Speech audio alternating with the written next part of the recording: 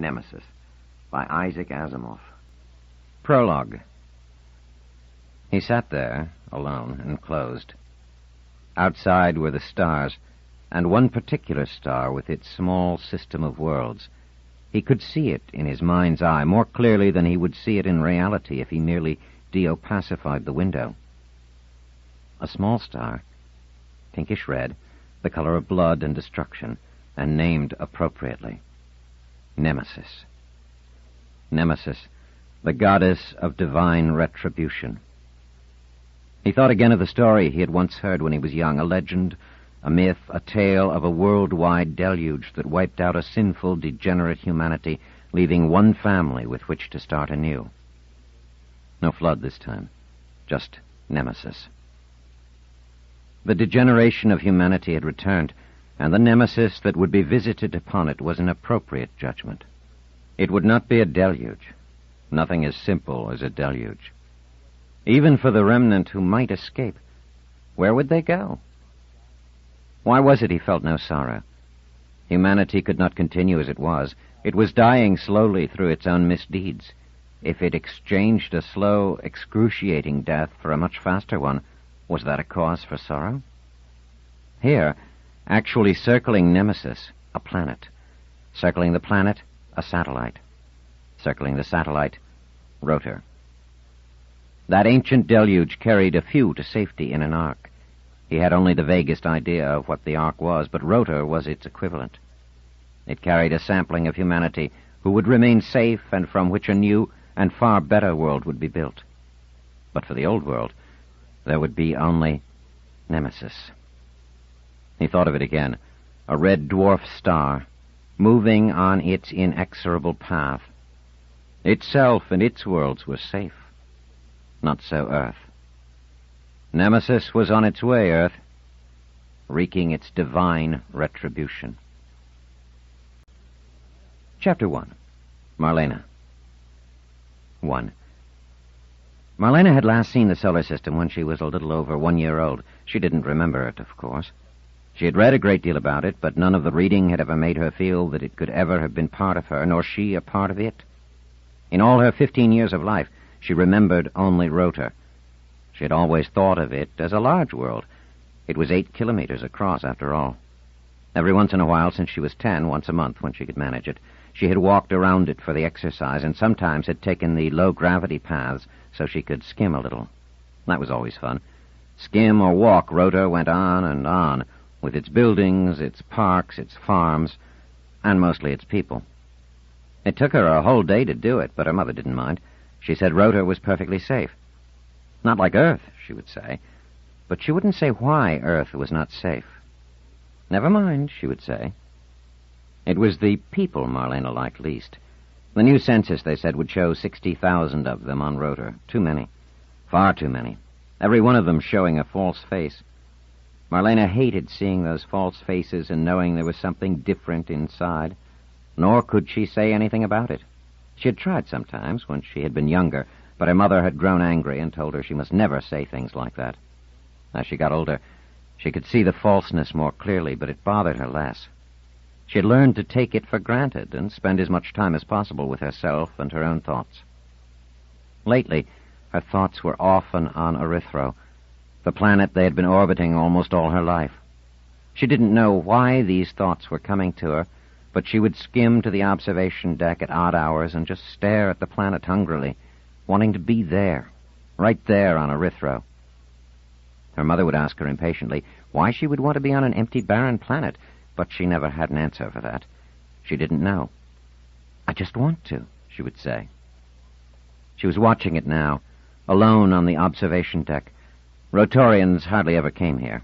They had seen it all, Marlena guessed, and for some reason they didn't have her interest in Erythro. There it was, partly in light, partly dark. She had a dim memory of being held to watch it swim into view, seeing it every once in a while, always larger, as Rotor slowly approached all those years ago. Was it a real memory? After all, she had been getting on toward 4 then, so it might be. But now, that memory, real or not, was overlaid by other thoughts, by an increasing realization of just how large a planet was. Erythro was over 12,000 kilometers across, not 8 kilometers. She couldn't grasp that size. It didn't look that large on the screen, and she couldn't imagine standing on it and seeing for hundreds or even thousands of kilometers. But she knew she wanted to. Very much. Orinel wasn't interested in Erythro, which was disappointing. He said he had other things to think of, like getting ready for college. He was 17 and a half. Marlena was only just past 15. That didn't make much difference, she thought rebelliously, since girls developed more quickly. At least they should. She looked down at herself and thought, with her usual dismay and disappointment, that somehow she still looked like a kid, short and stubby. She looked at Erythro again, large and beautiful and softly red where it was lit. It was large enough to be a planet, but actually, she knew it was a satellite. It circled Megas, and it was Megas, much larger still, that was really the planet, even though everyone called Erythro by that name. The two of them together, Megas and Erythro, and Rotor, too, circled the star Nemesis. Marlena! Marlena heard the voice behind her, and knew that it was Orinel. She had grown increasingly tongue-tied with him of late, and the reason for it embarrassed her. She loved the way he pronounced her name. He pronounced it correctly. 3 syllables, Marlena, with a little trill to the R. It warmed her just to hear it. She turned and mumbled, "Hi, Orinel," and tried not to turn red. He grinned at her. "You're staring at Erythro, aren't you?" She didn't answer that. Of course that's what she would be doing. Everyone knew how she felt about Erythro. "How come you're here?" "Tell me you were looking for me," she thought. Orinel said, "Your mother sent me." "Oh, well. Why?" "She said you were in a bad mood, and every time you felt sorry for yourself, you came up here, and I was to come and get you because she said it would just make you grumpier to stay here. So why are you in a bad mood?" "I'm not. And if I am, I have reasons." "What reasons?" "Come on now. You're not a little kid anymore. You've got to be able to express yourself." Marlena lifted her eyebrows. "I am quite articulate, thank you. My reasons are that I would like to travel." Orinel laughed. "You've traveled, Marlena. You've traveled more than 2 light years. No one in the whole history of the solar system has ever traveled even a small fraction of a light year, except us. So you have no right to complain. You're Marlena Insignia Fisher, galactic traveler." Marlena suppressed a giggle. Insignia was her mother's maiden name, and whenever Orinel said her 3 names in full, he would salute and make a face, and he hadn't done that in a long time. She guessed it was because he was getting close to being a grown-up, and he had to practice being dignified. She said, "I can't remember that trip at all. You know I can't, and not being able to remember it means it doesn't matter. We're just here, over 2 light years from the solar system, and we're never going back." "How do you know?" "Come on, Orinel. Do you ever hear anyone talk about going back?" "Well, even if we don't, who cares? Earth is a crowded world, and the whole solar system was getting crowded and used up. We're better off out here, masters of all we survey." "No, we're not. We survey Erythro, but we don't go down there to be its masters." "Sure we do. We have a fine working dome on Erythro. You know that. Not for us.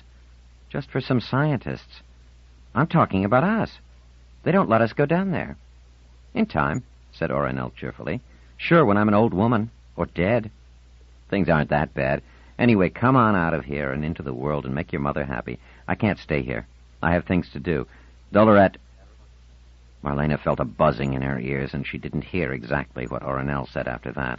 It was enough to hear Doloret. Marlena hated Doloret, who was tall and vacuous. But what was the use? Orinel had been hanging around her, and Marlena knew just by looking at him exactly how he felt about Doloret.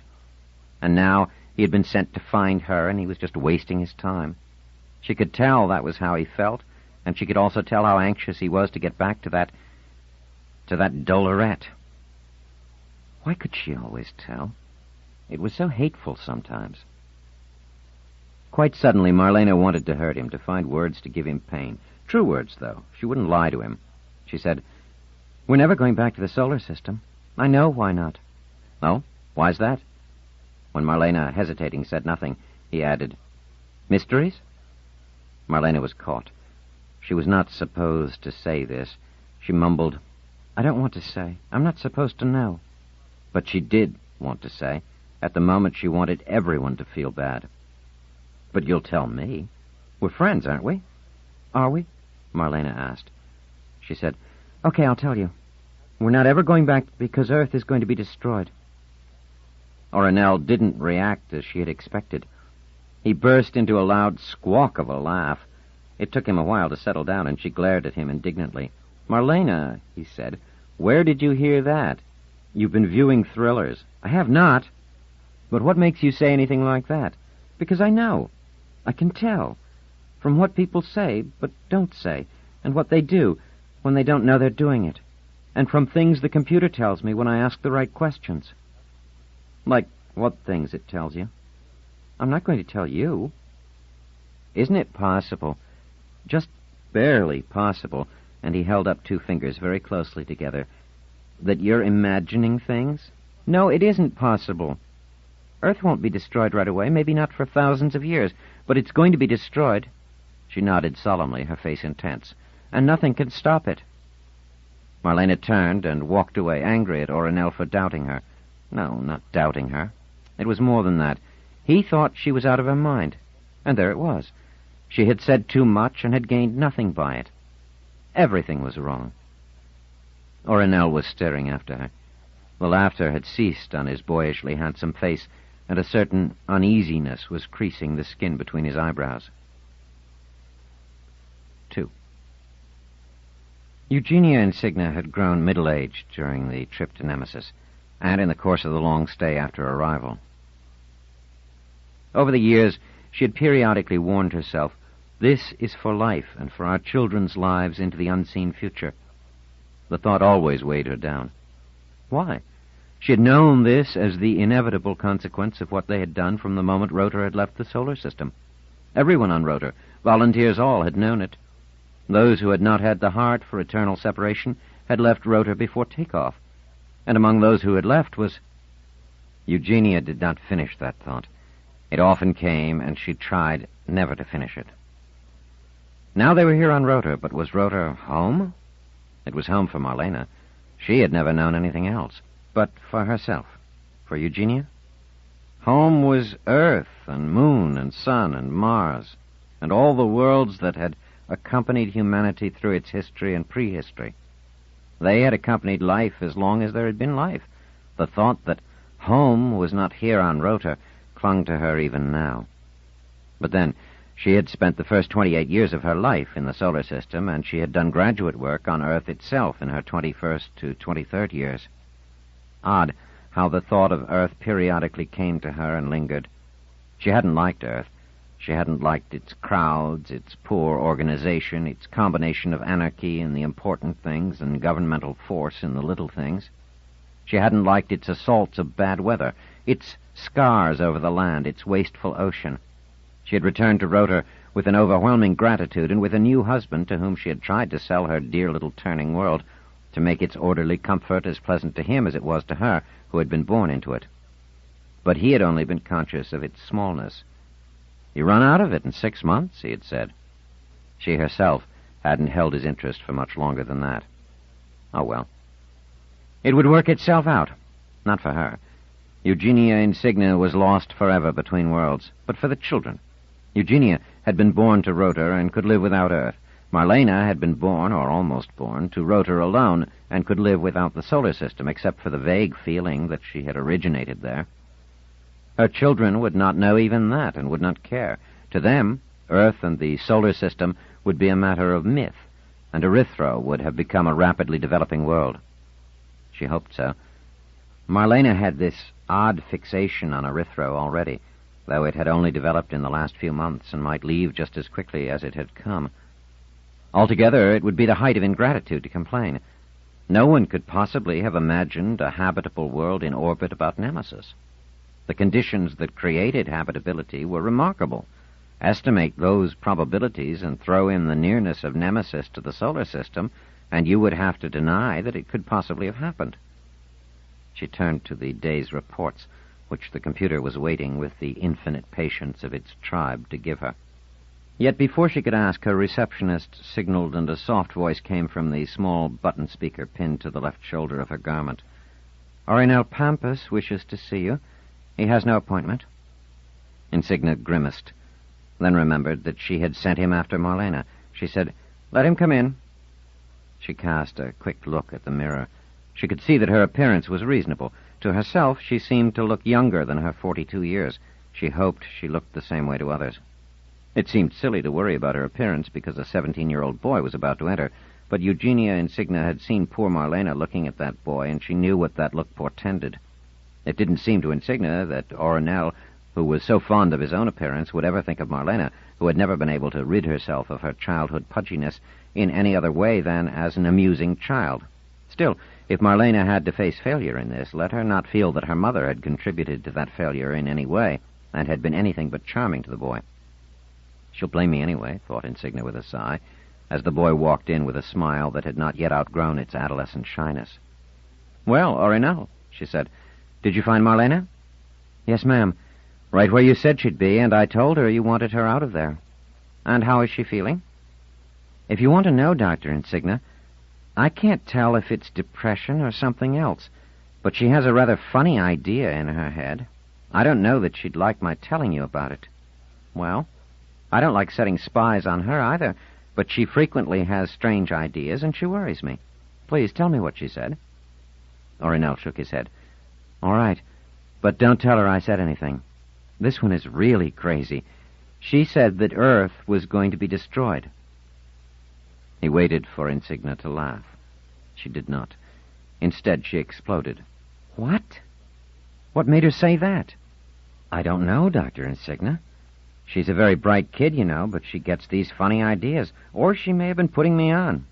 Insignia cut in. "She may have been doing exactly that. She has a strange sense of humor. So listen, I don't want you to repeat this to anyone else. I don't want silly stories to get started. Do you understand?"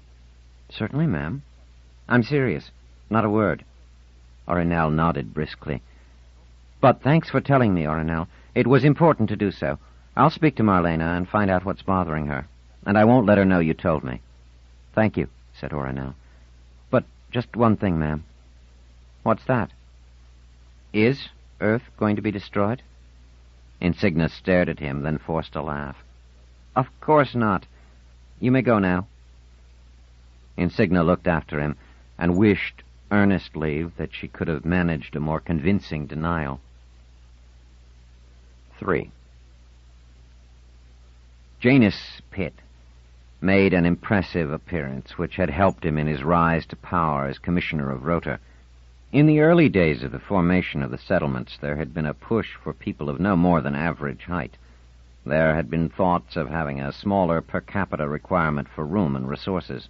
Eventually, the caution had been deemed unnecessary and had been abandoned, but the bias was still there in the genes of the early settlements, and the average Rotorian remained a centimeter or two shorter than the average citizens of later settlements. Pitt was tall, though, with iron-gray hair and a long face and deep blue eyes and a body that was still in good shape, despite the fact that he was 56. Pitt looked up and smiled as Eugenia Insignia entered, but felt the usual small surge of uneasiness. There was something always uneasy-making about Eugenia, even wearying. She had these causes, capital C, that were hard to deal with.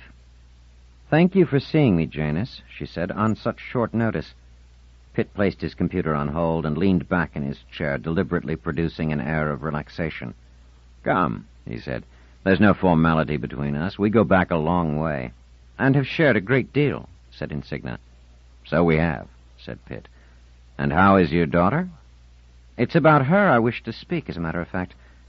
Are we shielded?" Pitt's eyebrows arched. "Why shielded? What is there to shield, and from whom?"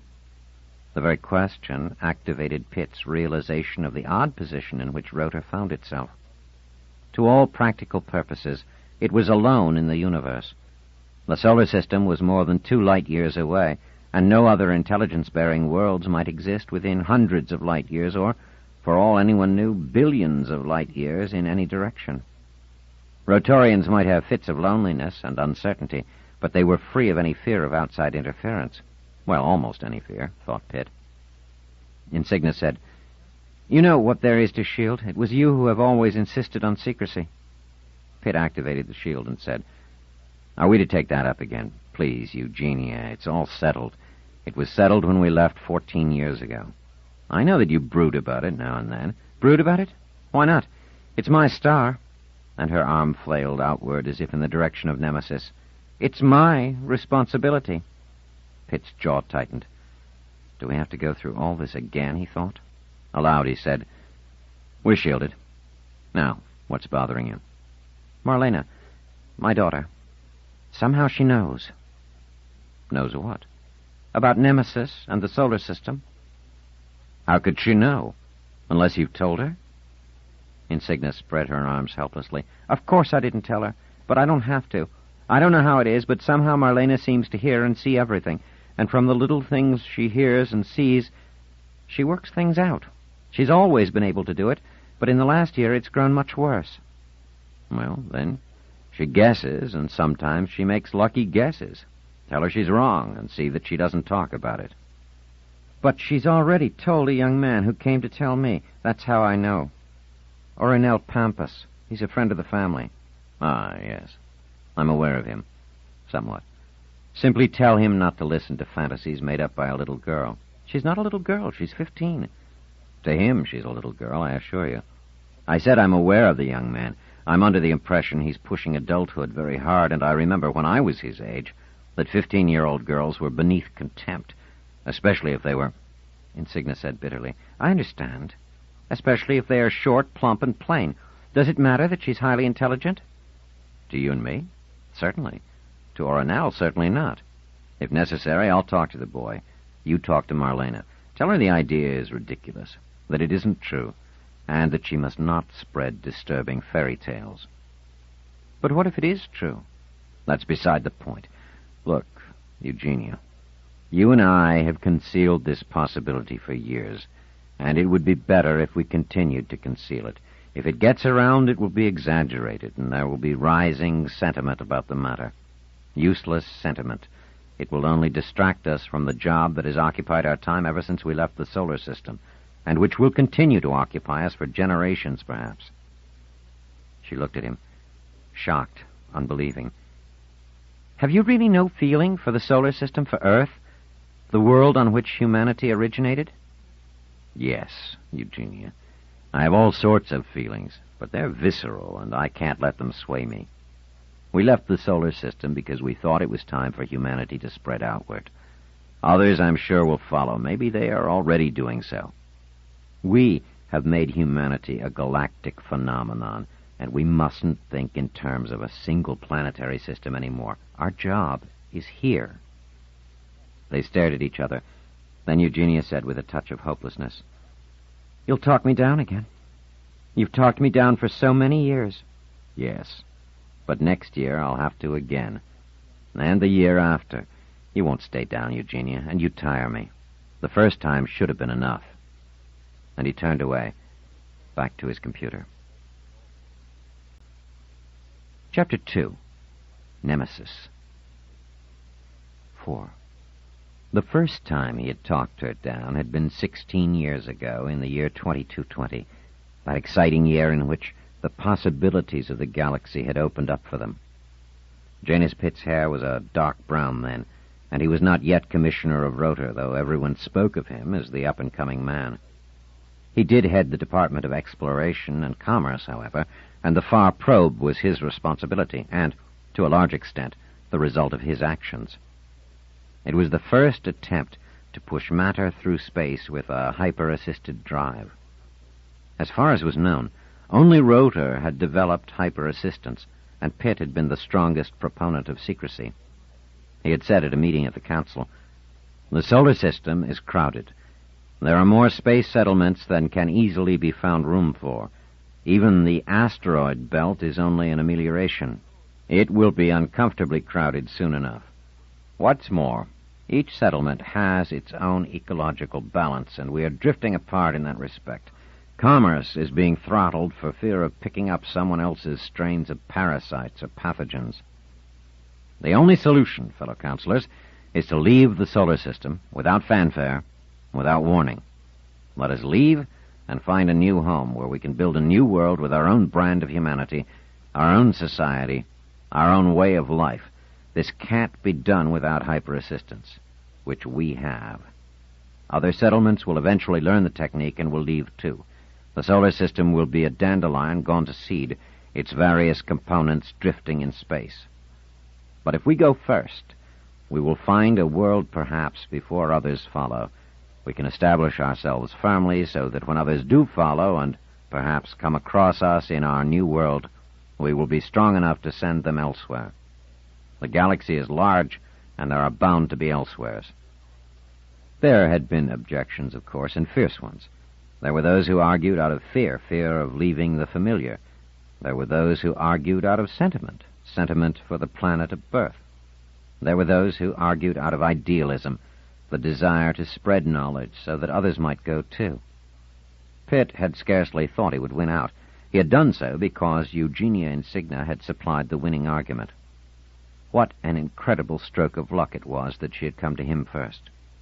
She was quite young then, only 26, married but not yet pregnant. She was excited, flushed, and laden down with computer sheets. Pitt had frowned, he recalled, at her intrusion. He was secretary of the department, and she was nobody, although, as it happened, this was the very last moment when she would be nobody. At the time, he didn't realize this, of course, and he was annoyed that she'd forced her way in. He cringed at the obvious excitement of the young woman. She was going to make him go through the infinite complexities of whatever it was she was holding in her hand, and do so with an enthusiasm that would quickly exhaust him.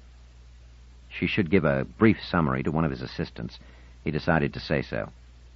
"I see you have data there, Dr. Insignia, that you wish to bring to my attention. I'll be glad to look at it in due course. Why don't you leave it with one of my people?" And he indicated the door, hoping ardently that she would about-face and move in that direction. Sometimes, in idle moments in later years, he would wonder what would have happened if she had, and his blood would run cold at the thought. But she said, No, Mr. Secretary. I must see you and no one else." Her voice trembled as she spoke, as though her inner excitement was unbearable. "It's the greatest discovery anyone has made since... She gave up. "It's the greatest." Pitt looked dubiously at the sheets she was holding. They were quivering, but he felt no answering excitement of his own. These specialists always thought that some micro-advance in their micro-field was system-shattering. He said, resigned, "Well, Doctor, can you explain it simply?" "Are we shielded, sir?" "Why do we have to be shielded?" "I don't want anyone else to hear it till I'm sure. I have to check again and recheck till there's no doubt. But really, I have no doubt. I'm not making sense, am I?" "No, you're not," said Pitt coldly, placing his hand on a contact. "We're shielded. Now tell me." "It's all here. I'll show it to you." "No. First tell me, in words, briefly." She drew a deep breath. "Mr. Secretary, I've discovered the nearest star." Her eyes were wide, and she was breathing rapidly. Pitt said, "The nearest star is Alpha Centauri, and that's been known for 4 centuries. "It's the nearest star we've known, but it isn't the nearest star we can know. I have discovered one that is closer. The sun has a distant companion. Can you believe it?" Pitt considered her carefully. It was rather typical. If they were young enough, enthusiastic enough, inexperienced enough, they would explode prematurely every time. He said, "Are you sure?" "I am. Really. Let me show you the data. It's the most exciting thing that has happened in astronomy since..." "If it's happened. And don't show me the data. I'll look at it later. Tell me, if there's a star much closer than Alpha Centauri, why hasn't it been discovered before now? Why was it left to you to do so, Dr. Insignia?" He knew he was sounding sarcastic, but she didn't seem to pay attention to his tone. She was far too excited. "There's a reason. It's behind a cloud, a dark cloud, a puff of dust that just happens to be between the companion star and ourselves. Without the absorption of the dust, it would be an 8th magnitude star, and it would certainly have been noticed. The dust cuts down the light and makes it 19th magnitude, lost among many millions of other faint stars. There was no reason to notice it. No one looked at it. It's in Earth's far southern sky, so that most of the telescopes in pre-settlement days couldn't even point in that direction." "And if so, how is it you've noticed it?" "Because of the far probe. You see, this neighbor star and the sun are changing positions relative to each other, of course. I assume it and the sun are revolving about a mutual center of gravity very slowly in a period of millions of years.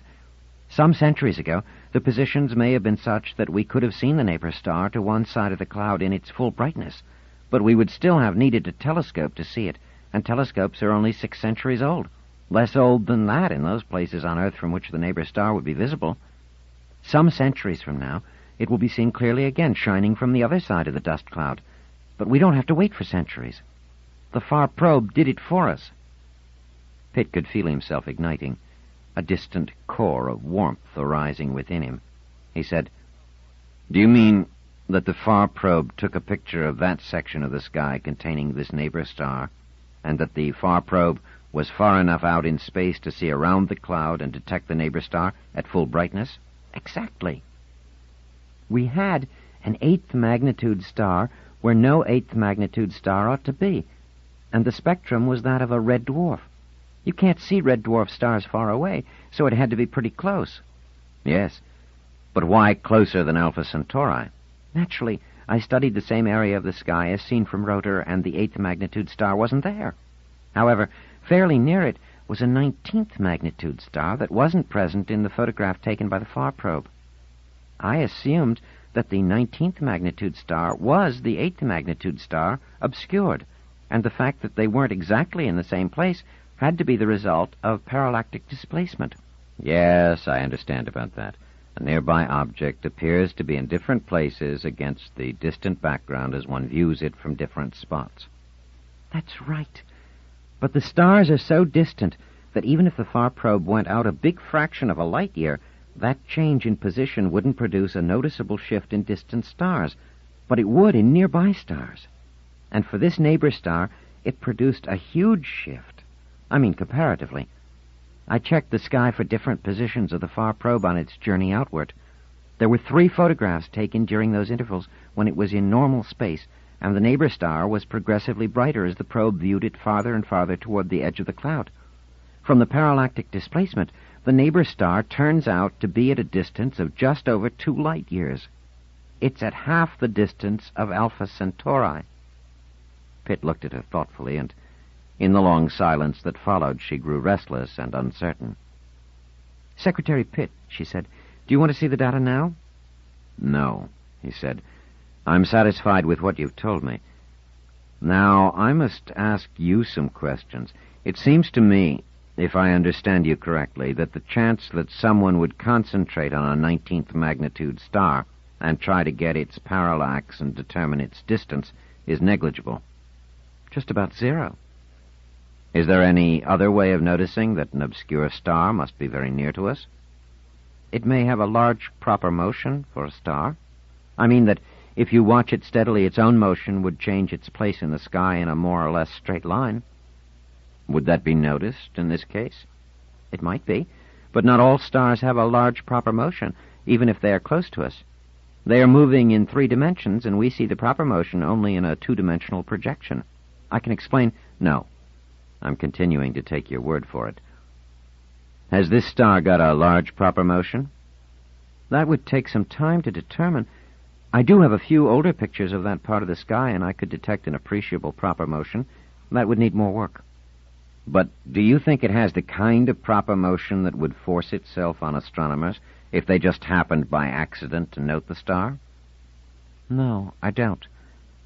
"Then is it possible that we on Rotor are the only ones who know about this neighbor star, since we're the only ones who have sent out a far probe? This is your field, Dr. Insignia. Do you agree that we're the only ones who have sent out a far probe?" "The far probe isn't entirely a secret project, Mr. Secretary. We've accepted experiments from the other settlements and discussed that part of it with everyone, even Earth, which isn't too interested in astronomy these days." "Yes, they leave it to the settlements, which is sensible. But have any other settlements sent out a far probe that they have kept secret?"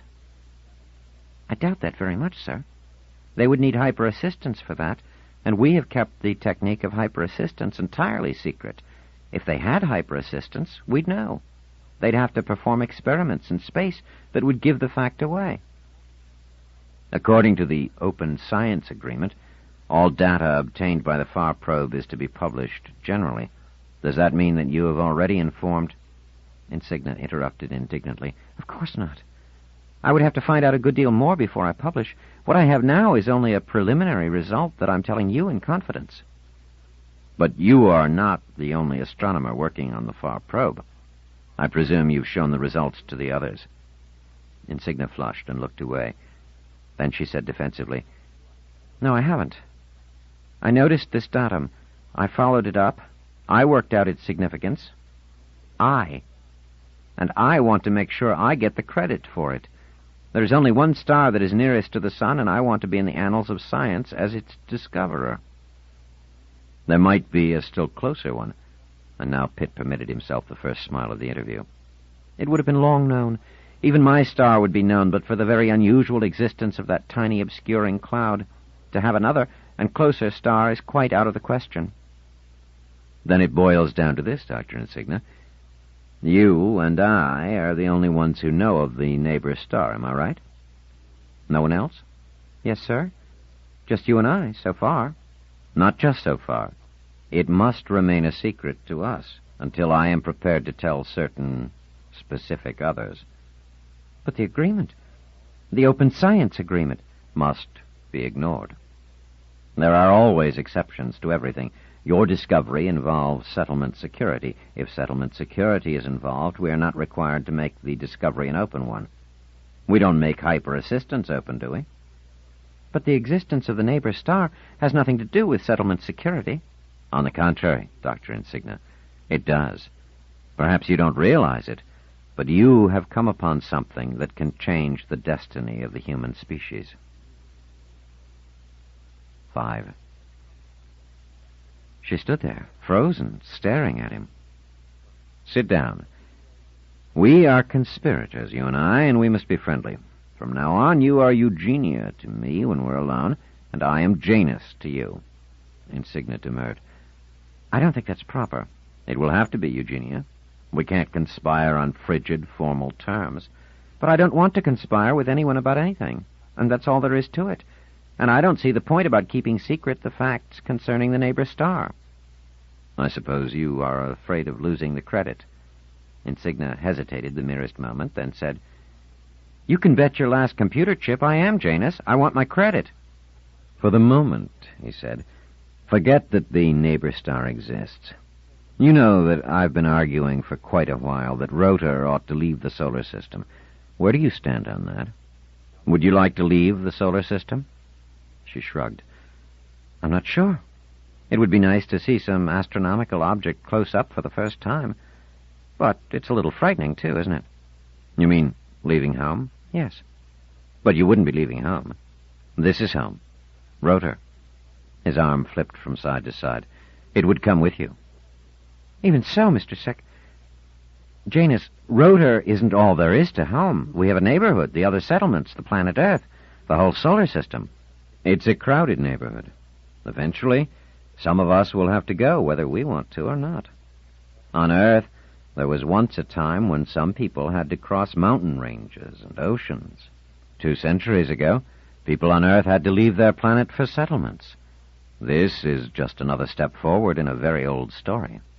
I understand. But there are some people who never went. There are people who are still on Earth. There are people who've lived in one small region of Earth for countless generations. And you want to be one of these non-movers? I think my husband Cryle does. He's quite outspoken about your views, Janus. Well, we have freedom of speech and thought on Rotor, so he can disagree with me if he pleases. Now, here's something else I'd like to ask you. When people generally, on Rotor or elsewhere, think of moving away from the solar system, where do they think of going? Alpha Centauri, of course. It's the star everyone believes is closest. Even with hyper-assistance, we can't end up going faster than the speed of light on the average, so it would take us 4 years. Anywhere else, it would take much longer, and 4 years is long enough to travel. Suppose it were possible to travel even faster, and suppose you could reach much farther than Alpha Centauri. Where would you go then? Insignia paused in thought a while, then said, I suppose still Alpha Centauri. It would still be in the old neighborhood. The stars at night would still seem quite the same. That would give us a comfortable feeling. We would be closer to home if we wanted to return. Besides, Alpha Centauri A, which is the largest of the 3-star Alpha Centauri system, is practically a twin of the Sun.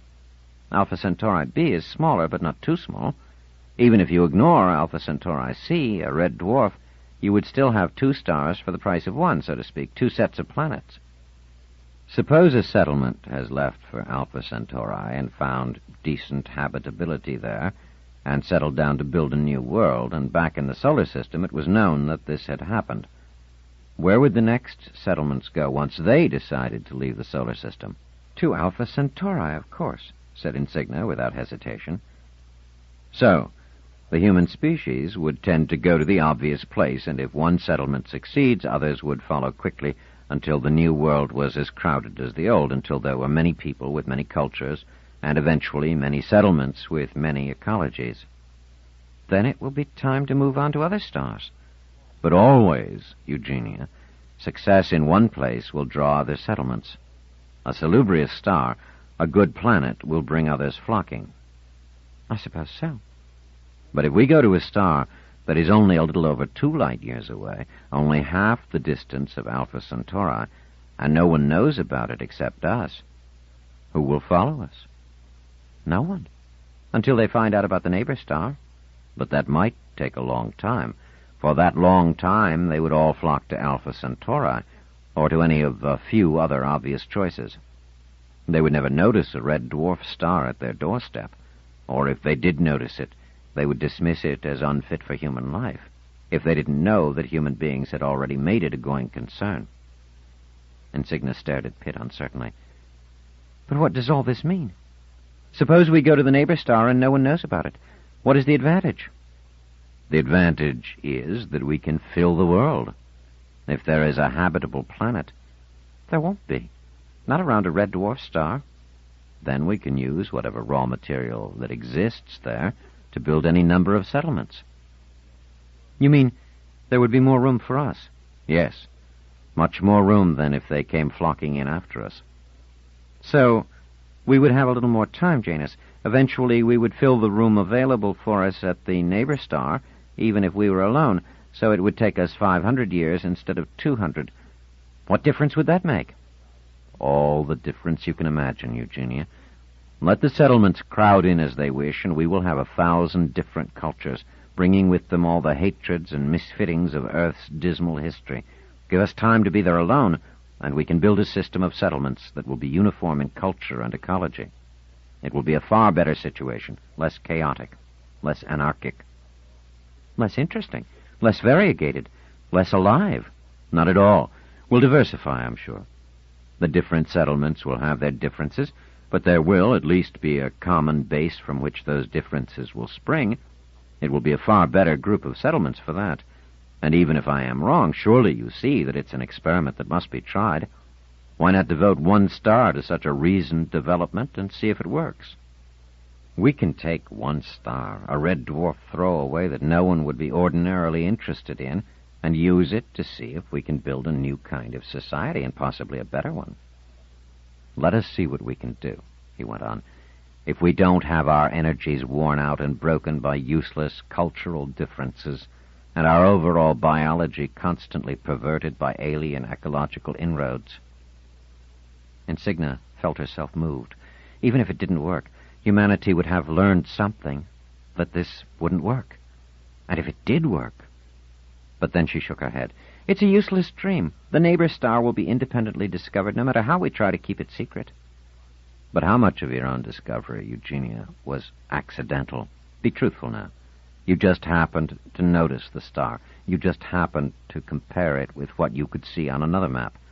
Might you not have missed it altogether, and might not others have missed it under similar circumstances? Insignia did not answer, but the expression on her face was satisfactory to Pitt. His voice had grown softer, almost hypnotic.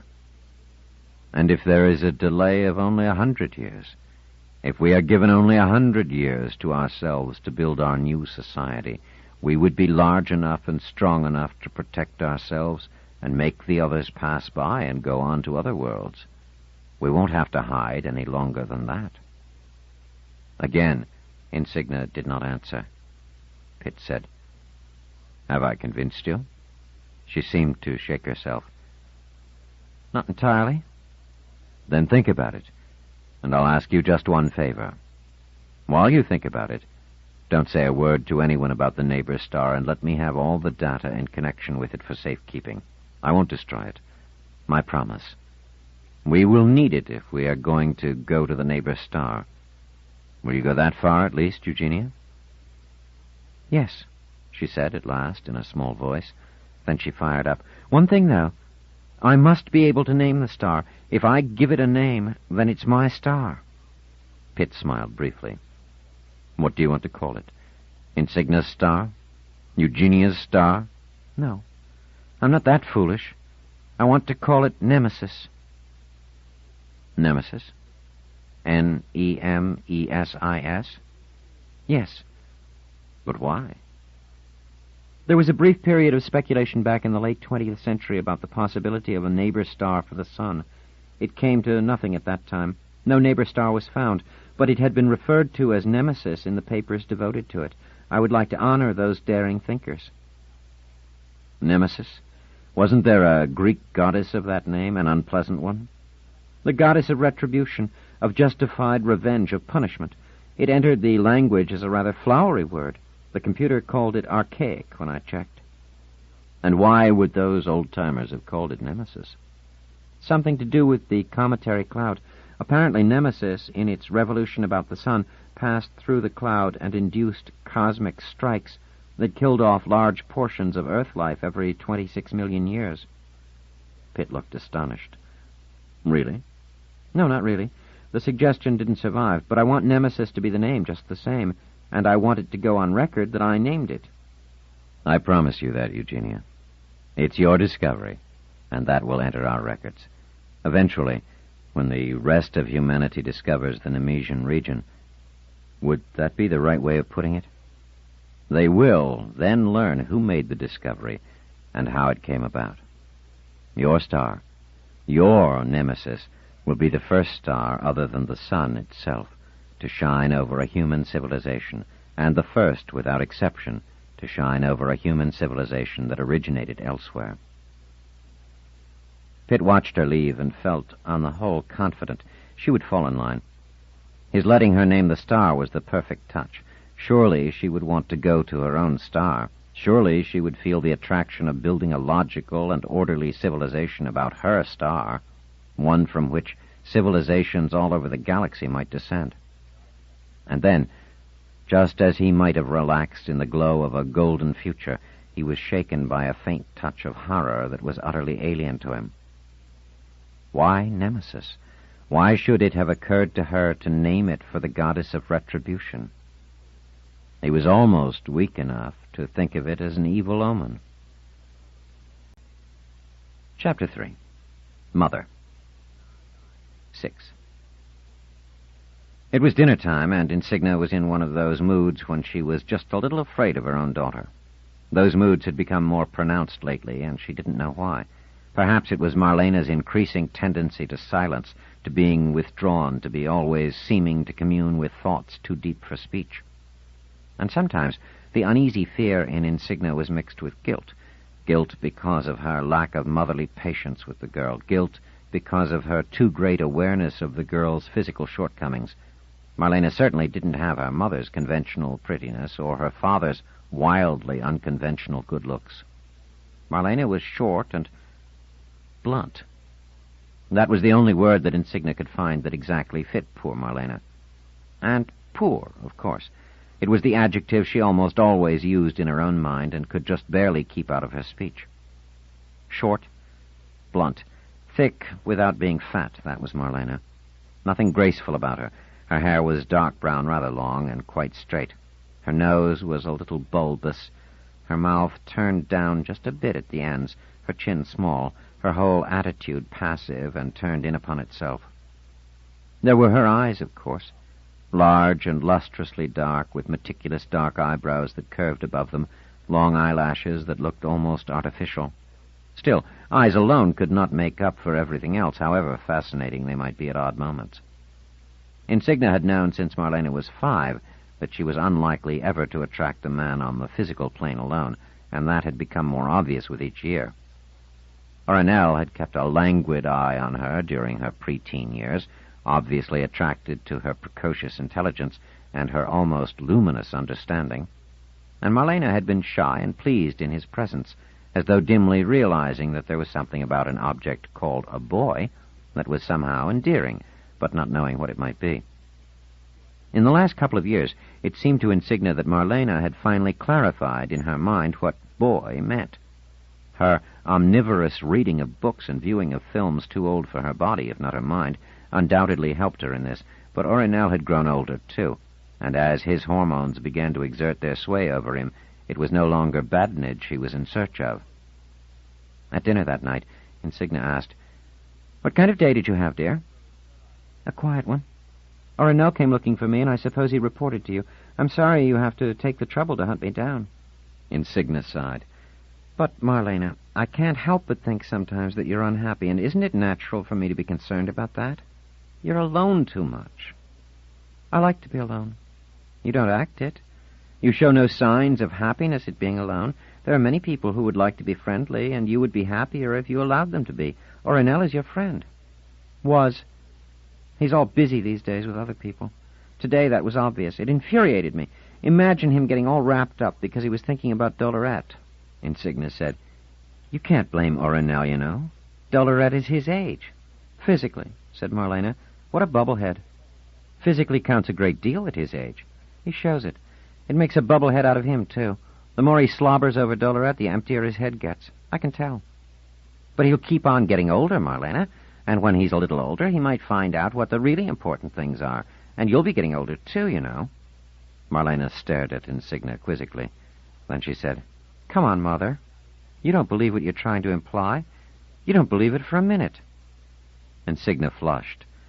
It suddenly occurred to her that Marlena wasn't guessing. She knew. But how did she know? Insignia had made her remark as sincerely as she could, had tried to feel it, but Marlena had seen through it without effort. It wasn't the first time, either. Insignia had begun to feel that Marlena weighed the inflections, the hesitations, the motions, and always knew what you didn't want her to know. It must be this quality that made Insignia increasingly frightened of Marlena. You don't want to be glass to another's scornful glance. What had Insignia said, for instance, that had led Marlena to believe the Earth was doomed to destruction? That would have to be taken up and discussed. Insignia suddenly felt tired. If she couldn't ever fool Marlena, why try? She said, "Well, let's get down to it, dear. What is it you want?" Marlena said, "I see you really want to know, so I'll tell you. I want to get away." "Get away?" Insignia found herself unable to understand the simple words her daughter had used. "Where is there to get away to?" "Rotor isn't all there is, Mother."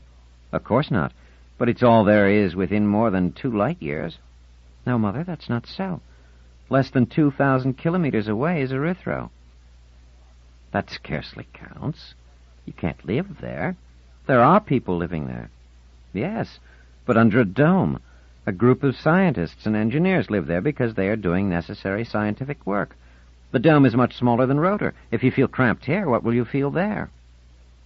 "There's a whole world on Erythro outside the dome. Someday, people will spread out and live all over the planet." "Maybe. It's by no means a certain thing." "I'm sure it is a certain thing.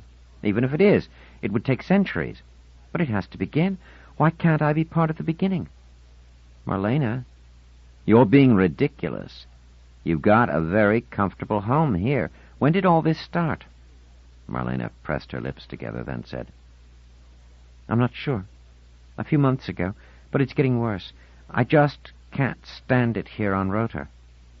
Insignia looked at her daughter, frowning. She thought, she feels she has lost Orinell. She is heartbroken forever. She will leave and punish him by doing so. She will send herself into exile on a barren world, and he will be sorry. Yes, that line of thought was entirely possible. She remembered when she herself was 15. Hearts are so fragile then that a slight tap will crack them. Teenagers heal quickly, but no 15-year-old would or could believe that at the time.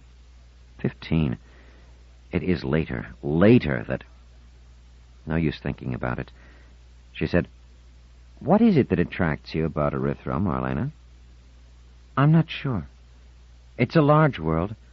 Isn't it natural to want a large world?" She hesitated before adding the last two words, but she gulped them out somehow. "Like Earth?" "Like Earth." Insignia spoke with vehemence. "You've never been on Earth. You don't know anything about Earth." "I've seen a great deal about it, Mother. The libraries are full of films about Earth." Yes, they were. Pitt had felt for some time now that such films ought to be sequestered or even destroyed. He maintained that to break away from the solar system meant to break away. It was wrong to maintain an artificial romanticism about Earth. Insignia had disagreed strongly, but now she suddenly thought that she could see Pitt's point. She said, "Marlena, you can't go by those films. They idealize things. They talk about the long past for the most part, when things on Earth were better, and even so, it was never as good as they picture things to have been." "Even so?" "No, not even so. Do you know what Earth is like? It's an unlivable slum. That's why people have left it to form all the settlements. People went from the large, dreadful world of Earth to small, civilized settlements. No one wants to go in the other direction. There are billions of people who still live on Earth. That's what makes it an unlivable slum. Those who are there leave as soon as they can. That's why so many settlements have been built and are so crowded. That's why we left the solar system for here, darling," Marlena said in a lower voice. "Father was an Earthman. He didn't leave Earth, even though he might have." "No, he didn't. He stayed behind." She frowned, trying to keep her voice level. "Why, Mother?" "Come, Marlena. We've talked about this. Many people stayed home. They didn't want to leave a familiar place. Almost every family on Rotor had stay on Earths. You know that very well. Do you want to return to Earth? Is that it?" "No, Mother, not at all. Even if you wanted to go, you're over 2 light years away, and you can't go. Surely you understand that." "Of course I understand that. I was just trying to point out that we have another Earth right here. It's Erythro. That's where I want to go. That's where I long to go." Insignia couldn't stop herself. It was almost with horror that she heard herself say, "So you want to break away from me, as your father did?" Marlena flinched, then recovered. She said, "Is it really true, Mother, that he broke away from you? Perhaps things might have been different if you had behaved differently." Then she added quietly, just as though she were announcing that she was done with dinner, "You drove him away, didn't you, Mother?" Chapter 4. Father. 7. Odd, or perhaps stupid, that she was still capable of hurting herself unbearably with thoughts of that kind after 14 years. Cryle was 1.8 meters tall, where on Rotor the average height for men was a bit under 1.7 meters. That alone, as in the case of Janus Pitt, gave him a commanding aura of strength that persisted well after the time when she came to recognize, without ever quite admitting it to herself, that she could not rely on his strength. He had a craggy face, too, a prominent nose and cheekbones, a strong chin, a look, somehow, of hunger and wildness. Everything about him spoke of strong masculinity. She could almost smell it when she met him, and was struck with fascination at once. Insignia was still a graduate student in astronomy at the time, completing her stint on Earth, looking forward to returning to Rotor so that she could qualify for work on the Far Probe. She dreamed of the wide advances the Far Probe would make possible, and never dreamed that she herself would make the most astonishing one. And then she met Cryle, and found herself, to her own confusion, madly in love with an Earthman. An Earthman! Overnight, she felt herself abandoning the Far Probe in her mind, becoming ready to remain on Earth just to be with him. She could still remember the way he had looked at her in astonishment and said, "Remain here with me? I'd rather come to Rotor with you." She could not have imagined that he would want to abandon his world for her. How Cryle managed to obtain permission to come to Rotor, Insignia did not know and had never found out. The immigration rules were strict, after all. Once any settlement had a sizable population, it clamped down on immigration, first because it could not exceed a certain definite limit on the number of people it could support comfortably, and second, because it made a desperate effort to keep its ecological balance stable. People who came on important business from Earth, or even from other settlements, had to undergo tedious decontamination procedures, a certain degree of isolation, and an enforced departure as soon as possible. Yet here was Cryle from Earth. He complained to her once of the weeks of waiting that had been part of the decontamination, and she was secretly pleased at the way he had persisted. Clearly, he must have wanted her very badly to submit to it. Yet there were times when he seemed withdrawn and inattentive, and she would wonder then what had really driven him to rotor over such obstacles. Perhaps it was not she, but the need to escape Earth that had been the motivating force. Had he committed a crime? Made a murderous enemy? Fled a woman he had grown tired of? She had never dared ask. And he had never offered information. Even after he had been allowed to enter Rotor, there was a question as to how long he might be able to remain. The Bureau of Immigration would have to grant a special permit to make him a full citizen of Rotor, and that was not ordinarily likely. Insignia had found all the things that made Cryle Fisher unacceptable to Rotorians, additional inducements for fascination.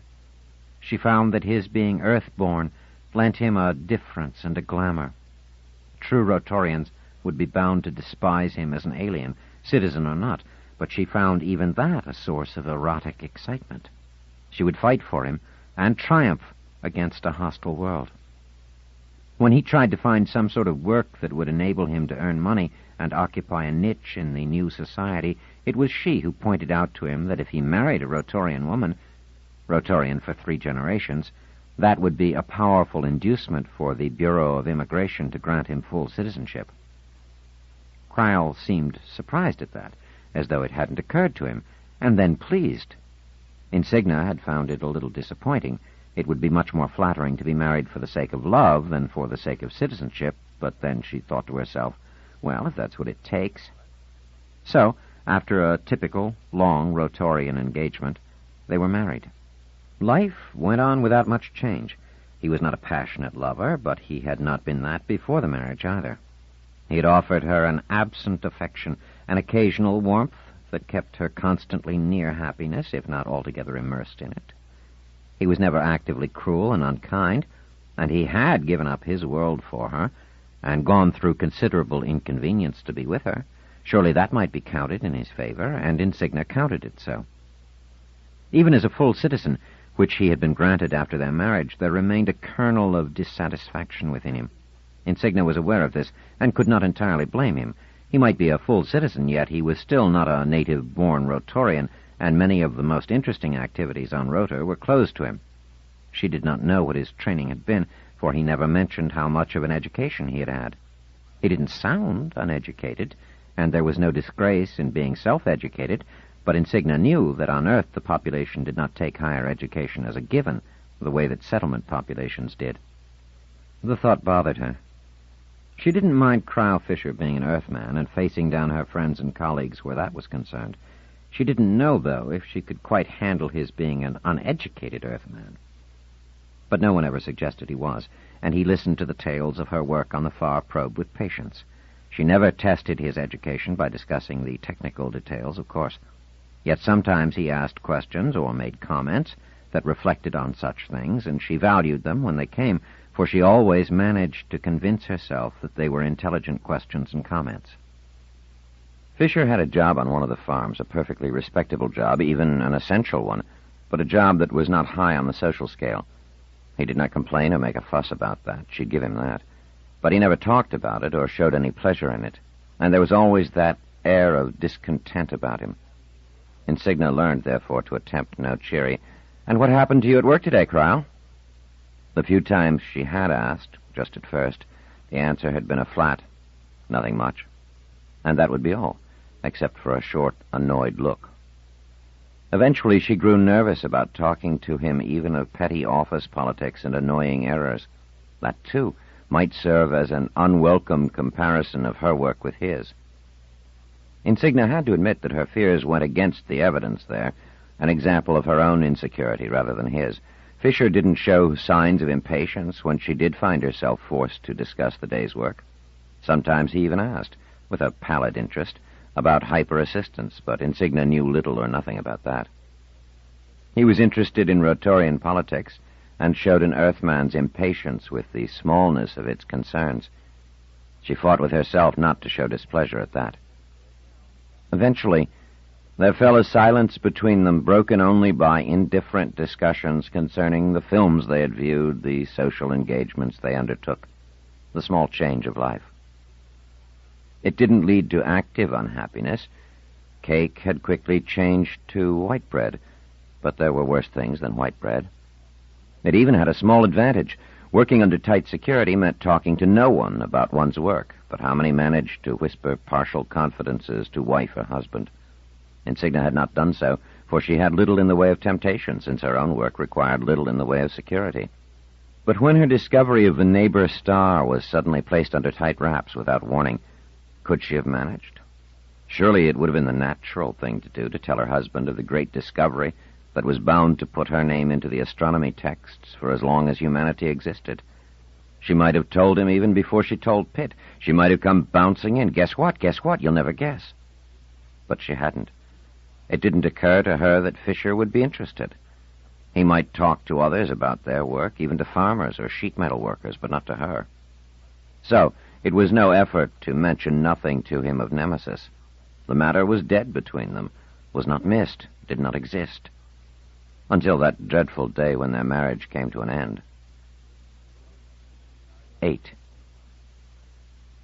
When did she move over wholeheartedly to Pitt's side?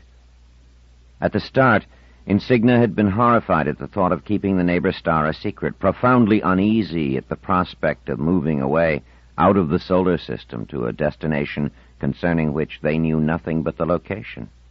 She found it ethically wrong and indecently dishonorable to set about building a new civilization by stealth, one which excluded all the rest of humanity. She had given in on the grounds of settlement security, but she had intended to fight Pitt privately, to bring up points of argument. She had rehearsed them in her own mind till they were foolproof and irrefutable, and then, somehow, she never presented them. Always, he took the initiative. Pitt said to her early on, "Now remember, Eugenia, you discovered the companion star more or less by accident, and one of your colleagues may do so as well." "It's not likely," she began. "No, Eugenia. We're not going to depend on unlikelihood. We're going to make certain. You're going to see to it that no one looks in that direction, that no one wants to study the particular computer sheets that would give away the location of Nemesis." "How can I possibly do that?" "Very easily. I have spoken to the commissioner, and as of now, you are in complete charge of the Far Probe research." "But that would mean I've been moved over the head?" "Yes. It means an advance in responsibility, in pay, in social stature. To which of these do you object?" "I don't object to any of this," said Insignia, her heart beginning to pound. "I'm sure you can fulfill the job of chief astronomer more than adequately, but your chief aim will be to see to it that the work done can be of the highest possible quality and significance, provided that what is done has nothing to do with Nemesis." "But, Janus, you can't keep it completely secret forever." "I don't intend to. Once we move out of the solar system, we will all know where we're going. Till then, as few as possible will know, and those few will learn as late as possible." Her promotion, Insignia noted with a little shame, cooled her objections. On another occasion, Pitt said to her, "What about your husband?" "What about my husband?" Insignia was immediately on the defensive. "He is an Earthman, I understand." Insignia's lips pressed together. "He is of Earth origin, but he is a Rotorian citizen." "I understand. I assume you have told him nothing of Nemesis." "Absolutely nothing." "Has this husband of yours ever told you why he left Earth and worked so hard to become a Rotorian citizen?" "No, he hasn't, and I haven't asked him." "But don't you ever wonder?" Insignia hesitated, and then told the truth. "Yes, I have, sometimes." Pitt smiled. "I should tell you, perhaps." And he did, little by little. Never in any overly obtrusive manner. It was never a bludgeon, it was rather the dripping of water at every conversation. It brought her out of her intellectual shell. To live on Rotor, after all, made it entirely too easy to consider only things Rotorian. But thanks to Pitt, to what he told her, to the films he suggested she view, she became aware of Earth and its billions, of its endemic starvation and violence, its drugs and alienation. She began to understand it as an abysmal pit of misery, something to flee from. She did not wonder any longer why Cryle Fisher had left. She wondered why so few Earthmen followed his example. Nor were the settlements so much better off. She became aware of how they closed in on themselves, how people were prevented from moving freely from one to another. No settlement wanted the microscopic flora and fauna of any other. Trade dwindled slowly and was increasingly carried on by automated vessels with carefully sterilized loads. The settlements quarreled and found each other hateful. The circum-Martian settlements were almost as bad. Only in the asteroid zone were the settlements multiplying freely, and even those were growing suspicious of all the inner settlements. Insignia could feel herself beginning to agree with Pitt, even to grow enthusiastic over a flight from intolerable misery and the beginning of a system of worlds where the seeds of suffering had been eradicated. A new start. A new chance. And then she found that a baby was on the way, and her enthusiasm began to wither. To risk herself and Cryle on the long journey seemed worthwhile. To risk an infant, a child. Pitt was unperturbed. He congratulated her. "It will be born here, and you will have a little time to accustom yourself to the situation. It will be at least a year and a half before we're ready to go. And by then, you will realize how fortunate you will be not to have to wait any longer. The child will have no memory of the misery of a ruined planet and a desperately divided humanity. It will know only a new world with a cultural understanding among its members. Lucky child. Fortunate child. My son and daughter are already grown, already marked."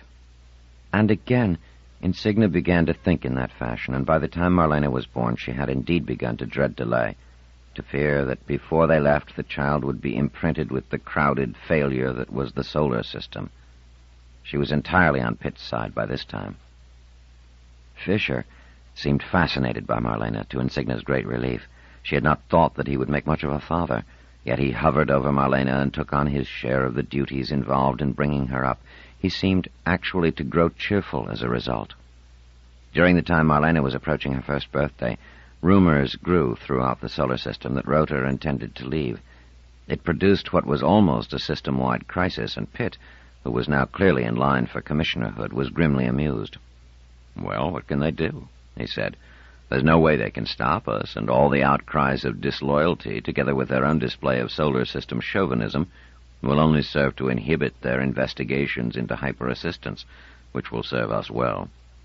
Insignia said, "But how did it get out, I wonder, Janus?" "I saw to it that it did," he smiled. "At this point, I don't any longer object to their learning the fact of our leaving, as long as they don't know our destination. It would, after all, be impossible to hide our leaving for much longer.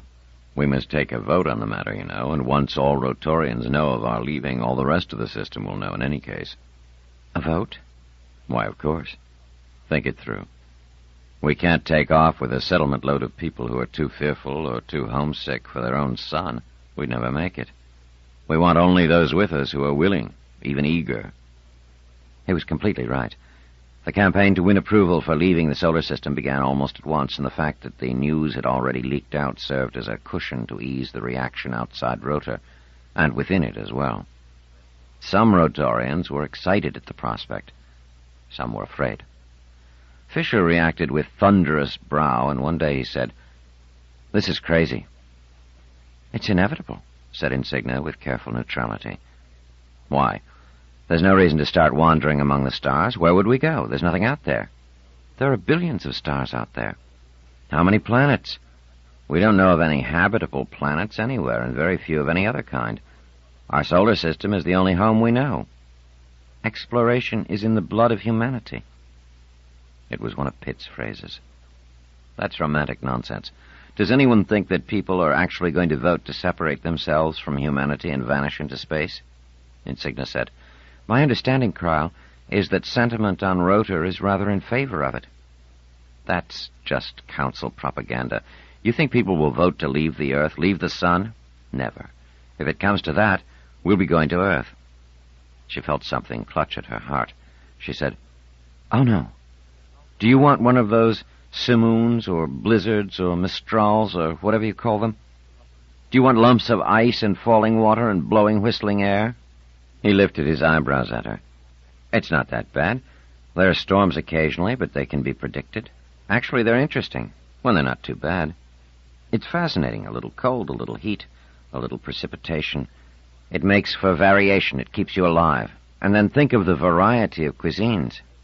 Cuisines? How can you say that? Most people on Earth are starving. We're always collecting food shipments to send to Earth. Some people go hungry. It's not universal. Well, you certainly can't expect Marlena to live under such conditions. Billions of children do. And mine won't be one of them, said Insignia fiercely. All her hopes lay in Marlena now. She was going on 10 months of age, had 2 small teeth in the upper gum, 2 in the lower, could shamble about holding onto the rods of her playpen, and looked at the world with those wondering, intelligent eyes. Fisher was still clearly fond of his unpretty daughter, more fond than ever, in fact. When he wasn't dandling her, he was staring at her and remarking fondly on her beautiful eyes. He stressed her one lovely feature, and it seemed to make up to him for everything else that was lacking. Surely Fisher would not go back to Earth if it meant leaving Marlena forever. Insignia somehow lacked any confidence that he would choose her, the woman he had loved and married, over Earth. But surely Marlena would be the sticking point. Surely? 9. The day after the vote, Eugenia Insignia found Fisher white with rage. He said, or choked out, "It was a fixed vote." She said, "Shh, you'll wake the baby." And for a moment, he grimaced and visibly held his breath. Insignia relaxed just a bit and said in a small voice, "There's no question that the people want to go." "Did you vote to go?" She considered. There was no use trying to placate him by lying. She had made her feelings obvious enough. She said, "I did." He said, "Pitt ordered you to, I suppose." That caught her by surprise. "No, I'm capable of making my own decisions. But you and he..." He let it trail off. She felt her blood pressure rise suddenly. "What do you mean?" she said, angry now in her turn. Was he going to accuse her of infidelity? That politician. He's heading for commissioner at any price. Everyone knows that. And you're planning to rise with him. Political loyalty will get you someplace, too, won't it? Where will it get me? There's no place I want to get. I'm an astronomer, not a politician. You've been promoted, haven't you? You've been pushed over the head of older and more experienced people. Through hard work, I like to think. How was she going to defend herself now without being able to tell him the truth? I'm sure you do like to think that, but it was through Pitt. Insignia drew a deep breath. Where is this leading us? Listen. His voice was low, as it had been since she had reminded him that Marlena was sleeping. I cannot believe that a whole settlement of people are going to risk traveling with hyper-assistance. How do you know what will happen? How do you know it will work? It could kill us all. The far probe worked well. Were there living things on this far probe? If not, how do you know how living things will react to hyper-assistance? What do you know about hyper-assistance? Not a thing. Why not? You're working right there in the laboratory. You're not working on the farms as I am. He is jealous, thought Insignia. Aloud she said, When you say the laboratory, you seem to imply we're all piled together in one room. I told you, I'm an astronomer and I know nothing about hyper-assistance. You mean that Pitt never tells you anything about it? About hyper-assistance? He doesn't know himself. Are you telling me no one knows? Of course I'm not telling you that. The hyper-specialists know. Come on, Crowell. Those who are supposed to know, others don't. To all except the specialist few. It's a secret, then. Exactly. Then you don't really know that hyper-assistance is safe. Only the hyper-specialists know. How do you suppose they know? I assume they've experimented. You assume. It's a reasonable assumption. They assure us it's safe. And they never lie, I suppose. They'll be going too. Besides, I'm sure they experimented. He looked at her out of narrowed eyes. Now you're sure. The far probe was your baby. Did they have life forms aboard? I was not involved with the actual procedures. I only dealt with the astronomical data that was gained. You're not answering my question about the life forms. Insignia lost her patience. Look, I don't feel like being grilled endlessly, and the baby is beginning to be restless. I have a question or two myself. What do you plan to do? Are you coming along? I don't have to. The terms of the vote are that anyone who doesn't want to come along doesn't have to. I know you don't have to, but will you? Surely you don't want to break up the family. She tried to smile as she said this, but it didn't feel convincing. Fisher said, slowly and a little grimly, I also don't want to leave the solar system. You would rather leave me? And Marlena? Why would I have to leave Marlena? Even if you want to risk yourself on this wild scheme, must you risk the child? She said tightly, If I go. Marlena goes. Get that through your head, Cryle. Where would you take her? To some half-finished asteroidal settlement? Of course not. I'm from Earth, and I can return there if I wish. Return to a dying planet? Great. It's got some years of life left to it, I assure you. Then why did you leave it? I thought I'd be improving myself. I didn't know that coming to Rota would mean a one-way ticket to nowhere. Not to nowhere, Insignia burst out, tormented past endurance. If you knew where we were going, you wouldn't be so ready to turn back. Why? Where is Rota going? To the stars. To oblivion. They stared at each other, and Marlena, opening her eyes, emitted a soft mew of wakefulness. Fisher looked down at the baby and, with a softening of his tone, said, Eugenia, we don't have to split up. I certainly don't want to leave Marlena, or you either. Come with me. To Earth? Yes. Why not? I have friends there, even now. As my wife and child, you'll have no trouble getting in. Earth doesn't worry much about ecological balance. We'll be on a whole giant planet out there, not on a little stinking bubble in space. Just on a whole giant bubble, enormously stinking. No, never. Let me take Marlena, then. If you find the voyage worth the risk because you are an astronomer and want to study the universe, that's your business. But the baby should stay here in the solar system and be safe. Safe on Earth? Don't be ridiculous. Is that what this whole thing has been for, a device to take my baby? Our baby. My baby. You leave. I want you to leave, but you can't touch my baby. You tell me I know Pitt, and yes, I do. That means I can arrange to have you sent to the asteroids whether you want to go or not, and then you can find your own way back to your decomposing Earth. Now get out of my quarters and find your own place to sleep till you are sent away. When you let me know where you'll be, I'll send along your personal possessions, and don't think you can come back. This place will be under guard. At the moment that Insignia said this, with the bitterness in her heart overflowing, she meant it. She might have pled with him, cajoled him, begged, argued, but she hadn't. She had turned a harsh, unforgiving eye upon him and had sent him away. And Fisher did leave, and she did send along his things, and he did refuse to come with Rota, and he was sent away, and she supposed he had gone to Earth. He was gone forever from her and from Marlena. She had sent him away, and he was gone forever. Chapter 5. Gift. 10. Insignia sat there, deeply surprised at herself. She had never told the story to anyone, though she had lived with it almost every day for 14 years. She had never dreamed of telling it to anyone. She had assumed that she would take it to the grave with her. Not that it was disgraceful in any way, merely private. And here she had told it, at length and without reserve, to her adolescent daughter, to someone who, until the moment she had begun talking, she had considered a child, a peculiarly hopeless child. And that child now looked at her solemnly out of her dark eyes, unblinking, owlishly adult somehow, and finally said, Then you did drive him away, didn't you? In a way, yes, but I was furious. He wanted to take you to Earth. She paused, then said tentatively, You understand? Marlena asked, Did you want me so much? Insignia said indignantly, Certainly. And then, under the calm gaze of those eyes, she stopped to think the unthinkable. Had she really wanted Marlena?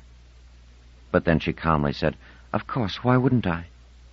Marlena shook her head, and for a moment there was that sullen look on her face. I think I probably wasn't a charming baby. Perhaps he wanted me. Were you unhappy because he wanted me more than he wanted you? Did you keep me just because he wanted me? What horrible things you're saying. That's not it at all, said Insignia, not at all sure whether she believed that or not. There was getting to be no comfort in discussing these things with Marlena. More and more Marlena was developing this dreadful way of cutting under the skin. Insignia had noticed this before, and had put it down to the occasional lucky blows of an unhappy child. But it was happening more and more often, and Marlena now seemed to be wielding the scalpel deliberately. Insignia said, Marlena, what made you think I had driven your father away? I had never said so, surely, or given you any reason to think so, have I? I don't really know how I know things, Mother. Sometimes you mention Father to me or to someone else, and you always sound as though there's something you regret, something you wish you could do over. There is. I never feel that. And little by little, as I get these impressions, they get clearer. It's the way you talk, the way you look. Insignia gazed at her daughter intently, then said very suddenly, What am I thinking? Marlena jumped slightly, and then gave a short giggle. She was not a laugher, and that giggle was as far as ever she went, usually. She said, That's easy. You're thinking that I know what you're thinking, but you're wrong. I don't read minds. I just tell from words and sounds and expressions and movements. People just can't keep what they think hidden, and I've watched them so long. Why? I mean, why have you felt it necessary to watch them? Because when I was a kid, everyone lied to me. They told me how sweet I was, or they told you that when I was listening. They always had a look plastered all over them that said, I don't really think that at all. And they didn't even know it was there. I couldn't believe at first they didn't know, but then I said to myself, I guess it's more comfortable for them to make believe they're telling the truth. Marlena paused, and then abruptly asked her mother, Why didn't you tell Father where we were going? I couldn't. It was not my secret. Perhaps if you had, he would have come with us. Insignia shook her head vigorously. No, he wouldn't. He had made up his mind to return to Earth. But if you had told him, Mother, Commissioner Pitt wouldn't have let him leave, would he?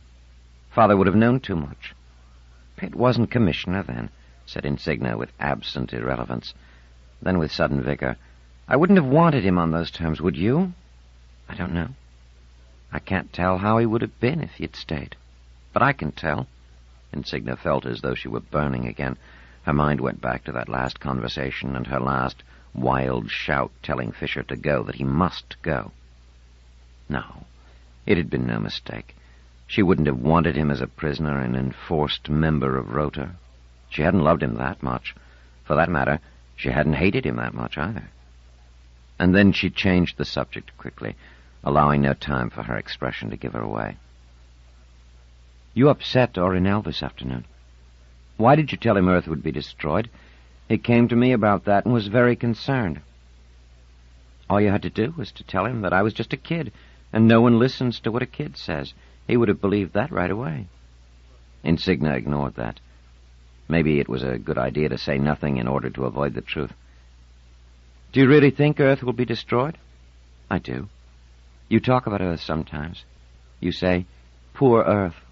You almost always say, poor Earth. Insignia felt herself flush. Did she really speak of Earth in those terms? She said, Well, why not? It's overcrowded, worn out, full of hatred and famines and miseries. I'm sorry for the world. Poor Earth. No, Mother, you don't say it that way. When you say it... Marlena held up her hand in a groping gesture, feeling for something, her fingertips just missing it.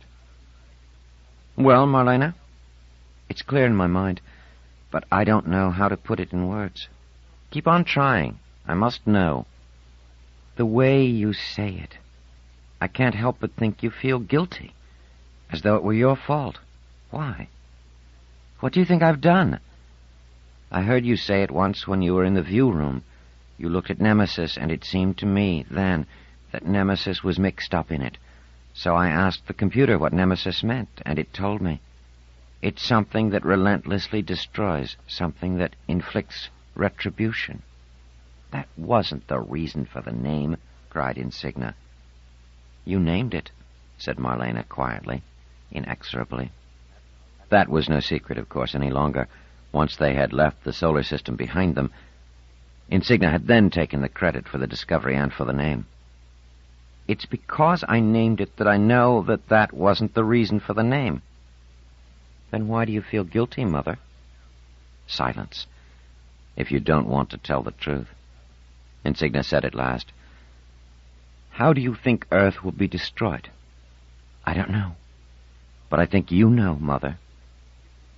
We're speaking at cross purposes, Marlena, and let's let it go for now. What I want, though, is to make sure you understand that you are not to talk about any of this to anyone, not about your father, and not about this nonsense of Earth's destruction. If you don't want me to, of course I won't. But the destruction bit is not nonsense. I say it is. We'll define it as nonsense. Marlena nodded. I think I'll go view for a while, she said with seeming indifference. Then I'll go to bed. Good. Insignia watched her daughter leave. Guilty, thought Insignia. I feel guilty. I wear it on my face like a bright banner. Anyone who looks can see it. No, not anyone. Just Marlena. She has the gift of doing so. Marlena had to have something to compensate for all she didn't get. Intelligence wasn't enough. It didn't make up sufficiently. So she had this gift of reading expression, intonation, and otherwise invisible bodily twitches, so that no secret was safe from her. How long had she kept this dangerous attribute to herself? How long had she known about it? Was it something that grew stronger with age? Why did she allow it to emerge now, to peep out from behind the curtain she seemed to have drawn over it, and to use it as something with which to beat her mother? Was it because Orinel had rejected her, finally and definitely, according to what she had seen in him? Was she striking out blindly in consequence? Guilty, thought Insignia. Why shouldn't I feel guilty? It is all my fault. I should have known from the start, from the instant of discovery. But I didn't want to know. Chapter 6. Approach. 11. How early had she known? From the moment she had named the star Nemesis? Had she felt what it was and what it meant, and had she named it appropriately without conscious thought? When she had first spotted the star, it had been only the act of finding it that counted. There had been no room in her mind for anything but immortality. It was her own star, Insignia's star. She had been tempted to call it that. How glorious that had sounded, even as she had reluctantly avoided it with a hollow, internal grimace of mock modesty. How unbearable it would have been now if she had fallen into that trap. After the discovery, there had come the shock of Pitt's demand for secrecy, and then the furious preparation for the leaving. Would that be what it would be called in the history books someday? The leaving? Capitalized? Then, after the leaving, there were 2 years in which the ship skipped steadily and barely into and out of hyperspace, and the endless calculations that were involved in that hyper-assistance for which astronomical data was constantly required, with herself supervising the supply. The density and composition of interstellar matter alone. At no time in those 4 years had she been able to think of Nemesis in detail. Not once could she zero in on the obvious. Was that possible? Or did she simply turn away from what she did not want to see? Had she deliberately sought refuge in all the secrecy and scurry and excitement that presented itself to her? But there came a time when the last hyperspatial period was behind them, when for a month they would be decelerating through an initial hail of hydrogen atoms, which they struck with such speed that those atoms were converted into cosmic ray particles. No ordinary space vehicle could have endured that, but Rotor had a thick layer of soil around it that had been thickened for the trip, and the particles were absorbed. There would come a time, she'd been assured by one of the hyperspatialists, when one would enter and leave hyperspace at ordinary speeds. Given hyperspace in the first place, he had said, no new conceptual breakthrough is required. It's just engineering. Maybe. The remaining hyperspatialists, however, considered the notion so much star exhaust. Insignia hurried in to see Pitt when the appalling truth descended upon her. He had had little time for her in the last year, and she had understood. There was a certain tension that became more and more evident as the excitement of the trip wound down, as people realized that in a matter of months they would be in the neighborhood of another star. They would then have the constant problem of having to survive over a long period in the vicinity of a strange red dwarf star without any guarantee of reasonable planetary material to serve as a supply source, let alone a living place. Janus Pitt no longer looked like a young man, although his hair was still dark, his face unlined. Only 4 years had passed since she had come to him with the news of Nemesis' existence. There was, however, a harried look in his eyes, a sense of having had his joys rubbed away and his cares left naked to the world. He was commissioner-elect now.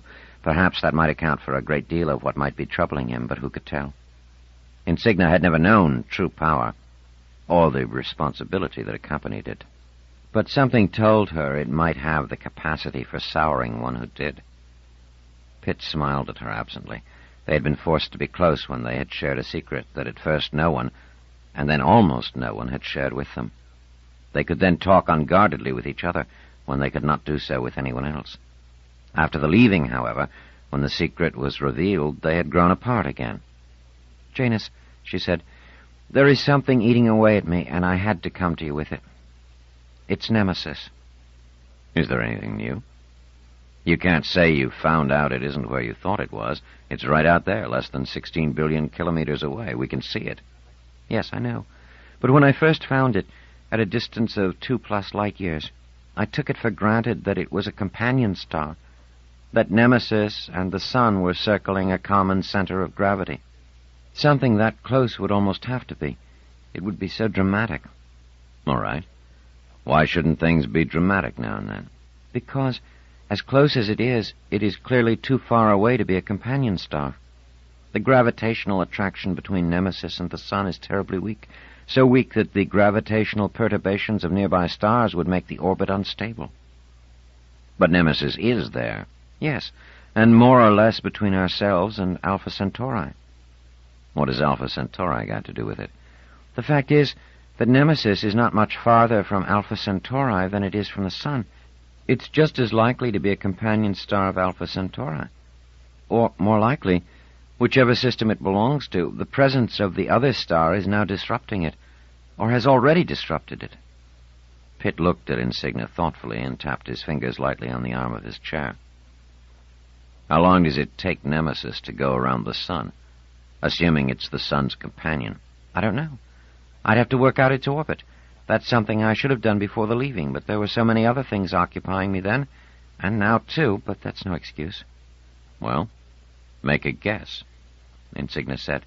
"If it's a circular orbit, it would take Nemesis just over 50 million years to make a circuit about the sun, or, more properly, about the center of gravity of the system. With the sun making a similar circuit, the line between the two as they moved would always pass through that center. On the other hand, if Nemesis is following a highly elliptical orbit, and is now at its farthest, as it must be, for if it ventured farther still, it would certainly not be a companion star, then perhaps as little as 25 million years. Last time, then, that Nemesis was in this position, more or less between Alpha Centauri and the sun, Alpha Centauri must have been in a much different position than it is now. 25 to 50 million years would move Alpha Centauri, wouldn't it? How much?" "A good fraction of a light year." "Would that mean that this is the first time Nemesis is being fought over by the two stars? Till now, would it have been circling peacefully?" "Not a chance, Janus. Even if you count out Alpha Centauri, there are other stars.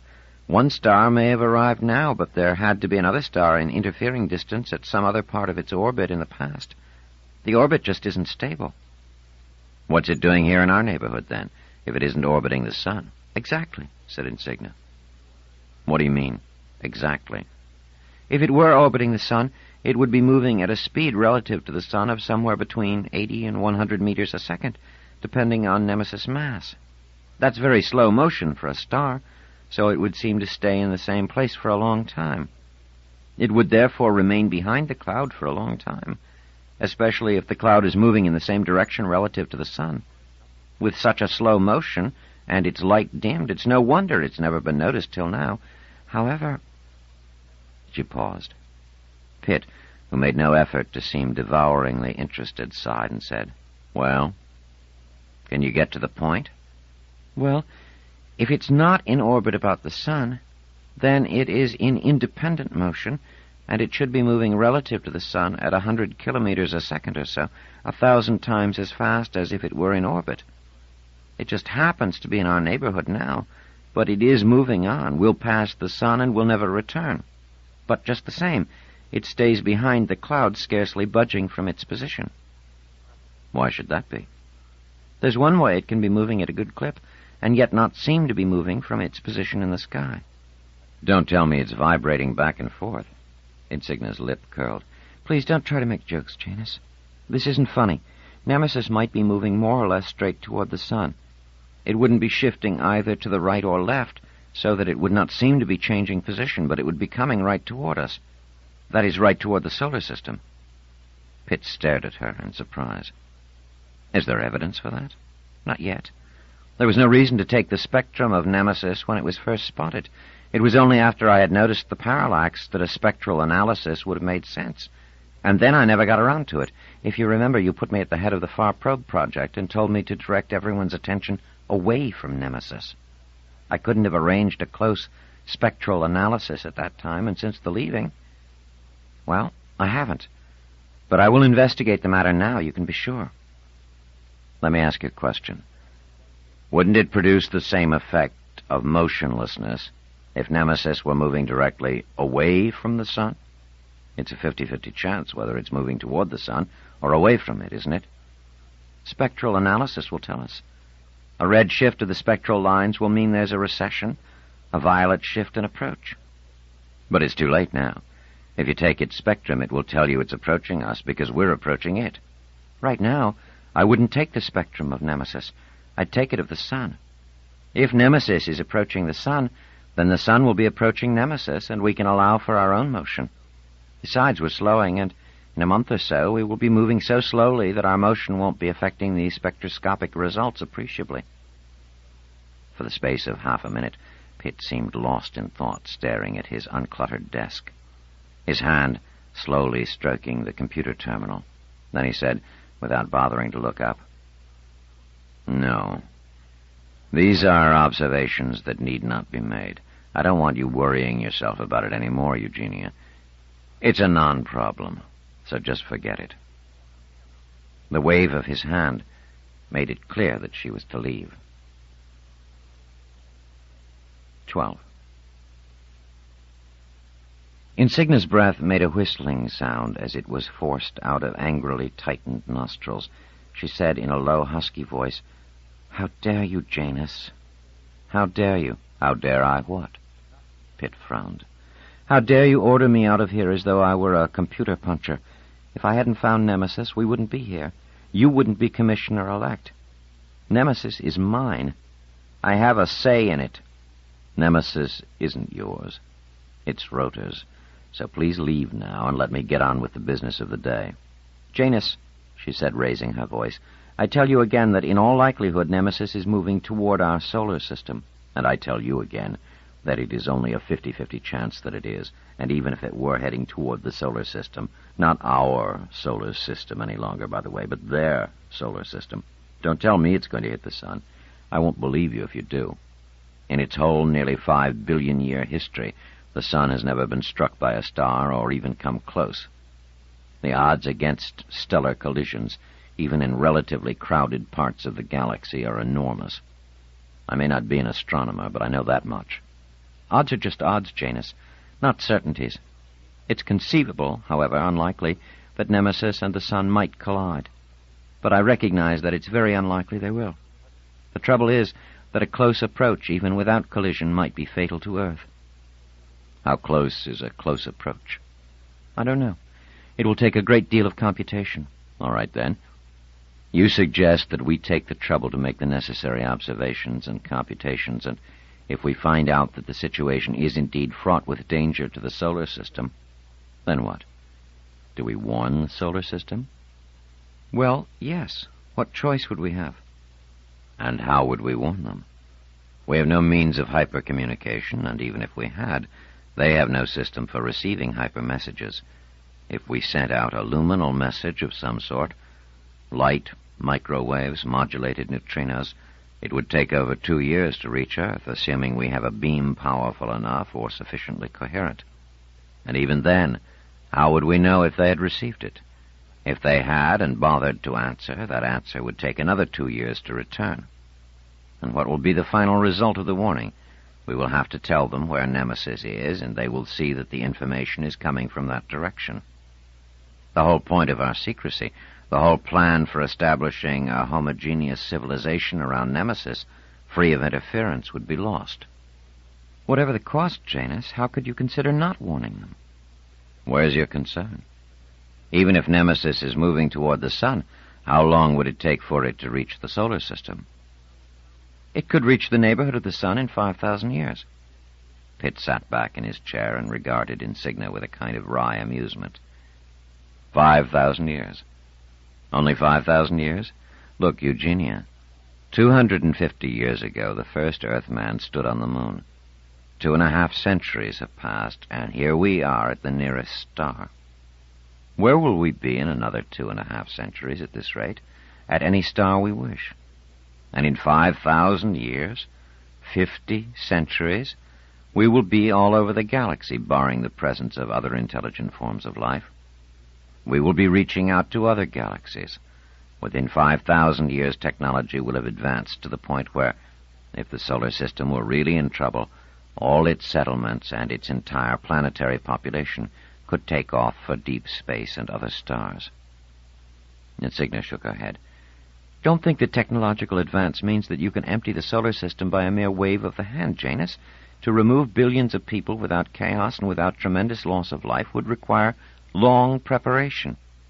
If they are in mortal danger 5,000 years from now, they must know now. It is not too soon to begin to plan. Pitt said, "You have a good heart, Eugenia, so I'll offer a compromise. Suppose we take 100 years in which to establish ourselves here, to multiply, to build a cluster of settlements that will be strong enough and stable enough to be secure. Then we can investigate Nemesis' destination and, if necessary, warn the solar system. They will still have nearly 5,000 years in which to prepare. Surely a small delay of a century will not be fatal."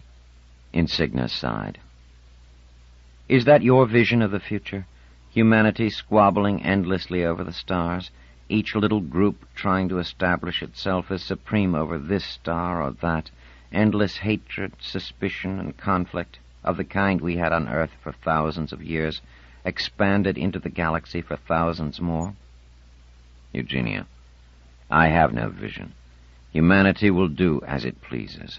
It will squabble, as you say, or it will, perhaps, set up a galactic empire, or do something else. I can't dictate what humanity will do, and I don't intend to try to shape it. For myself, I have only this one settlement to care for, and this one century in which to establish it at Nemesis. By then, you and I will be safely dead, and our successors will handle the problem of warning the solar system, if that should be necessary. I'm trying to be reasonable, not emotional, Eugenia. You are a reasonable person, too. Think about it. Insignia did. She sat there looking somberly at Pitt while he waited with almost exaggerated patience. Finally she said, "Very well, I see your point. I will get on with analyzing Nemesis motion relative to the sun. Perhaps we can forget the whole thing." No. Pitt raised an admonishing finger. Remember what I said earlier. These observations will not be made. If it turns out that the solar system is not in danger, we will have gained nothing. We will then merely do what I insist we do in any case, spend a century strengthening the civilization of Rota. If, however, you find that there is danger, then your conscience will hurt, and you will be consumed with apprehensions and fears and guilt. The news will somehow get out, and it will weaken the resolve of Rotorians, many of whom may be as sentimental as you are. We would then lose a great deal. Do you understand me?" She was silent, and he said, "Good. I see you do." Again the wave of his hand made it clear that she was to leave. This time she left, and Pitt, looking after her, thought, "She is really becoming insupportable." Chapter 7. Destruction. 13. Marlena watched her mother owlishly. She was careful to keep her expression flat and meaningless, but within herself she was both pleased and surprised. Her mother was finally telling her of the events involving her father and Commissioner Pitt. She was being treated as a grown-up. Marlena said, "I would have checked Nemesis motions regardless of what Commissioner Pitt said, Mother, but I see you didn't. Your guilt makes it plain." Insignia said, "I can't get used to the notion that I wear my guilt like a label on my forehead." "No one hides their feelings," said Marlena. "If you really watch, you can always tell." Others couldn't. Marlena had learned that only slowly and with difficulty. People just didn't look. They didn't sense. They didn't care. They didn't watch faces and bodies and sounds and attitudes and little nervous habits. "You shouldn't really watch like that, Marlena," said Insignia, as though their thoughts had taken parallel paths. She put her arm around the girl's shoulder to prevent her words from sounding like a scolding. "People get nervous when those large dark eyes of yours fix on them soulfully. Respect people's privacy." "Yes, Mother," said Marlena, noting without effort that her mother was trying to protect herself. She was nervous about herself, wondering how much she gave away at each moment. Then Marlena said, "How is it that despite all your guilty feelings about the solar system, you did nothing?" "A number of reasons, Molly." Not Molly, thought Marlena with anguish. Marlena, Marlena, Marlena. 3 syllables, accent on the second. Grown up. "Like what reasons?" asked Marlena sulkily. Couldn't her mother detect the wave of hostility that swept over Marlena each time a kid name was used? Surely it twisted her face, smoldered her eyes, convulsed her lips. Why didn't people notice? Why didn't people look? For one thing, Janus Pitt was very convincing. However odd the points he makes, however hostile you feel toward them at the time, he always makes you see that he has good reasons for his viewpoints. If that's true, Mother, he's awfully dangerous. Insignia seemed to break away from her thoughts to glance curiously at her daughter. "Why do you say that?" "Every point of view can have good reasons behind it. If someone can seize those reasons quickly and present them convincingly, he can argue anyone into anything, and that's dangerous." "Janus Pitt has those abilities, I'll admit. I'm surprised you understand these things." Marlena thought, "Because I'm only 15 and you're used to thinking I'm a child." Aloud she said, "You learn a lot watching people." "Yes, but remember what I told you. Control the watching." "Never." "So Mr. Pitt persuaded you?" "He made me see there'd be no harm in waiting a while." "And you weren't even curious to study Nemesis and see exactly where it was going? You would have to be." "I was, but it's not as easy as you think. The observatory is in constant use. You have to wait your turn to use the instruments. Even if I'm the head, I can't use them freely. Then, too, when someone does use them, there's no secret about it. We know what it's being used for and why. There was very little chance I would be able to develop a really detailed spectrum of Nemesis and of the sun, or to use the observatory computer on the necessary calculations, without people knowing at once what I was doing. I suspect that Pitt had a few people in the observatory watching me, too. If I had stepped out of line, he would have known at once. He couldn't do anything to you about it, could he? He couldn't have me shot for treason, if that's what you mean. Not that he'd dream of doing such a thing, but he could relieve me of my observatory duties and put me to work in the farms. I wouldn't want that. It wasn't long after I'd had that little talk with Pitt that we discovered that Nemesis had a planet, or a companion star. To this day, we're not sure what to call it. They were only separated by a distance of 4 million kilometers, and the companion object didn't radiate invisible light at all. You're talking about Megas, aren't you, Mother? Yes, I am. It's an old word meaning big, and for a planet, it's very big, considerably bigger than the solar system's largest planet, Jupiter. But it's very small for a star. Some think of Megas as a brown dwarf. She broke off and eyed her daughter narrowly, as though suddenly uncertain as to her capacity to absorb matters. Do you know what a brown dwarf is, Molly? Marlena is my name, Mother. Insignia flushed slightly. Yes, I'm sorry if I forget now and then. I can't help it, you know. I had a very dear little girl once whose name was Molly. I know. And next time I'm 6, you can call me Molly all you want. Insignia laughed. Do you know what a brown dwarf is, Marlena? Yes, I do, Mother. A brown dwarf is a small, star-like body with too little mass to develop the temperatures and pressures to bring about hydrogen fusion in its interior, but enough mass to bring about secondary reactions that keep it warm. That's right. Not bad. Megas is on the borderline. It's either a very warm planet or a very dim brown dwarf. It gives off no visible light, but emits richly in the infrared. It's not quite like anything we've ever studied. It was the first extrasolar planetary body, that is, the first planet outside the solar system, that we have been able to study in detail, and the observatory was totally immersed in it.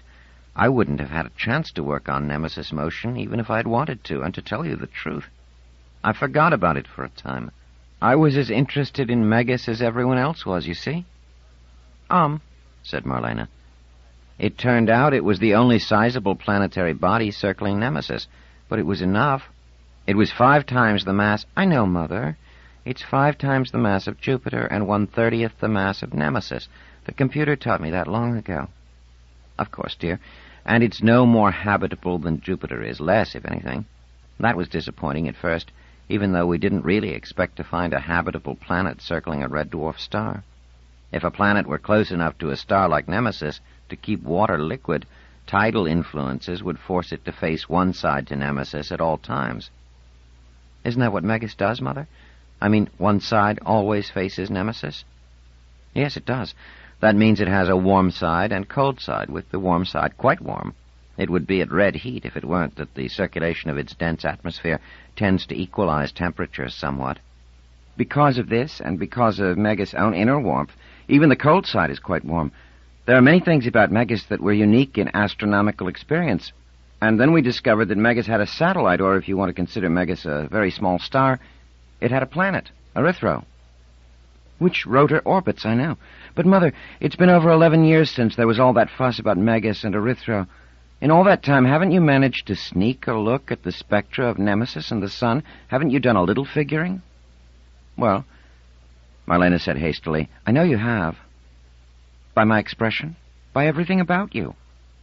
You can be a very uncomfortable person to have around, Marlena. Yes, I have.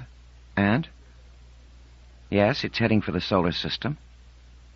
There was a pause. Then Marlena said in a low voice, Is it going to hit? No, as far as my figures are concerned. I'm quite sure it's not going to hit the Sun or the Earth or any significant part of the solar system for that matter. But it doesn't have to, you see. Even if it misses, it will probably destroy the Earth. 14. It was quite clear to Marlena that her mother did not like to talk about Earth's destruction, that there was internal friction inhibiting her discourse, that if she were left to herself, she would stop talking. Her expression, the way she pulled away a little from Marlena as though anxious to leave, the way she licked her lips very delicately as though she were trying to remove the taste of her words, was clarity itself to Marlena. But she did not want her mother to stop. She had to know more. She said gently, If Nemesis misses, how will it destroy the Earth? Let me try to explain. The Earth goes around the Sun just as Rotor goes around Erythro. If all there were in the solar system were the Earth and the Sun, then the Earth would go around in the same path almost eternally. I say almost because, as it turns, it radiates gravitational waves that bleed the Earth's momentum, and that causes it very, very slowly to spin into the Sun. We can ignore that. There are other complicating factors because Earth isn't alone. The Moon, Mars, Venus, Jupiter, every object in the neighborhood pulls at it. The pulls are very minor compared to that of the Sun, so Earth remains in its orbit more or less. However, the minor pulls, which are shifting in direction and intensity in a complicated way, as the various objects themselves move, introduce minor changes in Earth's orbit. Earth moves in and out slightly. Its axial tilt veers and changes its slant a bit. The eccentricity alters somewhat, and so on. It can be shown, it has been shown, that all these minor changes are cyclic. They don't progress in one direction, but move back and forth. What it amounts to is that the Earth, in its orbit about the Sun, quivers slightly in a dozen different ways. All the bodies in the solar system quiver in this way. Earth's quiver doesn't prevent it from supporting life. At the worst, it may get an ice age or an ice disappearance and a rise and fall in sea level, but life has survived everything for well over 3 billion years. But now let us suppose Nemesis dashes by and misses, that it doesn't approach closer than a light month or so. That would be less than 1 trillion kilometers. As it passes, and it would take a number of years to pass, it would give a gravitational push to the system. It would make the quivering worse, but then when it was gone, the quivers would settle down again. Marlena said, "You look as though you think it would be a lot worse than you make it sound. What's so bad about Nemesis giving the solar system a little extra quiver, if it all settles down again afterward?" "Well, will it settle down again in quite the same place? That's the problem. If Earth's equilibrium position is a little different, a little farther from the sun, a little nearer, if its orbit is a little more eccentric, or its axis a little more tilted, or less, how will that affect Earth's climate? Even a small change might make it an uninhabitable world." "Can't you calculate it out in advance?" "No. Rotor isn't a good place to calculate from. It quivers, too, and a great deal. It would take considerable time and considerable calculation to deduce from my observations here exactly what path Nemesis is taking. And we just won't be sure till it gets considerably closer to the solar system, long after I am dead." "So you can't tell exactly just how closely Nemesis will pass the solar system?" "It is almost impossible to calculate. The gravitational field of every nearby star within 12 light-years has to be taken into account. After all, the tiniest uncalculated effect may build up to such a deviation in over 2 light-years as to make a passage that is calculated as a near hit come out actually to be a total miss, or vice versa." "Commissioner Pitt said everyone in the solar system will be able to leave if they want to by the time Nemesis arrives. Is he right?" "He might be. But how can one tell what will happen in 5,000 years? What historical twists will take place, and how will that affect matters?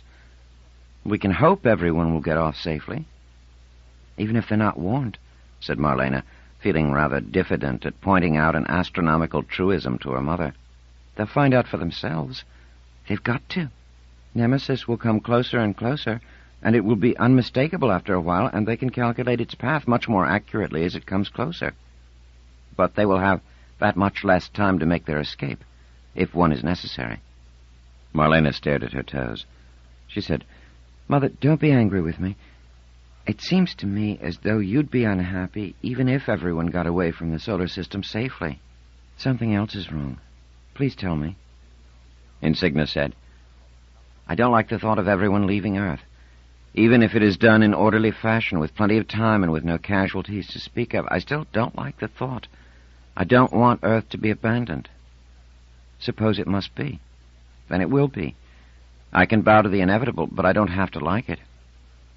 Are you sentimental about Earth? You studied there, didn't you? I did my graduate work in astronomy there. I didn't like Earth, but that doesn't matter. It's the place where human beings originated. Do you know what I mean, Marlena?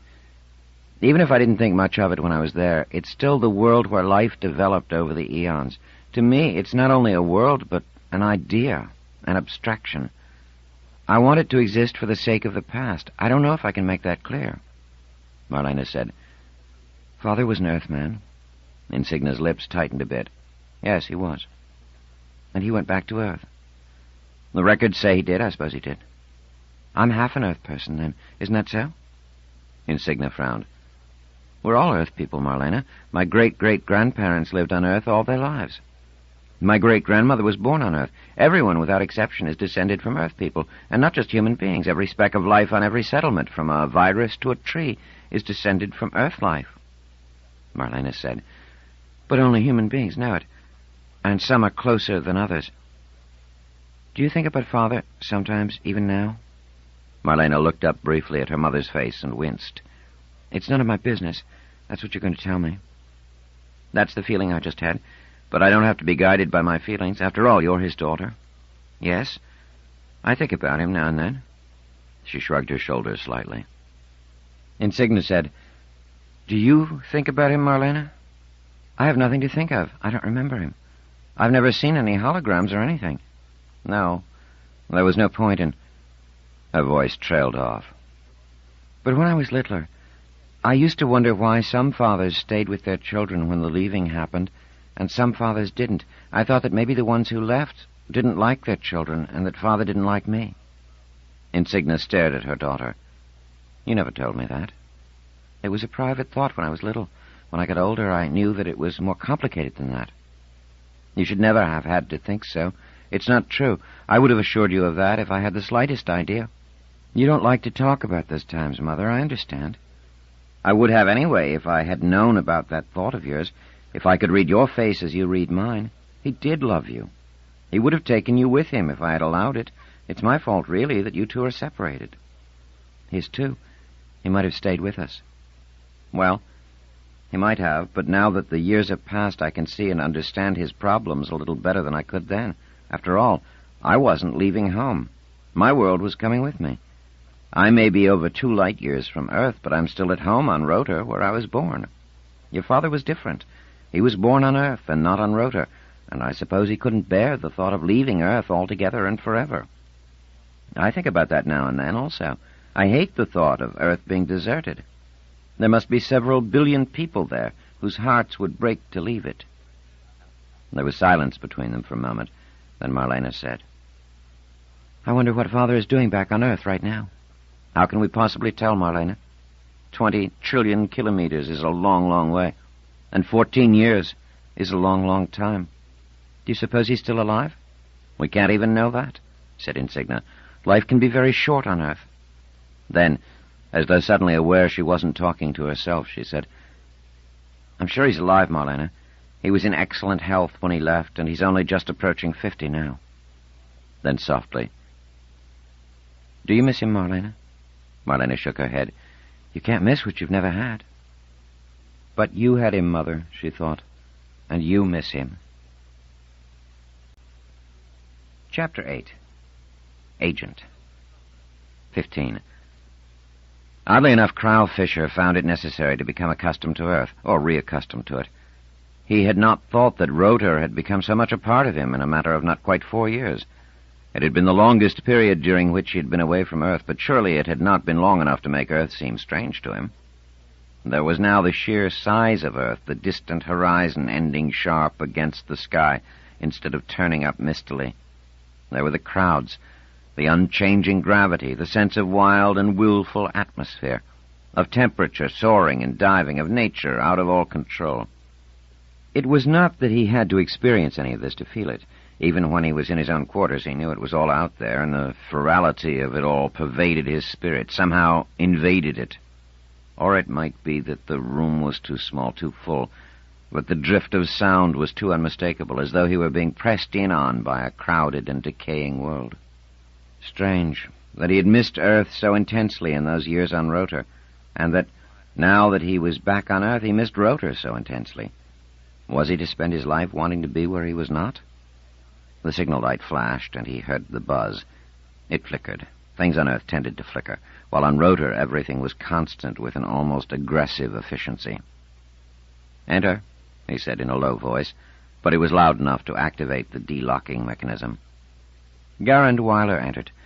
Fisher knew it would be he, and looked at the other with an amused expression. "Have you budged since I left, Crowell?" "Here and there. I've eaten. Spent some time in the bathroom." "Good. You're alive, then, even if you don't look it." He was grinning broadly, his skin smooth and brown, his eyes dark, his teeth white, his hair thick and crisp. "Brooding about Rotor?" "I think of it now and then. I kept meaning to ask, but never got around to it. It was Snow White without the 7 dwarfs, wasn't it?" "Snow White," said Fisher. "I never saw one black person there." "In that case, good riddance to them. Did you know that they're gone?" Fisher's muscles tightened, and he nearly got to his feet, but he resisted the impulse. He said, nodding, "They said they would be. They meant it. They drifted away. We watched as far as we could, eavesdropped their radiation. They pumped up speed with this hyper-assistance of theirs, and in a split second, while we could still make them out loud and clear, they were gone. Everything cut off." "Did you pick them up when they got back into space?" "Several times, each time weaker. They were traveling at the speed of light after they had really flexed their muscles, and after 3 blips into hyperspace and back into space, they were too far to be picked up." Fisher said bitterly, "Their choice. They kicked out the nays, like me. I'm sorry you weren't there. You should have been. It was interesting to watch. You know, there were some hardliners who insisted to the very end that hyper-assistance was a fraud, that it was all faked up for some reason. Rotor had the far probe. They couldn't have sent it as far away as they did without hyper-assistance. Faked. That's what the hardliners said. It was genuine. Yes, now they know it was. All of them. When Rotor just vanished off the instruments, there was no other explanation. Every settlement was watching. No mistake. It vanished on every set of instruments at the same second. The irritating thing is we can't tell where it's going. Alpha Centauri, I suppose. Where else? The office keeps thinking that it might not be Alpha Centauri and that you might know that. Fisher looked annoyed. I've been debriefed all the way to the moon and back. I haven't held back anything. Sure, we know that. It's nothing you know about. They want me to talk to you, friend to friend, and see what you may know that you don't know about. Something may turn up that you haven't thought of. You were there 4 years, married, had a kid. You couldn't have missed everything. How could I? If there were the slightest notion that I was after anything, I'd have been kicked off. Just being from Earth made me completely suspect. If I hadn't married, given that kind of proof that I planned to stay Rotorian, I would have been kicked off anyway. And as it was, they kept me far away from anything critical or sensitive. Fisher looked away. And it worked. My wife was just an astronomer. I didn't have my pick, you know.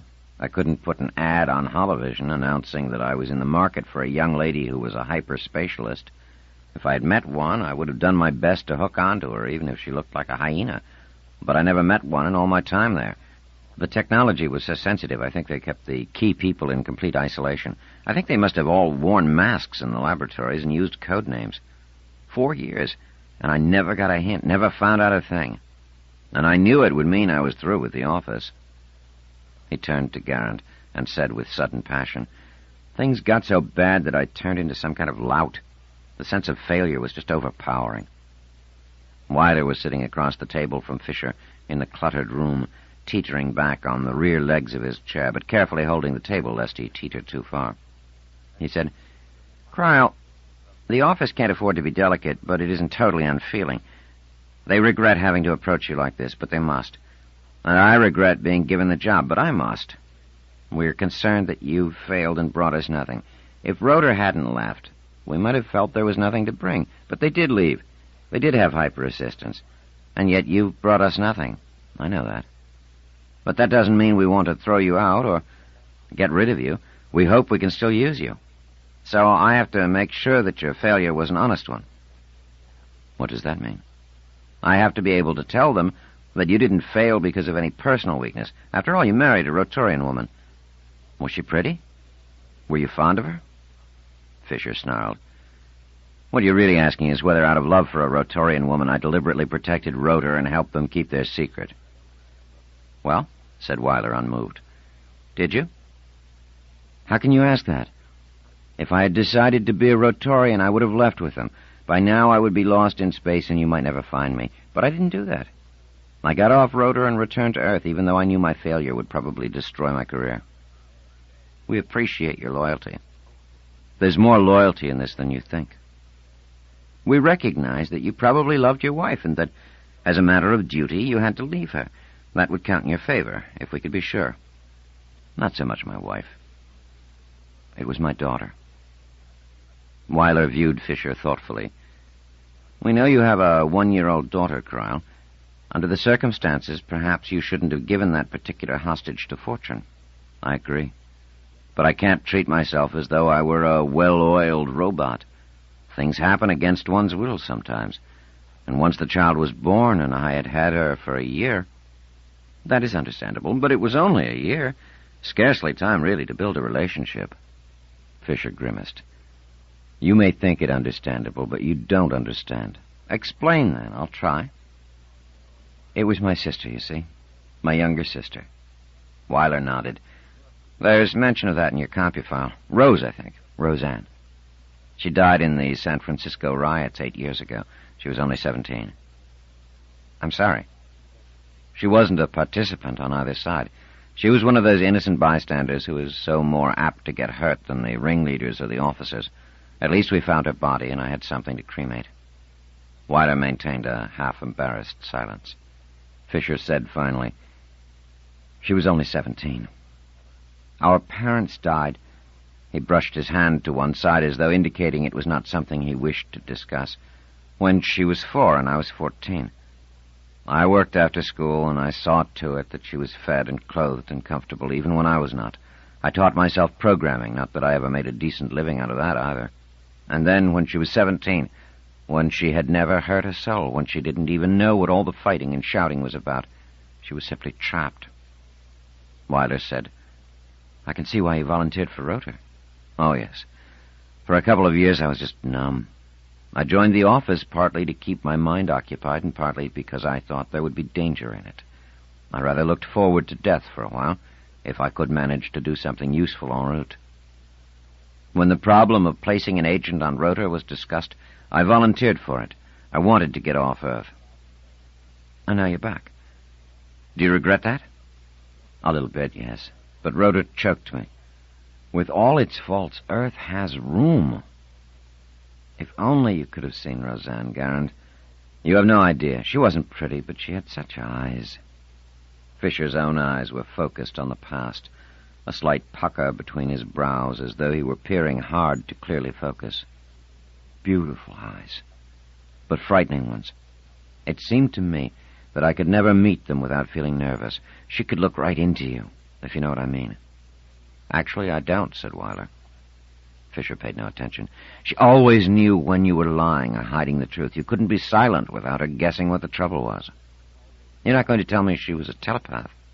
"What?" "Oh, no.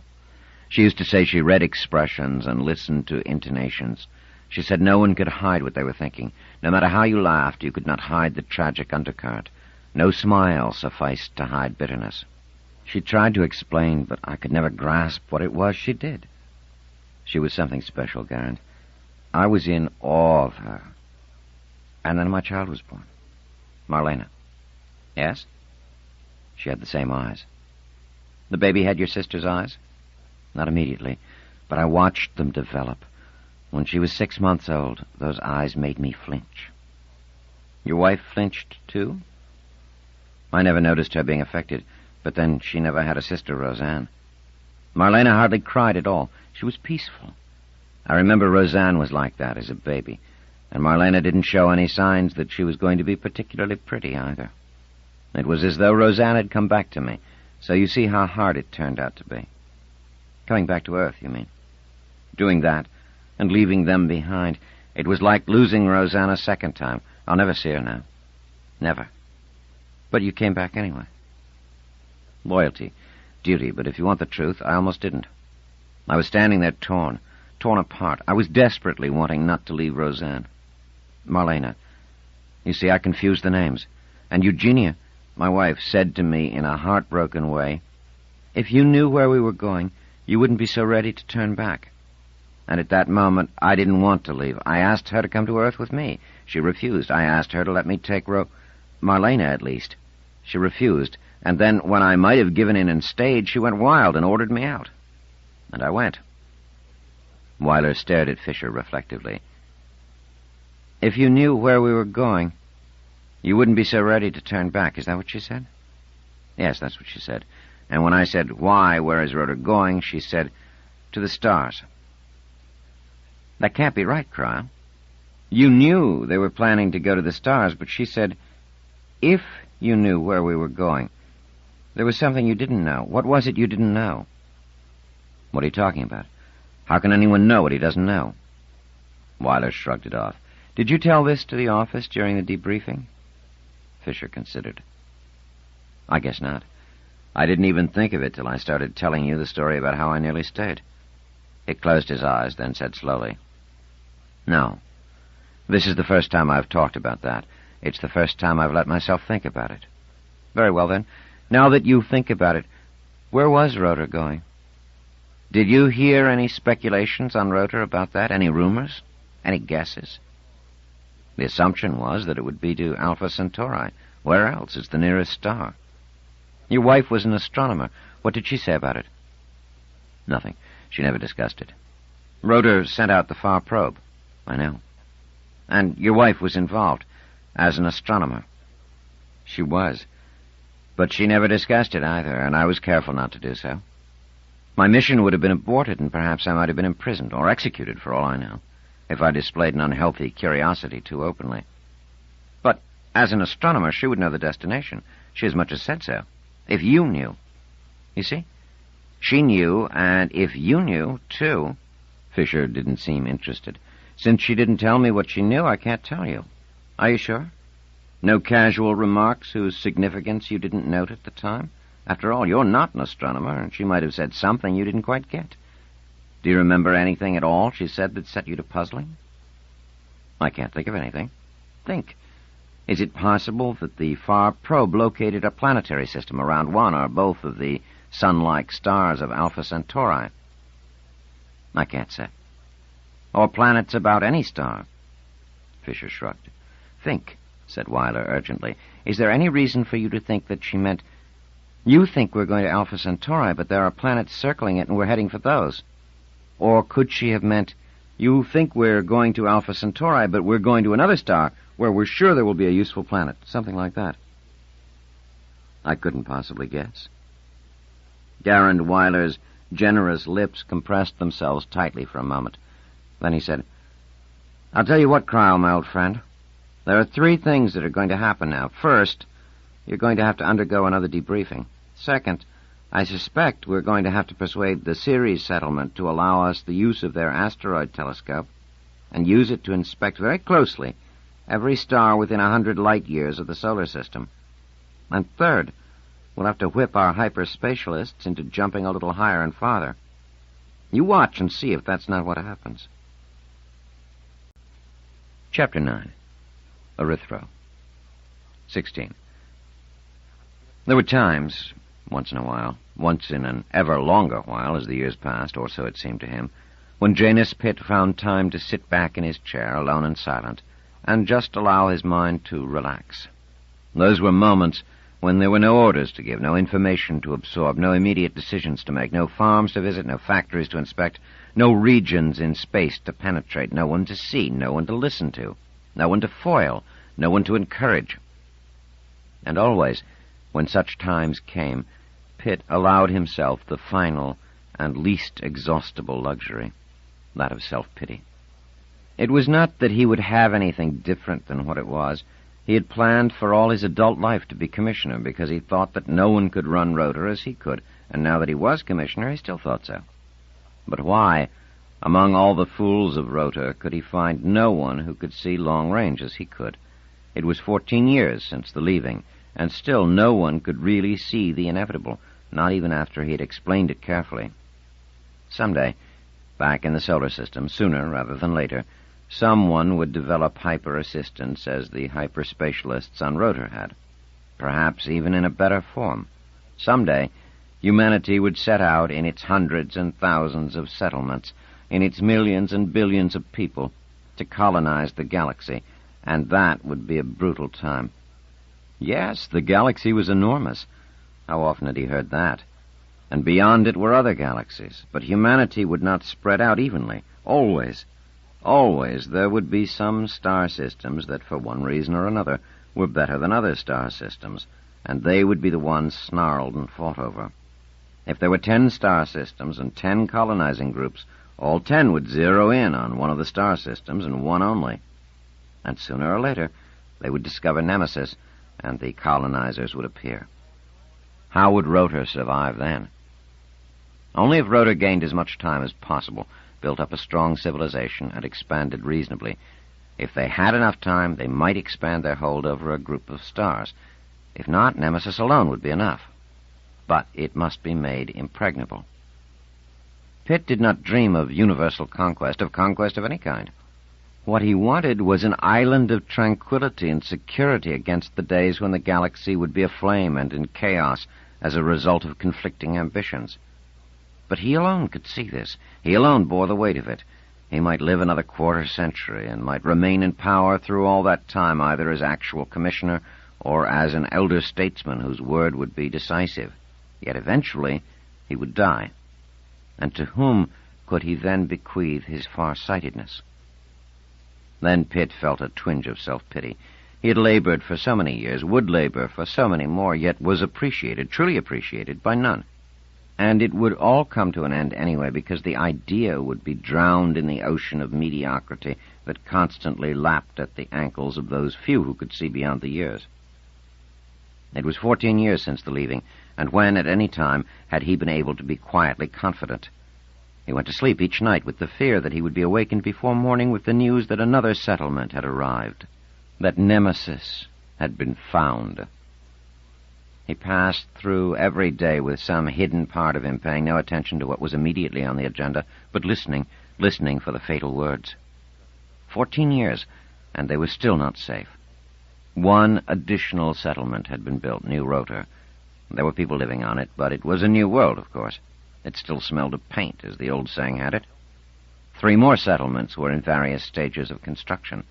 Soon, within the decade at any rate, the number of settlements under construction would increase, and they would be given that oldest of all commands, be fruitful and multiply. With the example of Earth before them, with the knowledge that each settlement had a narrow and unexpandable capacity, procreation had always been under strict control in space. There, the immovable needs of arithmetic met the possibly irresistible force of instinct, and immovability won. But as the number of settlements grew, there would come a time when more people would be needed, many more, and the urge to produce them could be unleashed. It would be temporary, of course.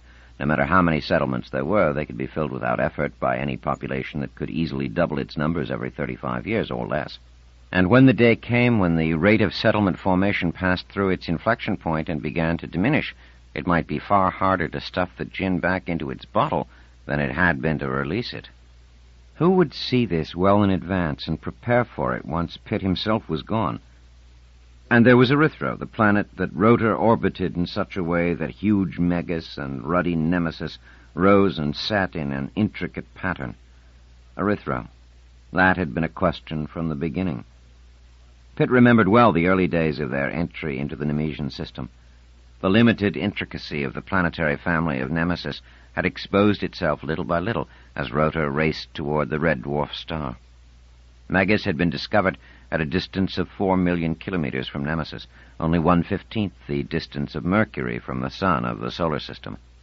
Megas obtained about the same amount of energy as Earth got from its sun, but with a lesser intensity of visible light and a higher intensity of infrared. Megas, however, was clearly not habitable, even at first glance. It was a gas giant with one side always facing Nemesis. Both its rotation and revolution were 20 days long. The perpetual night on half of Megas cooled it only moderately, since its own interior heat rose to the surface.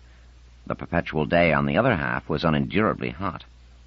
That Megas kept its atmosphere under this heat was entirely because, with its mass higher and its radius smaller than that of Jupiter, its surface gravity was 15 times that of Jupiter and 40 times that of Earth. Nor did Nemesis have any other sizable planet. But then, as Rotor drew closer, and Megas could be seen more clearly, the situation was altered again. It was Eugenia Insignia who brought Pitt the news. It was not that she had made the discovery herself. It had merely showed up on the computer-enhanced photographs and had been brought to Insignia's attention since she was chief astronomer. With considerable excitement, she had brought it to Pitt in his commissioner's chambers. She had begun simply enough, keeping her voice level, though it was shaking with emotion. "Megas has a satellite," she said. Pitt had lifted his eyebrows ever so slightly, but then he said, "Isn't that to be expected? The gas giants of the solar system have anywhere up to a score of satellites." "Of course, Janus. But this is not an ordinary satellite. It's large." Pitt kept his cool. "Jupiter has 4 large satellites." "I mean really large, with almost Earth's size and mass." "I see. Interesting." "More than that.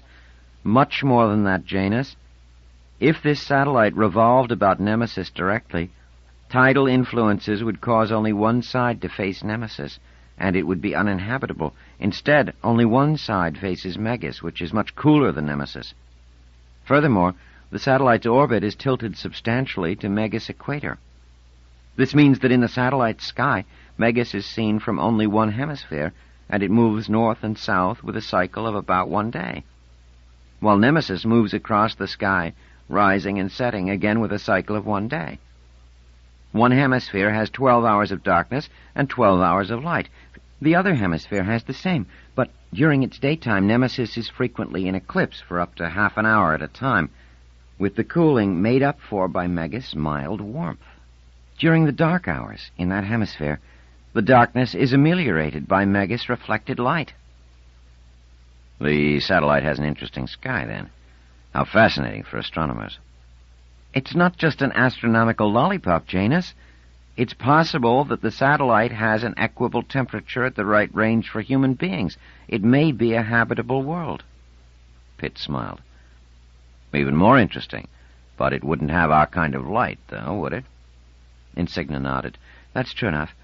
It would have a ruddy sun and a dark sky because there would be no short-wave light to be scattered.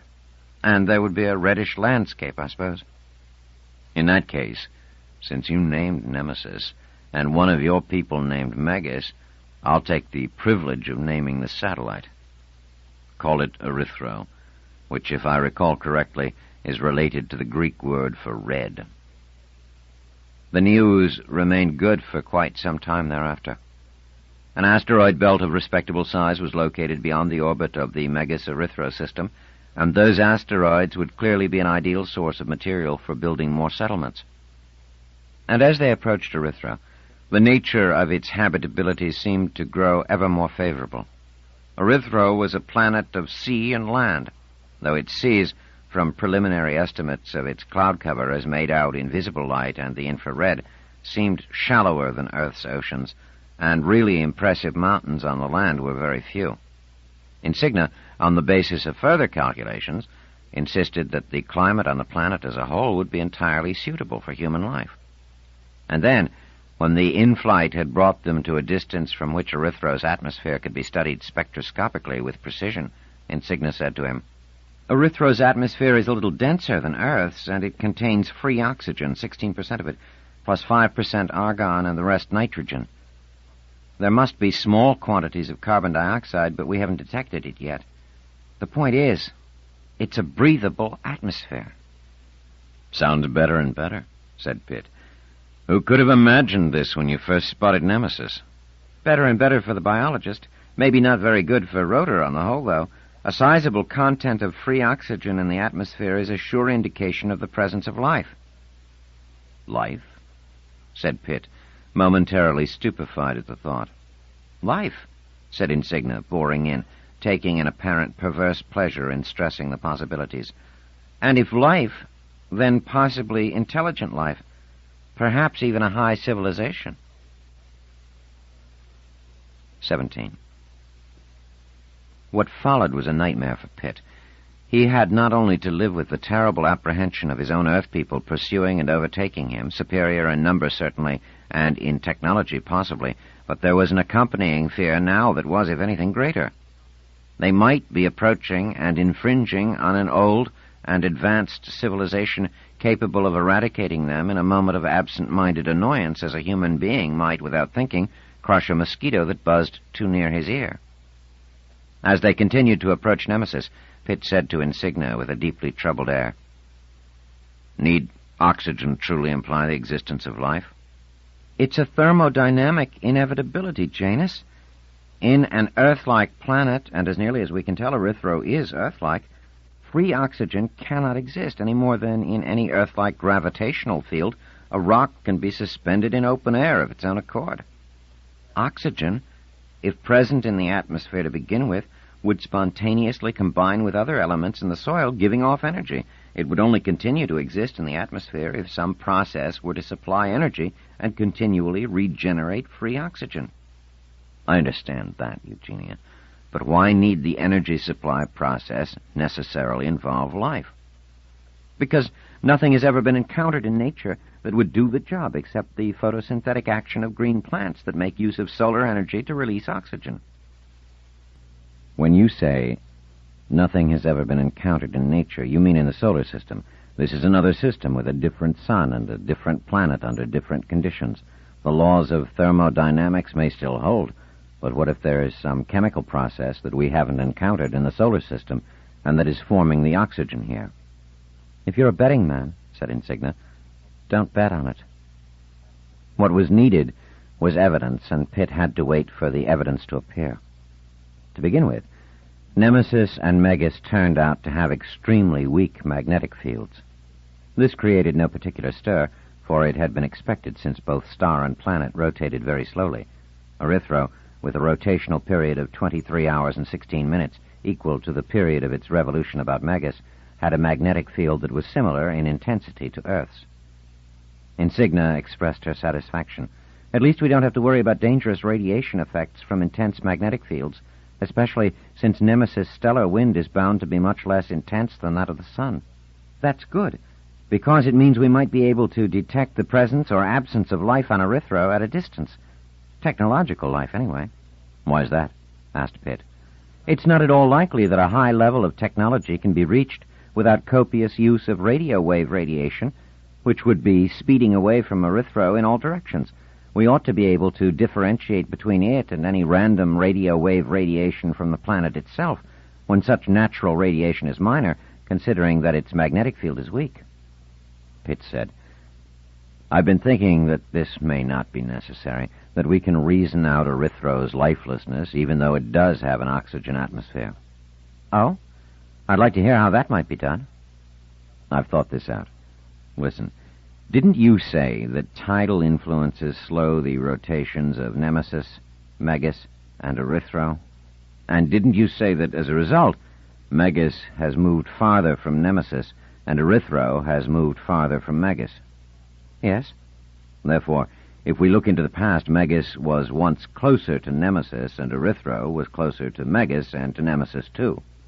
That means that Erythro was far too warm for life to begin with, and may only have become hospitable to life recently. There might not have been enough time for a technological civilization to develop. Insignia laughed gently. Good point. I mustn't underestimate your astronomical ingenuity, but not good enough.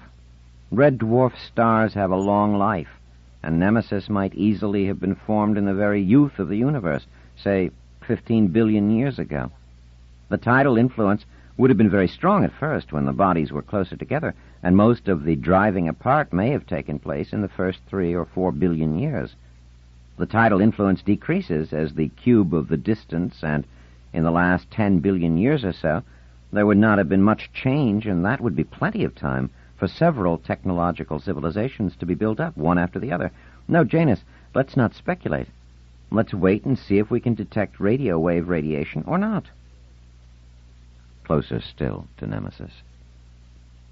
It was a tiny red orb now to the unaided eye, but its dimness could be looked at without trouble. To one side, Megas was visible as a ruddy dot. In the telescope, it showed at something less than half phase as a result of the angle it made with Rotor and with Nemesis. Erythro could be made out in the telescope, too, as a dimmer crimson dot. It grew brighter with time, and Insignia said, It's good news for you, Janus. No suspicious radio wave radiation of possibly technological origin has yet been detected. Wonderful. Pitt felt the wave of relief, as though it were a physical warmth washing over him. Don't leap, though, said Insignia. They might use less radio wave radiation than we might expect. They might shield it very well. They might even use something else in place of radio waves. Pitt's mouth quirked into a small half-smile. Are you suggesting that seriously? Insignia shrugged uncertainly. Pitt said, Because if you're a betting woman, don't bet on it. Closer still to Nemesis, and Erythro was now a large orb to the unaided eye, with bloated Megas near it, and Nemesis on the other side of the settlement.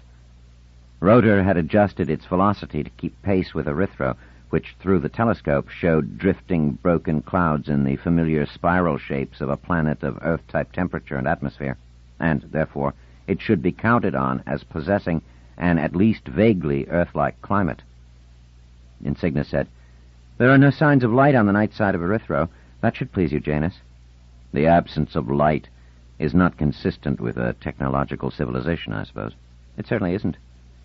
Let me play devil's advocate, then, said Pitt. With a red sun and dim light, wouldn't a civilization produce a dim artificial light as well? It might be dim in the visible region, but Nemesis is rich in the infrared, and we would expect artificial light to be similarly rich. What infrared we detect, however, is planetary. It appears more or less equally over the entire land surface, whereas artificial light would have patterns coming off richly in population concentrations, sparsely elsewhere. Then forget it, Eugenia, said Pitt buoyantly. There is no technological civilization. It might make Erythro less interesting in some ways, but you can't want us to face our equals or perhaps our superiors. We would have to leave and go elsewhere, and we have nowhere else to go. And perhaps an insufficient energy supply to get there if we did. As it is, we can stay. There's still copious oxygen in the atmosphere, so there's still certain to be life on Erythro. It's only a technological civilization that's lacking. It means we'll have to go down and study its life forms. Why? How can you ask, Janus? If we have another sample of life here, one that is altogether independent of the life developed on Earth, what a bonanza it would be for our biologists. I see. You're talking about scientific curiosity. Well, the life forms won't go away, I suppose. There will be time enough for that later. First things first. What can come ahead of a study of a totally new form of life? Eugenia, be reasonable. We must establish ourselves here. We must build other settlements. We must create a large and well-ordered society, one far more homogeneous, self-understanding, and peaceful than ever existed in the solar system. For that we'll need material supplies, which takes us down to Erythro again, where we'll have to study the life forms. No, Eugenia. To land on Erythro and to take off again in the face of its gravitational field would be too costly at the present moment. The intensity of the gravitational fields of Erythro and of Megas, don't forget Megas, is great enough even out here in space. One of our people calculated it for me. We'll have a problem getting our supplies even from the asteroid belt, but it will be less of a problem than getting them from Erythro. In fact, if we station ourselves in the asteroid belt, matters would be even more price-effective. The asteroid belt will be where we build our settlements. Are you proposing to ignore Erythro? For a while, Eugenia. When we are strong, when our energy supply is much greater, when our society is stable and growing, time enough then to investigate Erythro's life forms or perhaps its unusual chemistry. Pitt smiled soothingly, understandably at Insignia. The side issue of Erythro, he knew, had to be delayed as long as possible. If it bore no technological society, then whatever other life forms and resources it had could wait. The pursuing hordes from the solar system were the true enemy. Why couldn't others see what had to be done? Why were others so easily diverted into useless side paths? How would he ever dare to die and leave the fools unprotected? Chapter 10. Persuasion. 18. So now, 12 years after the discovery that no technological civilization existed on Erythro, and 12 years during which no settlements from Earth had suddenly appeared to ruin the new world that was gradually being constructed, Pitt could appreciate these rare moments of rest. And yet, even in these rare moments, doubts crept in. He wondered whether Rotor would not have been better off if he had clung to that original resolve of his, if they had not remained in orbit about Erythro, and if the dome on Erythro had never been built. He was leaning back in his soft chair, the restraining fields cushioning him, the aura of peace lulling him almost into sleep, when he heard the soft buzz that drew him back reluctantly into reality. He opened his eyes. He had not realized they were closed, to look at the small view patch on the opposite wall. A touch of a contact magnified it into holovision. It was Semyon Akarat, of course. There he was with his bald bullet head, Akarat shaved off the dark fringe that would otherwise show, feeling quite rightly that a few fugitive hairs would but make the desert in the center look the more pathetic, whereas a shapely skull, unmarred by interruption, could look almost stately. There he was also, with his worried eyes, which always looked worried even when there was no cause for worry. Pitt found him unpleasant, not because of any failure in loyalty or efficiency, he could not be improved on either way, but simply because of conditioned response. Akarat always announced an invasion of Pitt's privacy, an interruption of his thoughts, a necessity for doing what he would rather not do. In short, Akarat was in charge of Pitt's appointments and said who could see him and who could not. Pitt frowned slightly. He could not recall that he had an appointment, but he often forgot and relied on Akarat not to. "Who is it?" he said resignedly. "No one important, I hope." No one at all of any real significance, said Akarat. But perhaps you had better see her. Is she within earshot?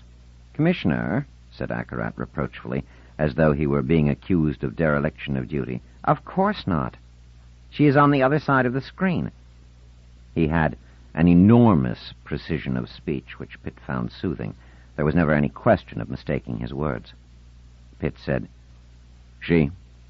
I presume it Dr. Insignia, then. Well, stick to my instructions. Not without an appointment. I've had enough of her for a while, Akarat. Enough of her for the last 12 years, in fact. Make up an excuse. Say I'm in meditation. No, she won't believe that. Say, Commissioner, it's not Dr. Insignia. I would not have disturbed you if it were. It's her daughter. Her daughter? For a moment he fumbled over her name. You mean Marlena Fisher? Yes. Naturally, I told her you were busy, and she said that I ought to be ashamed of myself for telling a lie. For my expression showed it was a lie, up and down, and that my voice was too tense to be telling the truth. He recited this with baritone indignation. In any case, she won't leave. She insists you will see her if you know she is waiting. Would you see her, Commissioner? Those eyes of hers rattle me, frankly. It seems to me I've heard of her eyes, too. Well, send her in. Send her in, and I'll try to survive her eyes. Come to think of it, she has some explaining to do. She entered. Remarkably self-possessed, Pitt thought, though properly demure and with no sign of defiance. She sat down, her hands loosely in her lap, and clearly waited for Pitt to speak first. He let her wait a little while he considered her in a rather absent fashion. He had seen her occasionally when she was younger, but not for a while now. She had not been a pretty child, and she wasn't any prettier now. She had broad cheekbones and a certain gracelessness about her. But she did have remarkable eyes, and shapely eyebrows and long eyelashes, too. Pitt said, Well, Miss Fisher, I'm told you wanted to see me. May I ask why? Marlena looked up at him, her eyes cool and seemed entirely at ease. She said, Commissioner Pitt, I think my mother must have told you that I told a friend of mine that the Earth was going to be destroyed. Pitt's eyebrows hunched down over his rather ordinary eyes. He said, Yes, she did. And I hope she told you that you must not speak of such matters in so foolish a way again. Yes, she did, Commissioner. But not speaking about it doesn't mean it isn't so. And calling it foolish doesn't make it so. I am Commissioner of Rotor, Miss Fisher, and it is my function to concern myself with such matters, and therefore you must leave it entirely to me, whether it is so or not so, whether it is foolish or not foolish. How did you get the idea that the Earth was going to be destroyed? Is this something your mother told you? Not directly, Commissioner. But indirectly. Is that it? She couldn't help that, Commissioner. Everyone speaks in all sorts of ways. There's the choice of words. There's intonation, expression, the flicker of eyes and eyelids, little tricks of clearing the throat. 100 things. Do you know what I mean? I know exactly what you mean. I watch for those things myself. And you feel very proud of that, Commissioner. You feel you're very good at it, and that's one of the reasons you're Commissioner. Pitt looked startled. I didn't say that, young woman. Not in words, Commissioner. You didn't have to. Her eyes were fixed on his. There was no trace of a smile on her face, but her eyes seemed amused. Well, then, Miss Fisher, is that what you came to tell me? No, Commissioner. I came because my mother has found it difficult to see you recently. No, she didn't tell me so. I just gathered it. I thought you might see me instead. All right. You're here. Now, what is it you came to tell me? My mother is unhappy about the chance that Earth may be destroyed. My father's there, you know. Pitt felt a small spasm of anger. How could a purely personal matter be allowed to interfere with the welfare of Rotor and all that it might become in the future? This Insignia, for all her usefulness in having found Nemesis in the first place, had long been an albatross about his neck with her unfailing way of heading down every wrong path. And now, when he would see her no more, she sent her mad daughter. He said, Are you under the impression that this destruction you speak of will happen tomorrow? Or next year? No, Commissioner.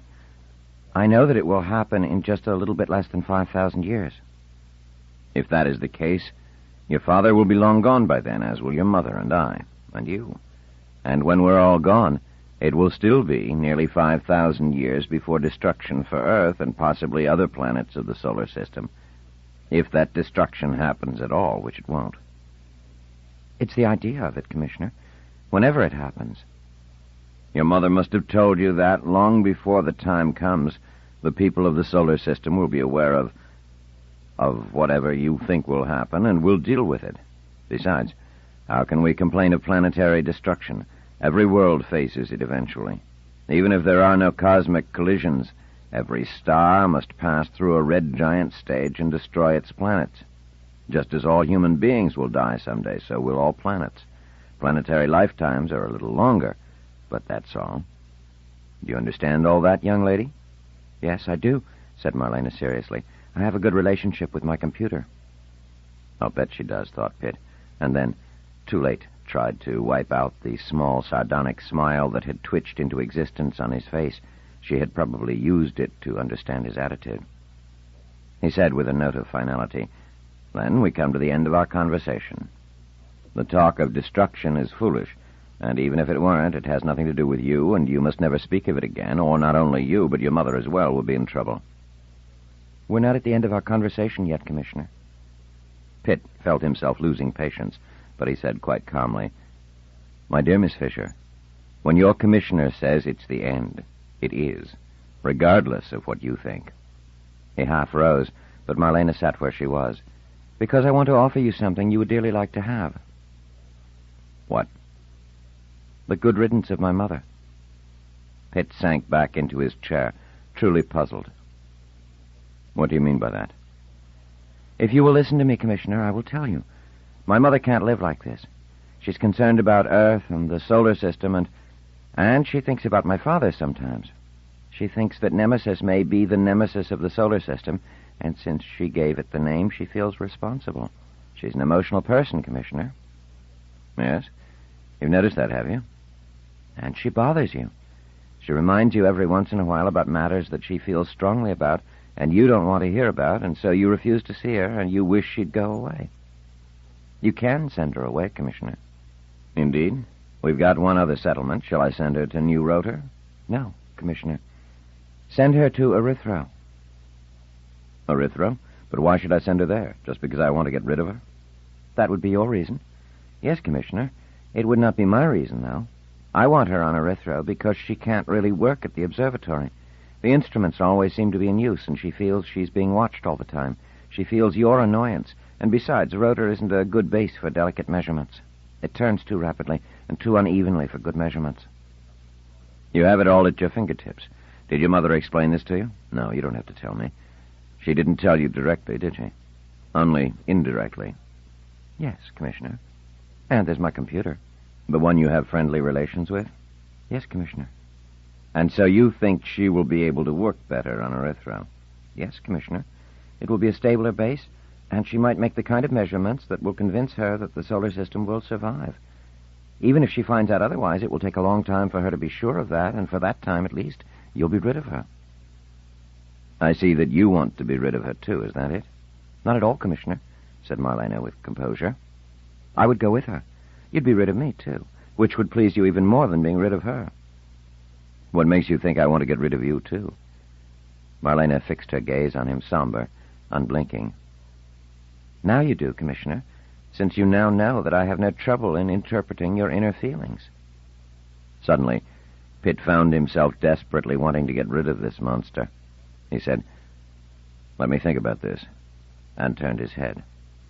He felt that he was being childish in looking away, but he did not want this horrible youngster to read his face like the open book it was. It was, after all, the truth. He did now want to get rid of mother and daughter alike. Where the mother was concerned, he had indeed thought on several occasions of exiling her to Erythro, but since she would scarcely have wanted to go, there would have been a most unappetizing fuss, and he had no stomach for that. Now, though, her daughter had given him a reason why she might indeed want to go to Erythro, and that, of course, changed things. He said slowly, "If your mother really wants this—" "She really does, Commissioner. She hasn't mentioned it to me, and it may be she hasn't even thought of it yet, but she will want to go. I know that. Trust me." "Do I have a choice? And do you want to go?" "Very much, Commissioner." Then I will arrange for it at once. Does that satisfy you? Yes, it does, Commissioner. Then shall we now consider the interview at an end? Marlena rose and ducked her head in a graceless bow, presumably one that was intended to be respectful. Thank you, Commissioner. She turned and left, and it wasn't till she had been gone for several minutes that Pitt dared unclench the grip that had kept his face in place till it was aching. He dared not have allowed her to deduce from anything he said or did or seemed the final item that he and only one other person knew about Erythro. Chapter 11. Orbit. 19. Pitt's quiet time was over, but he did not wish it to be over. Quite arbitrarily, he canceled his afternoon appointments. He wanted more thinking time. Specifically, he wanted to think about Marlena.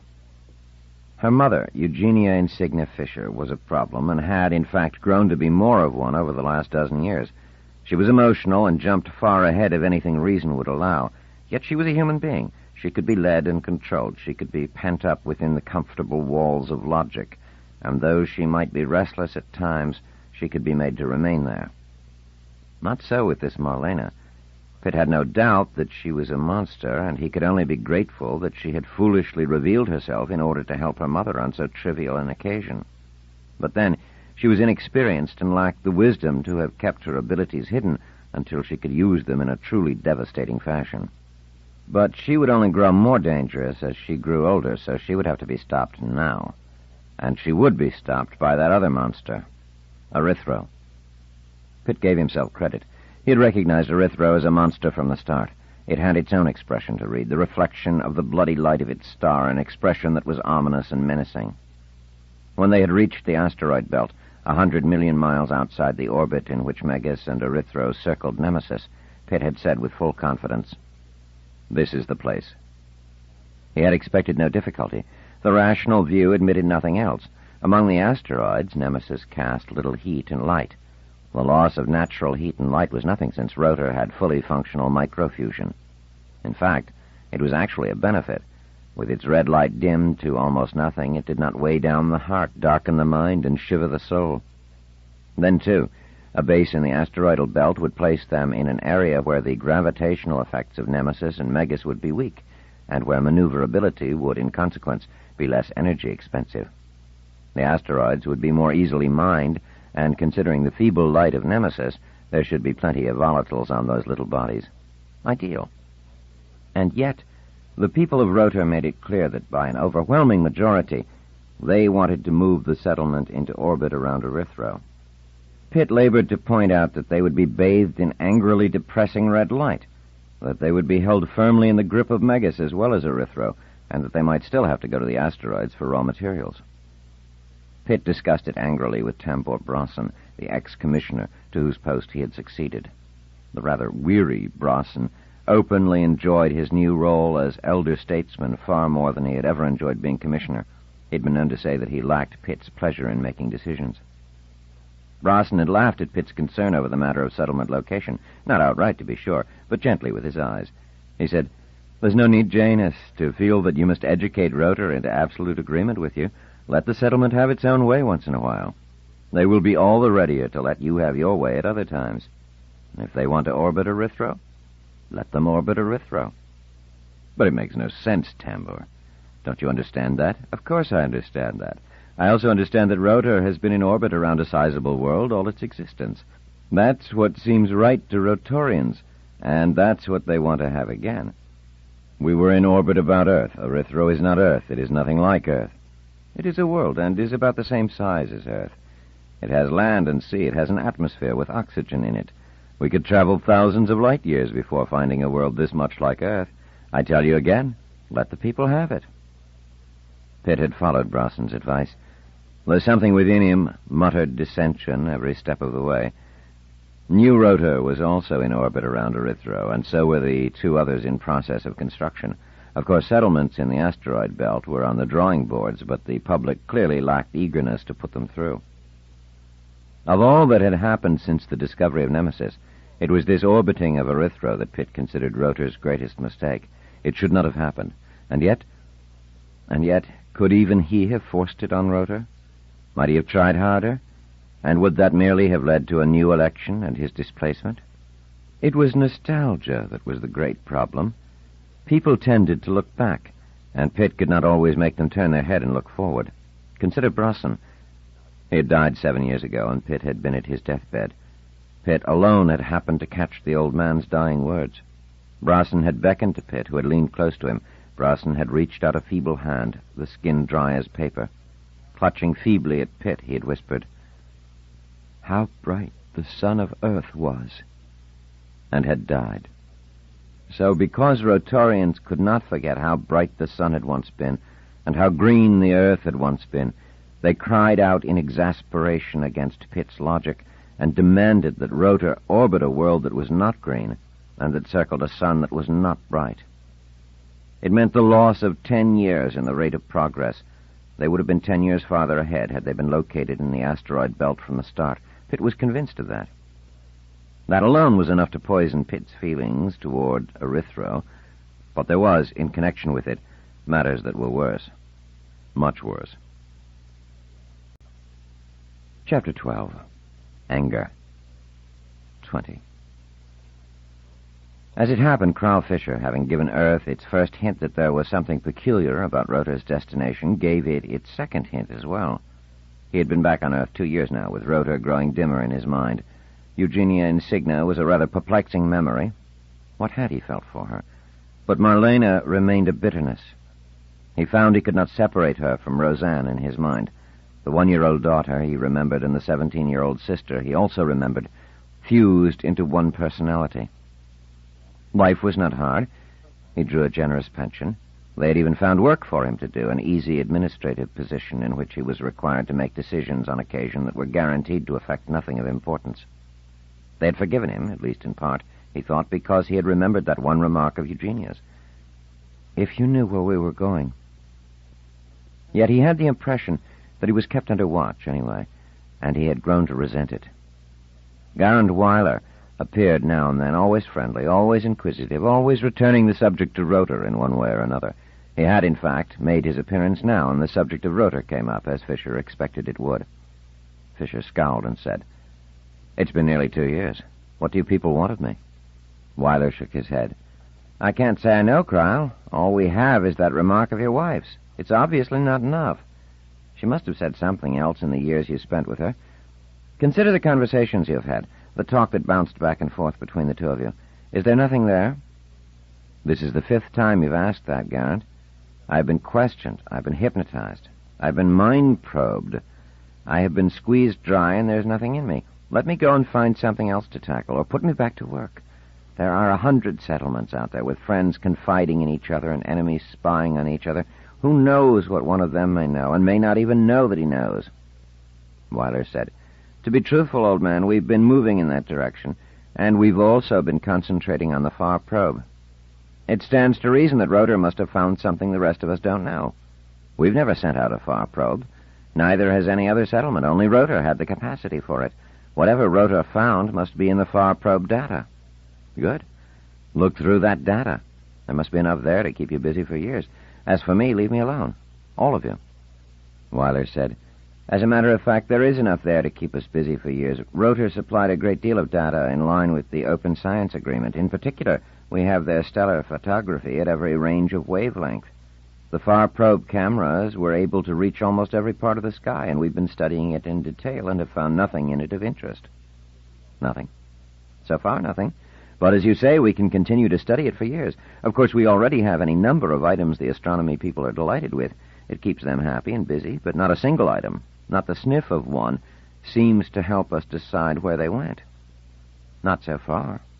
"I gather that there is absolutely nothing, for instance, to lead us to think that there are planets orbiting either large star of the Alpha Centauri system, nor are there any unexpected sun-like stars we don't know about in our neighborhood. Personally, I wouldn't expect to find much anyway. What could the far probe see that we couldn't see from the solar system?" "It was only a couple of light months away. It should make no difference.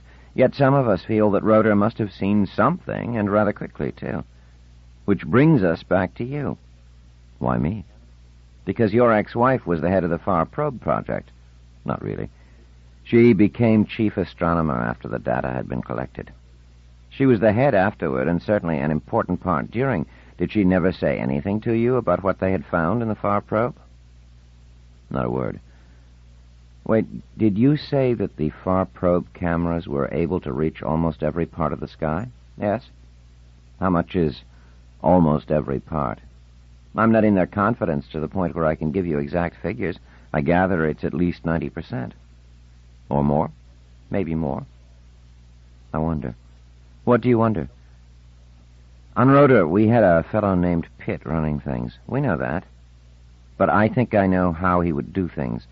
He would hand out the far probe data a little at a time, living up to the open science agreement, but just barely. And somehow, by the time Rhoda left, there would have been some of the data, 10% or less, that he would not have had time to get to you. And that would be the important 10% or less. You mean the part that tells us where Rhoda went? Maybe. Only we haven't got it. Sure you have it. How do you make that out? Just a little while ago, you wondered why you should expect to see anything in the far probe photographs that you couldn't see in the solar system records.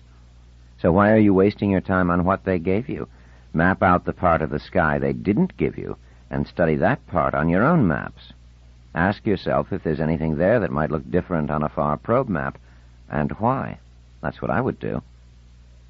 His voice suddenly rose to a formidable shout. You go back there. Tell them to look at the part of the sky they don't have. Weiler said thoughtfully. Topsy-turvy. No, it isn't. Perfectly straightforward. Just find someone in the office who does more with his brain than sit on it, and you may get somewhere. Weiler said, We'll see. He held out his hand to Fisher. Fisher scowled and wouldn't take it.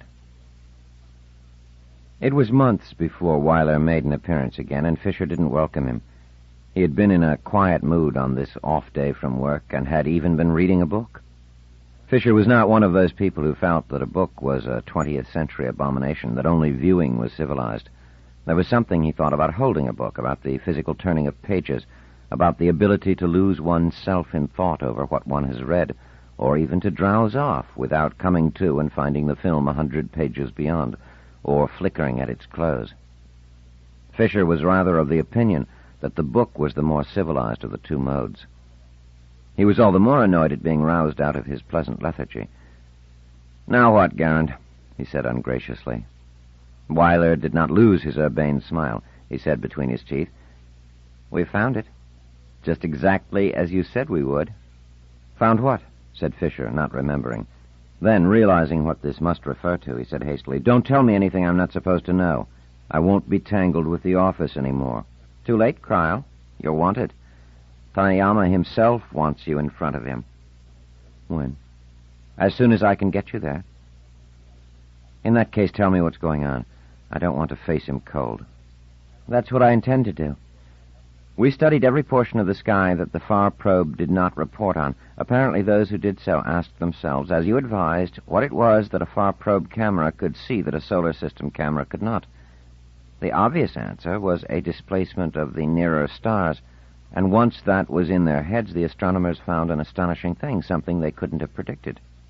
Well, they found a very dim star with a parallax of well over 1 second of arc. I'm not an astronomer. Is that unusual? It means that the star is at only half the distance of Alpha Centauri. You said very dim. It's behind a small dust cloud, they tell me. Listen, if you're not an astronomer, your wife on Rotor was. Perhaps she discovered it. Did she ever say anything to you about it? Fisher shook his head. Not a word. Of course. Yes?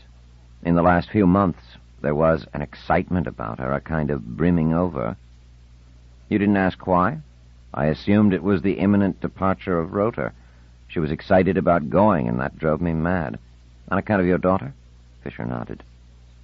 The excitement may have been over the new star, too. It all fits. Naturally, they'd go to this new star, and if your wife had discovered it, they would be going to her star. That would account for some of her eagerness to go. Doesn't it make sense?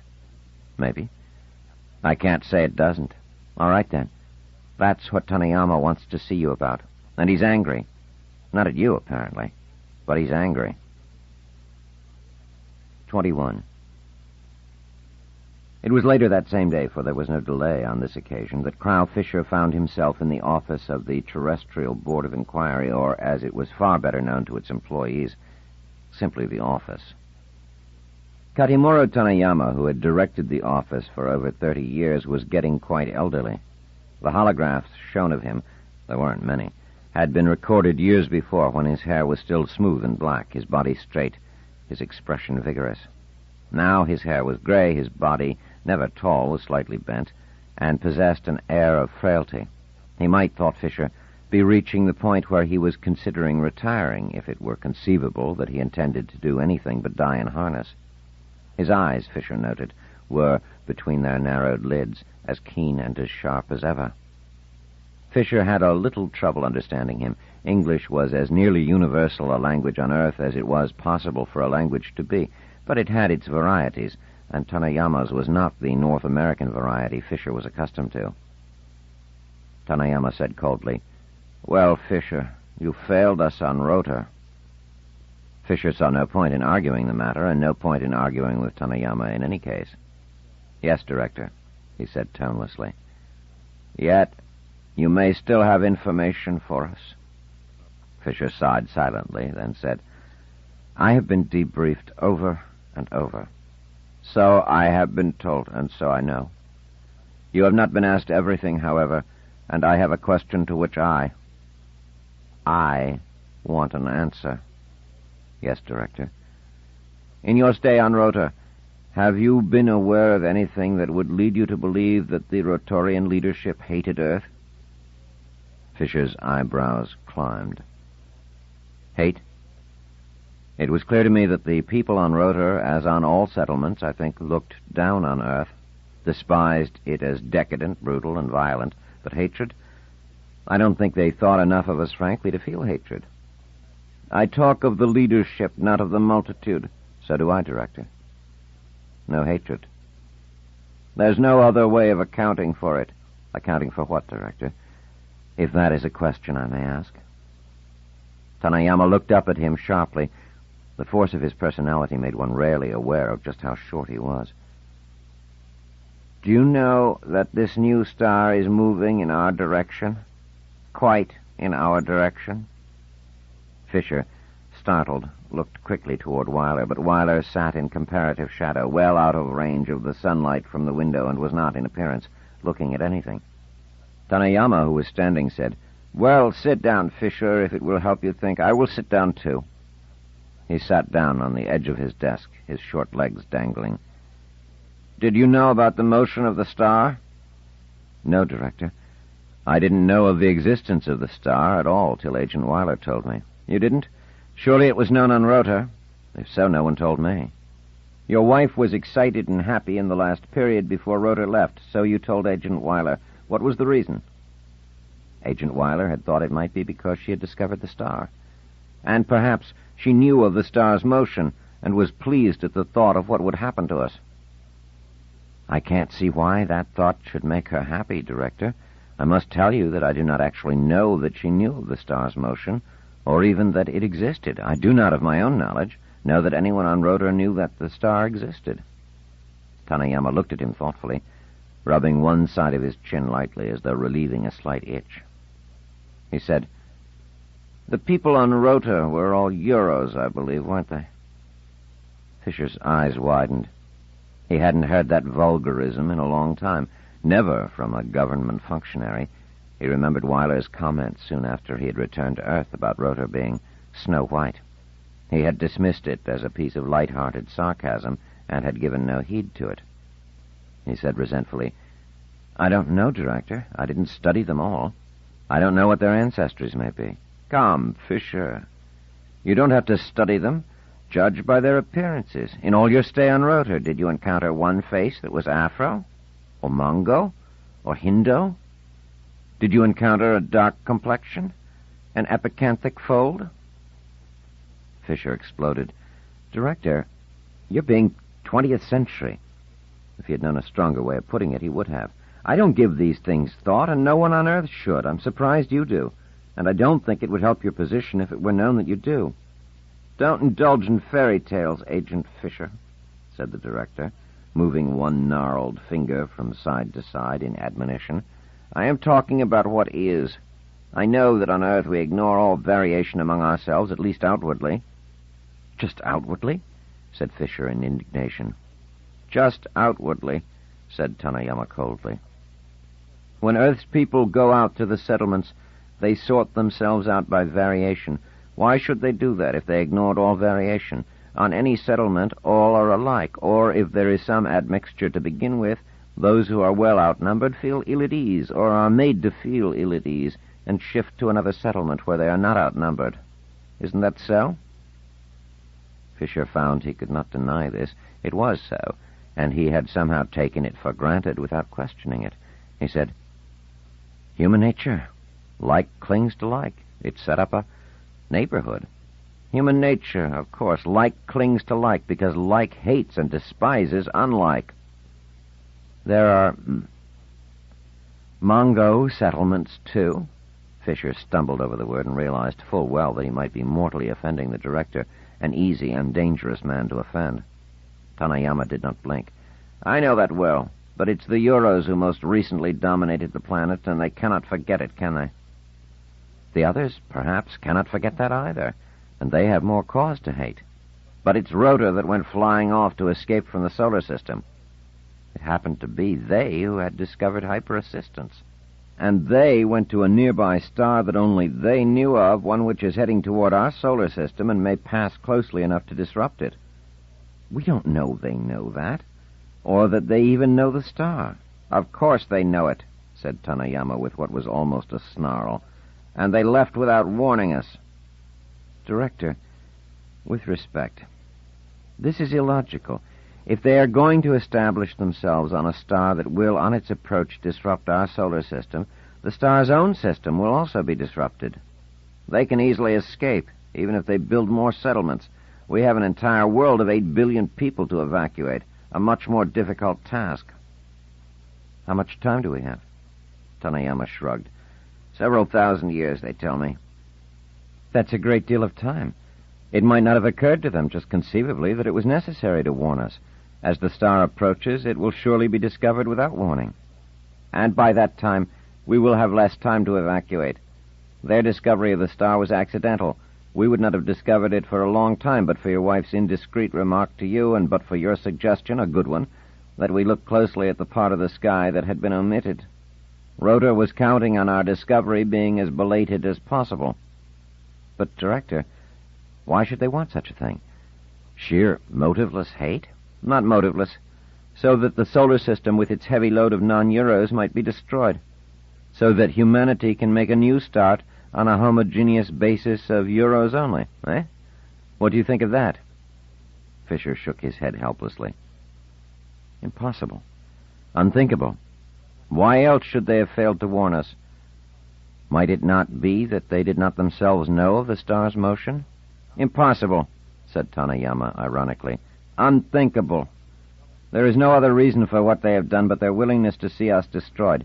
But we will discover hyperspatial travel for ourselves, and we will move out to this new star and find them, and we will even the score." Chapter 13. Dome. 22. Eugenia Insignia greeted her daughter's statement with a half-laugh of disbelief. How does one go about doubting a young daughter's sanity as an alternative to doubting one's own hearing capacity? "What did you say, Marlena? What do you mean I'm going to Erythro?" "I asked Commissioner Pitt, and he said he would arrange it." Insignia looked blank. "But why?" Betraying a bit of irritation, Marlena answered, "Because you say you want to make delicate astronomical measurements, and you can't do it delicately enough from Rotor. You can do it from Erythro. But I see I'm not answering your real question." "You're right. What I meant was, why should Commissioner Pitt have said he would arrange it? I've asked several times before this, and he has always refused. He's unwilling to let anyone go to Erythro, except for some specialists." "I just put it to him in a different way, Mother." Marlena hesitated a moment. "I told him that I knew he was anxious to get rid of you, and this was his chance." Insignia drew in her breath so sharply that she choked slightly and had to cough. Then, eyes watering, she said, "How could you say that?" "Because it's true, Mother. I wouldn't have said it if it weren't true. I've heard him speak to you, and I've heard you speak about him, and it's just so clear that I know you see it too. He's annoyed with you, and wishes you'd stop bothering him about whatever you bother him about. You know that." Insignia pressed her lips together and said, "You know, darling, I'm going to have to take you into my confidence from now on. It really embarrasses me to have you worm these things out." "I know, Mother." Marlena's eyes dropped. "I'm sorry. But I still don't understand. You didn't have to explain to him that he's annoyed with me. He must know he is. Why, then, didn't he send me to Erythro when I asked him to do so in the past?" "Because he hates having anything to do with Erythro. And just getting rid of you wasn't enough to overcome his dislike of the world. Only this time, it's not just you going. It's you and I, both of us." Insignia leaned forward, placing her hands flat on the table between them. "No, Molly. Marlena. Erythro is not the place for you. I won't be there forever. I'll take my measurements and come back, and you'll stay right here and wait for me." "I'm afraid not, Mother. It's clear that he's only willing to let you go because that's the only way he can get rid of me. That's why he agreed to send you when I asked that we both go, and wouldn't agree when you asked that just you go. Do you see?" Insignia frowned. "No, I don't. I really don't. What do you have to do with it?" "When we were talking and I explained that I knew he would like to get rid of both of us, his face froze, so he could wipe out all expression. He knew I could understand expressions and little things like that, and he didn't want me to guess what he was feeling, I suppose. But that's also a giveaway, you see, and tells me a lot. Besides, you can't suppress everything. Your eyes flicker, and I guess you don't even know it." "So, you knew he wanted to get rid of you, too?" "Worse than that. He's scared of me." "Why should he be scared of you?" "I suppose because he hates having me know what he doesn't want me to know," she added with a dour sigh. "Lots of people get upset with me for that." Insignia nodded. "I can understand that. You make people feel naked, mentally naked, I mean, like a cold wind is blowing across their minds." Her eyes focused on her daughter. "Sometimes I feel that way myself. Looking back, I think you've disturbed me since you were a small child. I told myself often enough that you were simply unusually intelligent." "I think I am," said Marlena quickly. "That too, yes. But it was clearly something more than that, though I didn't see it very clearly. Tell me, do you mind talking about this?" "Not to you, Mother," said Marlena, but there was a note of caution in her voice. "Well, then, when you were younger and found out that you could do this and other children couldn't, and even other grown-ups couldn't, why didn't you come and tell me about it?" "I tried once, actually, but you were impatient. I mean, you didn't say anything, but I could tell you were busy and couldn't be bothered with childish nonsense." Insignia's eyes widened.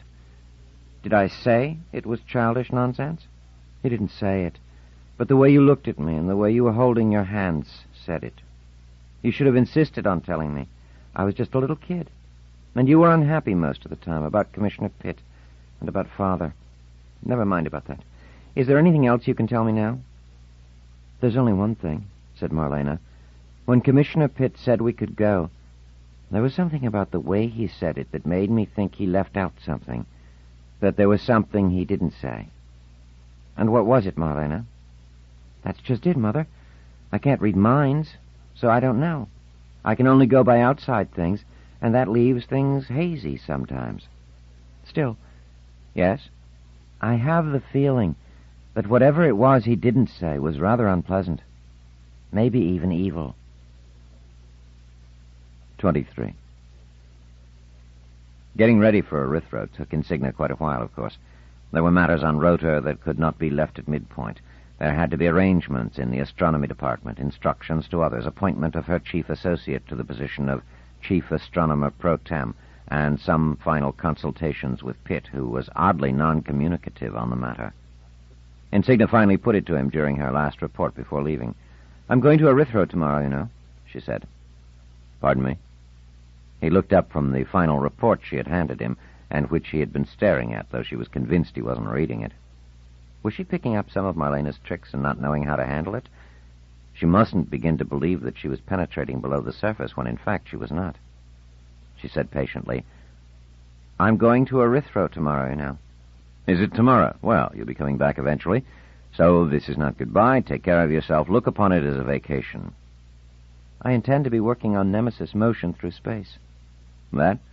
Well, he made a gesture with both hands as though pushing something unimportant away.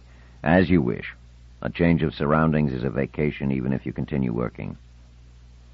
I want to thank you for allowing this, Janus. Your daughter asked me to. Did you know she asked me to? I know. She told me the same day. I told her she had no right to bother you. You were very tolerant of her. Pitt grunted. She's a very unusual girl. I didn't mind obliging her. It's only temporary. Finish your calculations and return. She thought, that's twice he mentioned my return. What would Marlena make out of that if she were here? Something evil, as she says. But what? She said evenly, we'll come back. He said, with the news, I hope, that Nemesis will prove harmless. 5,000 years from now. That's for the facts to decide, she said grimly, then laughed. 24. It was strange, Eugenia Insignia thought.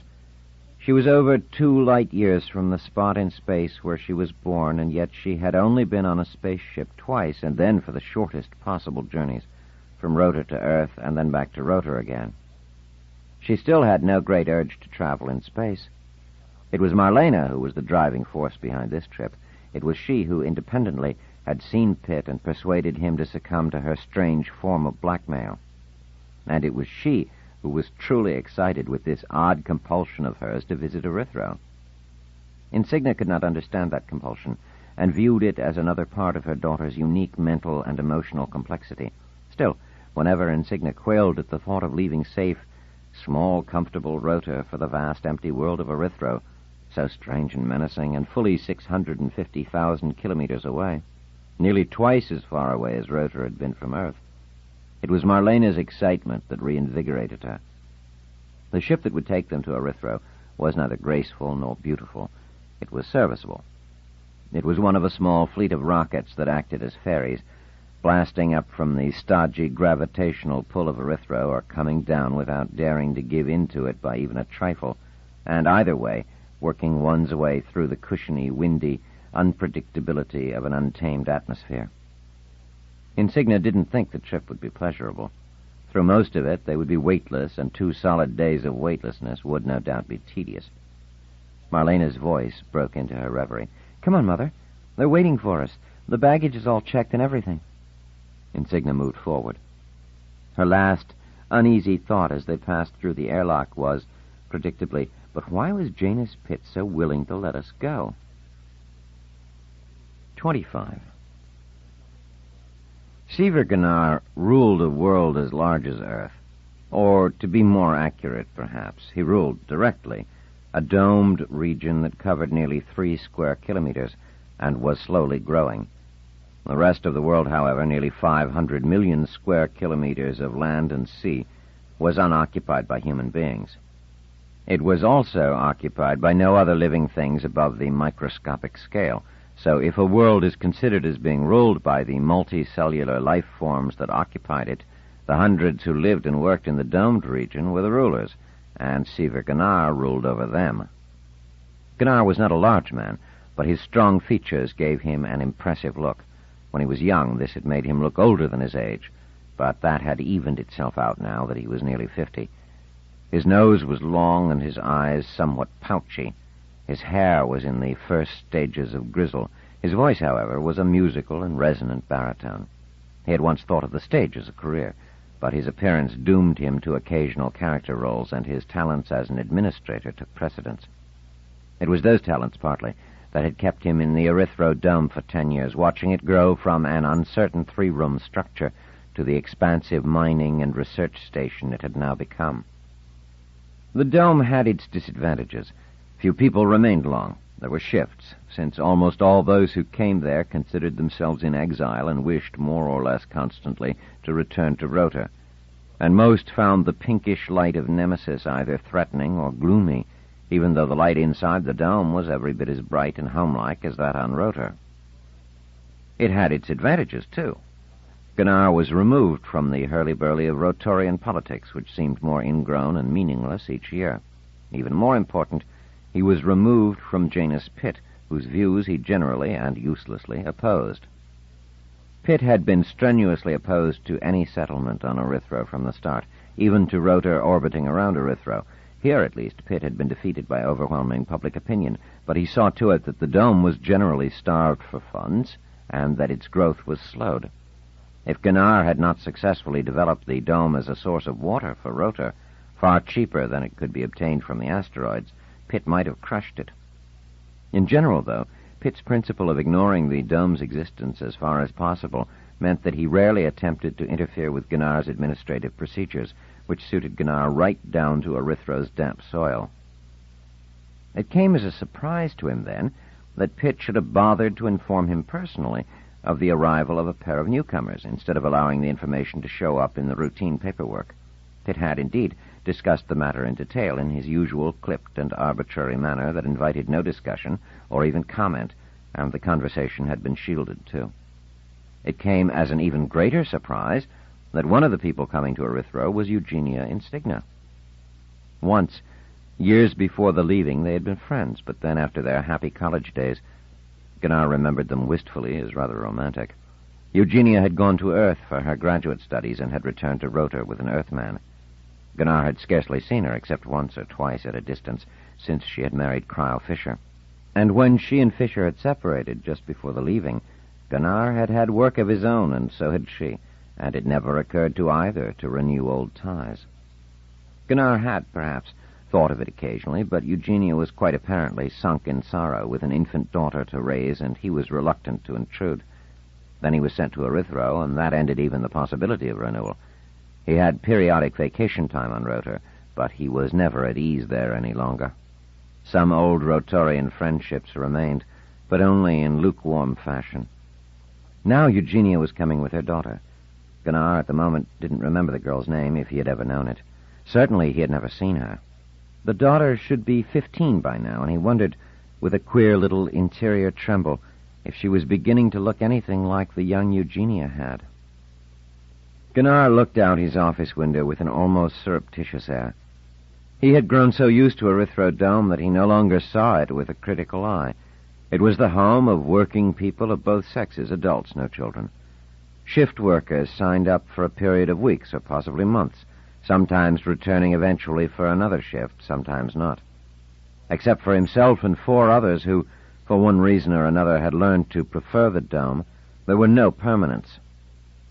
There was no one to take pride in it as an ordinary abode. It was kept clean and orderly as a matter of necessity, but there was also an air of artificiality about it. It was too much a matter of lines and arcs, planes and circles. It lacked irregularity, lacked the chaos of permanent life, where a room or even just a desk had adjusted itself to the hollows and waverings of a particular personality. There was himself, of course. His desk and his room reflected his own angular and planar person. That, perhaps, might be another reason he was at home in the Erythro Dome. The shape of his inner spirit matched its spare geometry. But what would Eugenia Insignia think of it? He was rather pleased she had resumed her maiden name. If she were as he remembered her, she would revel in irregularity and the unexpected touch of frippery, for all she was an astronomer. Or had she changed? Did people ever change, essentially? Had Cryle Fisher's desertion embittered her, twisted her? Gunnar scratched the hair at his temple where it had gone distinctly gray, and thought that these speculations were useless and time-wasting. He would see Eugenia soon enough, for he had left word that she was to be brought to him as soon as she had arrived. Or should he have gone to greet her in person? No. He had argued that with himself half a dozen times already. He couldn't look too anxious. It wouldn't suit the dignity of his position. But then Gunnar thought that that wasn't the reason at all. He didn't want to make her uneasy. He didn't want her to think he was still the same uncomfortable and incompetent admirer who had retreated in so shambling a manner before the tall and brooding good looks of the Earthman. And Eugenia had never looked at him again after she had seen Cryle, never seriously looked at him. Gunnar's eyes scanned the message from Janus Pitt, dry, condensed, as his messages always were, and with that indefinable feel of authority behind it, as though the possibility of disagreement were not merely unheard of, but actually unthought of. And he now noted that Pitt spoke more forcefully of the young daughter than of the mother.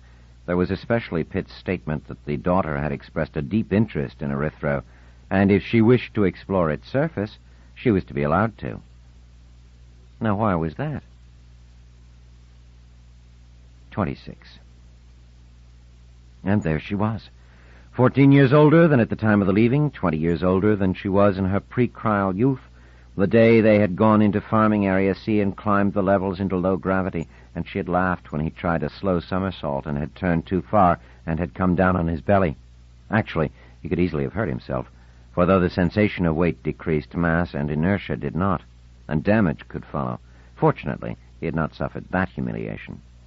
Eugenia looked older, too, but she had not thickened very much, and her hair, shorter now and straight, was more matter-of-fact somehow, but was still a lively dark brown. And when she advanced toward him, smiling, he could feel his traitor heart speed a bit. She held out both hands, and he took them. "Seaver," she said, "I have betrayed you, and I'm so ashamed." "Betrayed me, Eugenia? What are you talking about?" What was she talking about? Surely not her marriage to Cryle. She said, "I should have thought of you every day. I should have sent you messages, given you the news, insisted on coming to visit you. Instead, you never thought of me at all." "Oh, I'm not that bad. I thought of you every once in a while. I never really forgot you. Don't think that for a moment. It's just that my thoughts never really prompted me to do anything." Gunnar nodded. What was there to say? He said, "I know you've been busy, and I've been here out of sight and, therefore, out of mind." "Not out of mind. You've scarcely changed at all, Seaver." "That's the advantage of looking old and craggy when you're 20. After that, you never change, Eugenia. Time passes and you just look a trifle older and a trifle craggier. Not enough to matter." "Come now. You make a profession of being cruel to yourself so that soft-hearted women will leap to your defense. That hasn't changed at all." "Where's your daughter, Eugenia? I was told she would be coming with you." "She came. You can be sure of that. Erythro is her idea of paradise for no reason I can possibly think of. She went to our quarters to straighten them out and unpack for the two of us. She's that kind of young woman. Serious, responsible, practical, dutiful. She possesses what someone once described to me as all the unlovable virtues." Gunnar laughed. "I'm quite at home with them. If you only knew how hard I've tried in my time to cultivate at least one charming vice, I've always failed." "Oh, well, as one grows older, I suspect one needs more unlovable virtues and fewer charming vices. But why did you retreat permanently to Erythro, Seaver? I understand that Erythrodome has to be administered, but surely you're not the only one on Rota who can do the job," Gunnar said. "Actually, I like to think I am. In a way, though, I enjoy it here, and I do get to Rota on occasion for a short vacation." "And never come to see me?" "Just because I have a vacation doesn't mean you do. I suspect you're far busier than I am, and have been ever since you discovered Nemesis. But I'm disappointed. I wanted to meet your daughter." "You will. Her name's Marlena. Actually, it's Molly in my heart, but she won't allow that. At the age of 15, she has become remarkably intolerant and insists on being called Marlena. But you'll meet her, never fear. Actually, I didn't want her here the first time. How could we reminisce freely with her present?" "Do you want to reminisce, Eugenia?" "About some things." Gunnar hesitated. "I'm sorry Cryle didn't join the leaving." Insigna's smile became fixed. "About some things, Seaver." She turned away and walked to the window, staring out. "This is an elaborate place you have here, by the way. Just the little I've seen of it is impressive. Bright lights, actual streets, sizable buildings. And yet the dome is hardly ever spoken of or referred to back on Rota. How many people live and work here?" "It varies. We have our slow and busy times. We've had as many as nearly 900 people here. At the moment, the number is 516. We know every individual present. It's not easy. Each day sees some come, some go." "Except you. And a few others." "But why the dome, Seaver? After all, Erythro's atmosphere is breathable." Gunnar pushed out his lower lip, and for the first time he did not meet her eyes. "Breathable, but not really comfortable. The light level is wrong. When you get outside the dome, you're bathed in a pinkish light, tending to orange when Nemesis is high in the sky. It's bright enough. You can read. Still, it doesn't seem natural. Then, too, Nemesis itself doesn't look natural. It looks too large, and most people think it looks threatening, and that its reddish light makes it seem angry, and they get depressed. Nemesis is dangerous in actual fact, too, at least in a way.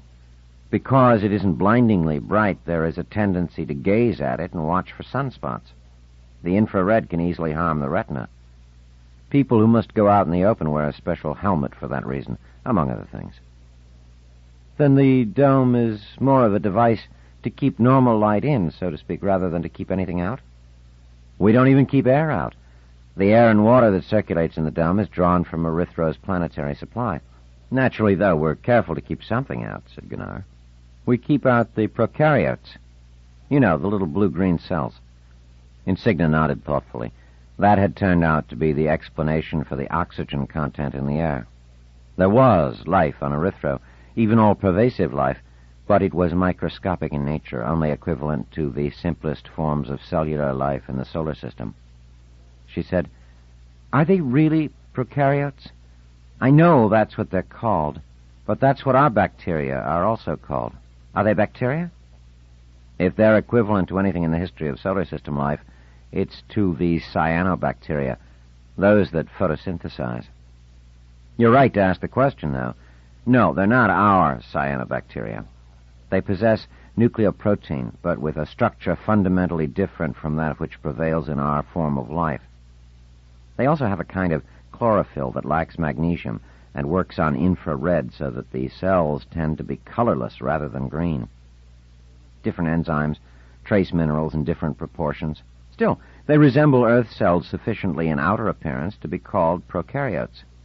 I understand that biologists are pushing for the word erythriotes, but for non-biologists like ourselves, prokaryotes is good enough. And they're efficient enough in their workings to account for the oxygen in Erythro's atmosphere? Absolutely. Nothing else could possibly explain its existence there.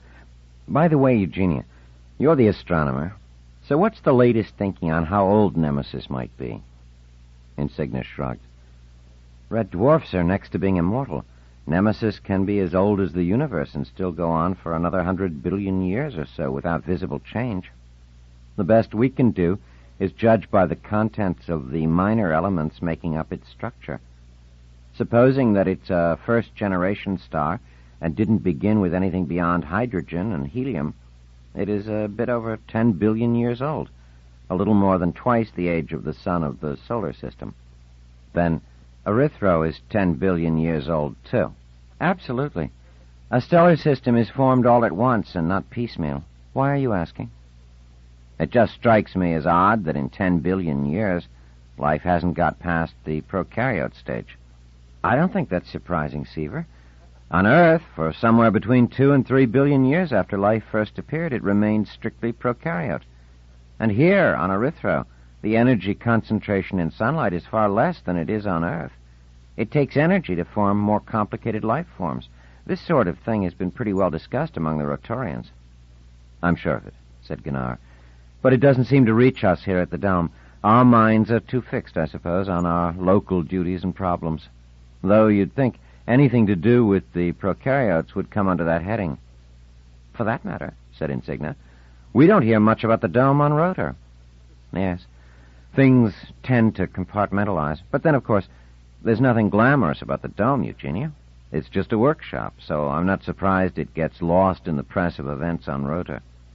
It's the new settlements that are being built that get all the attention. Are you going to move to one of them? Never. I'm a Rotorian, and I intend to stay one. I wouldn't even be here, if you'll pardon my saying so, if it weren't an astronomical necessity. I've got to make a number of observations from a base that is more stable than Rotor. So I have been informed by Pitt. I am instructed to give you my full cooperation. Good. I'm sure you will. Incidentally, you mentioned earlier that the Dome would like to keep the prokaryotes out. Do you succeed in doing so? Is the water here safe to drink? Gunnar said. Obviously, since we drink it. There are no prokaryotes in the Dome. Any water that comes in, anything at all that comes in, is bathed in blue-violet light that destroys the prokaryotes in a matter of seconds. The short-wave photons in the light are too energetic for the little things and break down key components of the cells. And even if some of them come in, they're not poisonous as far as we can tell, or harmful in any way. We've tested them on animals. That's a relief. It works the other way, too. Our own microorganisms can't compete with erythros prokaryotes under erythrotic conditions. At least, when we seed erythros soil with our own bacteria, they don't succeed in growing and multiplying. What about multicellular plants? We've tried it, but with very poor results. And it must be due to the quality of Nemesis light, because we can grow plants perfectly well inside the dome using erythros soil and water. We report these things back to Rotor, of course, but I doubt that the information gets widely publicized. As I said, Rotor isn't interested in the dome. Certainly the fearsome Pitt isn't interested in us. And he's really all that counts on Rotor, isn't he? Gunnar said that with a smile, but the smile seemed strained. What would Marlena have said about it? Insignia wondered. She said, Pitt isn't fearsome. He's sometimes tiresome, but that's a different thing. You know, Seaver, I always thought when we were young that you might be commissioner someday. You were enormously bright, you know. Were? Still are, I'm sure. But in those days you were so politically oriented, had such ideas. I used to listen to you, entranced. In some ways, you would have been a better commissioner than Janus is. You would have listened to people. You wouldn't have insisted on getting your own way as much. Which is precisely why I would have made a very poor commissioner. You see, I don't have any precise goals in life. I just have the desire to do what seems to me to be the right thing at the moment, in the hope that it will end up with something bearable. Now, Pitt knows what he wants and intends to get there by any means. You're misjudging him, Seaver. He's got strong views, but he's a very reasonable man. Of course, Eugenia. That's his great gift, his reasonableness. Whatever course he pursues, he always has a perfectly good, a perfectly logical, a perfectly human reason for it. He can make one up at any given moment, and is so sincere about it he convinces even himself. I'm sure if you've had any dealings with him, you've managed to let him talk you into doing what you at first didn't want to do.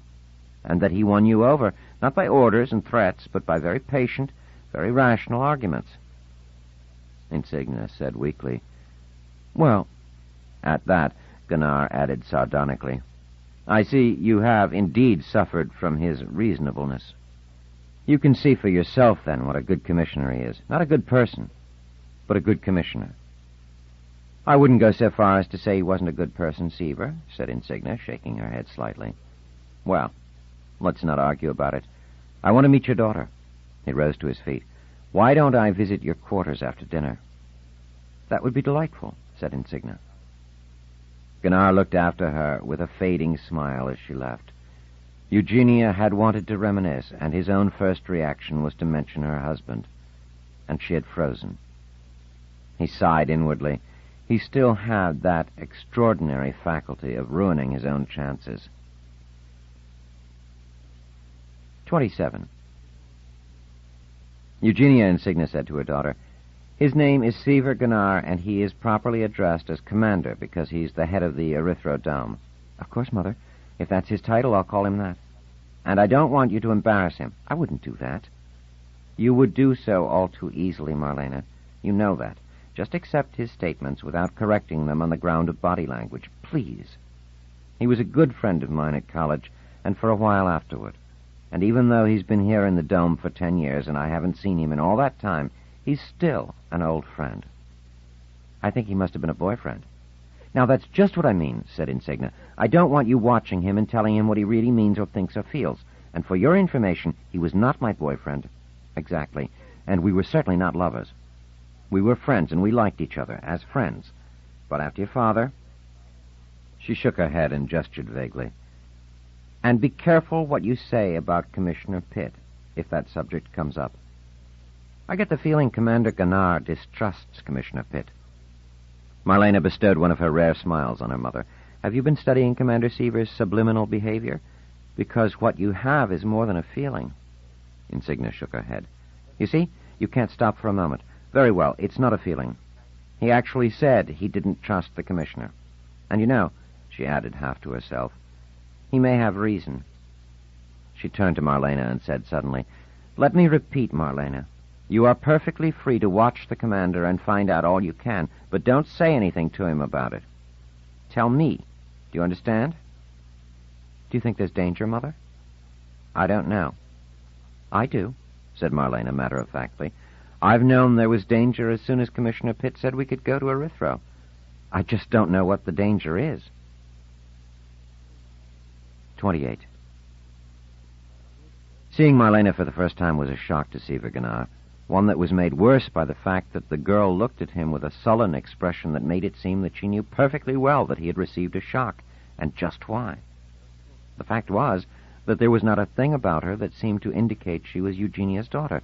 None of the beauty, none of the grace, none of the charm. Only those large, bright eyes that were now boring into him, and they weren't Eugenia's either. They were the one respect in which she exceeded her mother, rather than fell short. Little by little, though, he revised his first impression. He joined them for tea and dessert, and Marlena behaved herself with perfect propriety, quite the lady, and obviously intelligent. What was it that Eugenia had said? All the unlovable virtues? Not quite that bad. It seemed to him that she ached for love, as plain people sometimes do, as he himself did. A sudden flood of fellow feeling swept over him. And after a while he said, Eugenia, I wonder if I might have a chance to speak to Marlena alone? Insignia said with an attempt at lightness, Any particular reason, Seaver? Gunnar said, Well, it was Marlena who spoke to Commissioner Pitt, and it was she who persuaded the commissioner to allow the two of you to come to the Dome. As commander of the Dome, I'm pretty much dependent on what Commissioner Pitt says and does, and I would value what Marlena can tell me of the meeting. I think she would speak more freely if it were just the two of us.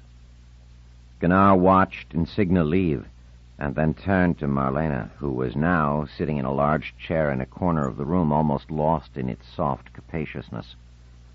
Her hands were clasped loosely in her lap, and her beautiful dark eyes regarded the commander gravely. Gunnar said with a hint of humor in his voice, Your mother seemed a little nervous about leaving you here with me. Are you nervous, too? Not at all, said Marlena. And if my mother was nervous, it was on your behalf, not on mine. On my behalf? Why? She thinks I might say something that would offend you. Would you, Marlena? Not deliberately, Commander. I'll try not to. And I'm sure you'll succeed. Do you know why I want to see you alone? You told my mother you want to find out about my interview with Commissioner Pitt. That's true. But you also want to see what I'm like. Gunnar's eyebrows drew together just a trifle. Naturally, I would like to get to know you better. It's not that, said Marlena quickly. What is it, then? Marlena looked away. I'm sorry, Commander. Sorry about what? Marlena's face twitched unhappily, and she was silent. Gunnar said softly, Now, Marlena, what is wrong? You must tell me. It is important to me that we talk frankly. If your mother told you to watch what you say, please forget that. If she implied that I was sensitive and easily offended, please forget that, too. In fact, I command you to speak to me freely and not to worry a bit about offending me, and you must obey my command, because I'm the commander of the Erythrodome. Marlena laughed suddenly. You're really anxious to find out about me, aren't you? Of course. Because you're wondering how I can look the way I do when I'm my mother's daughter. Gunnar's eyes opened wide. I never said anything of the sort. You didn't have to. You're an old friend of my mother's. She told me that much. But you were in love with her, and you haven't quite gotten over it, and you were expecting me to look the way she did when she was young, so when you saw me, you winced and drew back. I did. It was noticeable. It was a very small gesture because you're a polite man and you tried to repress it. But it was there. I saw it easily. And then your eyes turned to my mother and back to me, and then there was the tone of your first words to me. It was all very plain. You were thinking I didn't look at all like my mother, and you were disappointed. Gunnar leaned back in his chair and said, But this is marvelous. And a great gladness lit up Marlena's face. You mean it, Commander. You mean it. You're not offended. You're not uncomfortable. It makes you happy. You're the first one. The first one. Even my mother doesn't like it. Liking or not liking it doesn't matter. That is totally irrelevant when it's a question of coming up against the extraordinary. How long have you been able to read body language in this way, Marlena? Always. But I've gotten better at it. I think anyone must be able to do it if they only watch and think. Not so, Marlena. It can't be done. Don't think it. And you say I love your mother. No doubt about it, Commander. When you're near her, you give it away with every look, every word, every twitch. Do you suppose she notices? She suspects you do, but she doesn't want you to. Gunnar looked away. She never did. It's my father. I know. Marlena hesitated. But I think she's wrong. If she could see you the way I do right now. But she can't, unfortunately. It makes me so happy that you do, though. You're beautiful. Marlena flushed. Then she said, You mean that? Of course I do. But I can't lie to you, can I? So I won't try. Your face isn't beautiful, your body isn't beautiful, but you are beautiful, and that's what's important. And you can tell I really believe that. Yes, I do, said Marlena, smiling with such genuine happiness that even her face had a sudden distant cast of beauty. Gunnar smiled, too, and said, Shall we now talk about Commissioner Pitt? Now that I know what an uncommonly shrewd young woman you are, it is all the more important I do so. Are you willing? Marlena clasped her hands lightly in her lap, smiled demurely, and said, Yes, Uncle Seaver. You don't mind if I call you that, do you? Not at all. In fact, I'm honored. Now, tell me all about Commissioner Pitt. He has sent me instructions that I'm to give your mother all possible cooperation and that I am to make freely available to her all our astronomical equipment. Why do you suppose that is? My mother wants to make delicate measurements of Nemesis motion relative to the stars, and Marauder is too unsteady a base for those measurements. Erythra will do much better. Is this project of hers a recent one? No, Uncle Seaver. She's been trying to get the necessary data for a long time, she told me. Then why didn't your mother ask to come here a long time ago? She did, but Commissioner Pitt refused. Why did he agree now? Because he wanted to get rid of her. I'm sure of that, if she kept bothering him with her astronomical problems, but he must have been tired of her a long time ago. Why does he send her now? Marlena's voice was low. He wanted to get rid of me. Chapter 14. Fishing. 29. 5 years had now passed since the leaving. Crowell Fisher found that hard to believe, since it seemed so much longer than that, infinitely longer. Marauder was not in the past, but in another life altogether, one that he could only view with gathering incredulity. Had he really lived there? Had he had a wife? He remembered only his daughter, clearly, and even that had its element of confusion, for sometimes it seemed to him he remembered her as a teenager. Of course, the problem was compounded by the fact that his life in the last 3 years, ever since Earth had discovered the neighbor star, had been a hectic one. He had visited 7 different settlements. All of these were inhabited by settlers of his own skin shade who spoke more or less his language and shared more or less his cultural orientation. That was the advantage of Earth's variety. Earth could supply an agent similar in appearance and culture to the general population of any settlement. Of course, there was a limit to how closely he could melt into any settlement. No matter how he matched its population superficially, he still had a distinctive accent of speech. He could not remain as graceful as they under changes of gravitational pull. He could not skim along as they did in low gravity. In a dozen ways he betrayed himself on each settlement he visited, and always they withdrew from him just slightly, even though in each case he had gone through quarantine and medical treatment before being allowed to even enter the settlement proper. Of course, he remained on each settlement only a few days to a few weeks. Never was he expected to remain on a settlement on a semi-permanent basis, or to build himself a family there, as he had done on Rotor. But then Rotor had had hyper-assistance, and since then Earth had been looking for items of narrower importance, or at least he had been sent on tasks of narrower importance. He had been back now for 3 months. There was no word of a new assignment, and he was not anxious for one. He was tired of the uprooting, tired of not fitting in, tired of the pretense of being a tourist. And there was Garand Weiler, his old friend and colleague, fresh from a settlement of his own, and staring at him with tired eyes. The dark skin of his graceful hand glimmered in the light as he raised his sleeve to his nose for a moment, then let it drop. Fisher half smiled. He knew the gesture, had gone through it himself. Each settlement had its own characteristic odor, depending on the crops it grew, the spices it used, the perfumes it affected, the very nature of the machinery and lubricants it used. It quickly went unnoticed, but on the return to Earth, the settlement odor clung to one quite detectably. And though the person might be bathed and the clothing washed so that others did not notice, one still noticed the smell on himself. Fisher said, "Welcome back. How was your settlement this time?" "As always, terrible. Old man Taniyama is correct. What all the settlements fear and hate most is variety. They don't want differences in appearance, tastes, ways, and life. They select themselves for uniformity and despise everything else. Fisher said, "You're right, and it's too bad." Weiler said, "That's a mild, unfeeling way of putting it. Too bad. Whoops, I dropped the dish. Oh, too bad. Whoops, my contact seal is out of line. Oh, too bad. We're talking humanity here. We're talking about Earth's long struggle to find a way of living together, all cultures, all appearances. It isn't perfect yet, but compare it to how it was even a century ago, and it's heaven. Then when we get a chance to move into space, we shuck it all off and move right back into the Dark Ages. And you say, too bad. That's some reaction to something that's an enormous tragedy." "I agree," said Fisher. "But unless you can tell me something practical I can do about it, what does it matter how eloquently I denounce it?" "You were at Akruma, weren't you?" "Yes," said Weiler. "Did they know about the neighbor star?" "Certainly. As far as I know, the news has now reached every settlement." "Were they concerned?" "Not a bit. Why should they be? They've got thousands of years. Long before the neighbor star is anywhere near, and if it should seem to be dangerous, which isn't absolutely certain, you know, they can wander off. They can all wander off. They admire Marauder and only wait for a chance to get away themselves." Weiler was frowning, his tone bitter. He went on, "They'll all leave and we'll be stuck. How are we going to build enough settlements for 8 billion human beings and get them all away?"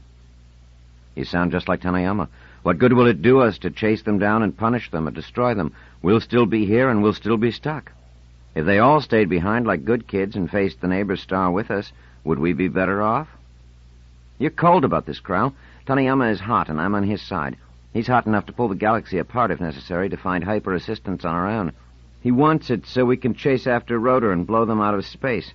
But even if that does no good, we're going to need hyper-assistance to get as many people off Earth as possible if it turns out that the neighbor's star will make it necessary. So what Tanayama is doing is right, even if his motives are wrong." "And suppose we have hyper-assistance, and then we find we only have the time and the resources to get 1 billion people off. Which is the billion that goes? And what happens if those who are in charge start saving only their own kind?" Weiler growled. "It doesn't bear thinking of." "It doesn't," agreed Fisher. "Let's be glad we'll be long gone before even the barest beginning can be made." "If it comes to that," said Weiler, his voice suddenly dropping, "the barest beginning may already have been made. I suspect we have hyper-assistance now, or just about have it." Fisher's expression was one of deep cynicism. "What makes you think that? Dreams? Intuition? No. I know a woman whose sister knows someone on the old man's staff. Will that do you?" "Of course not. You'll have to give me more than that." "I'm not in a position to. Look, Crowell, I'm your friend. You know I helped you get back your status in the office." Crowell nodded. "I do, and I appreciate it.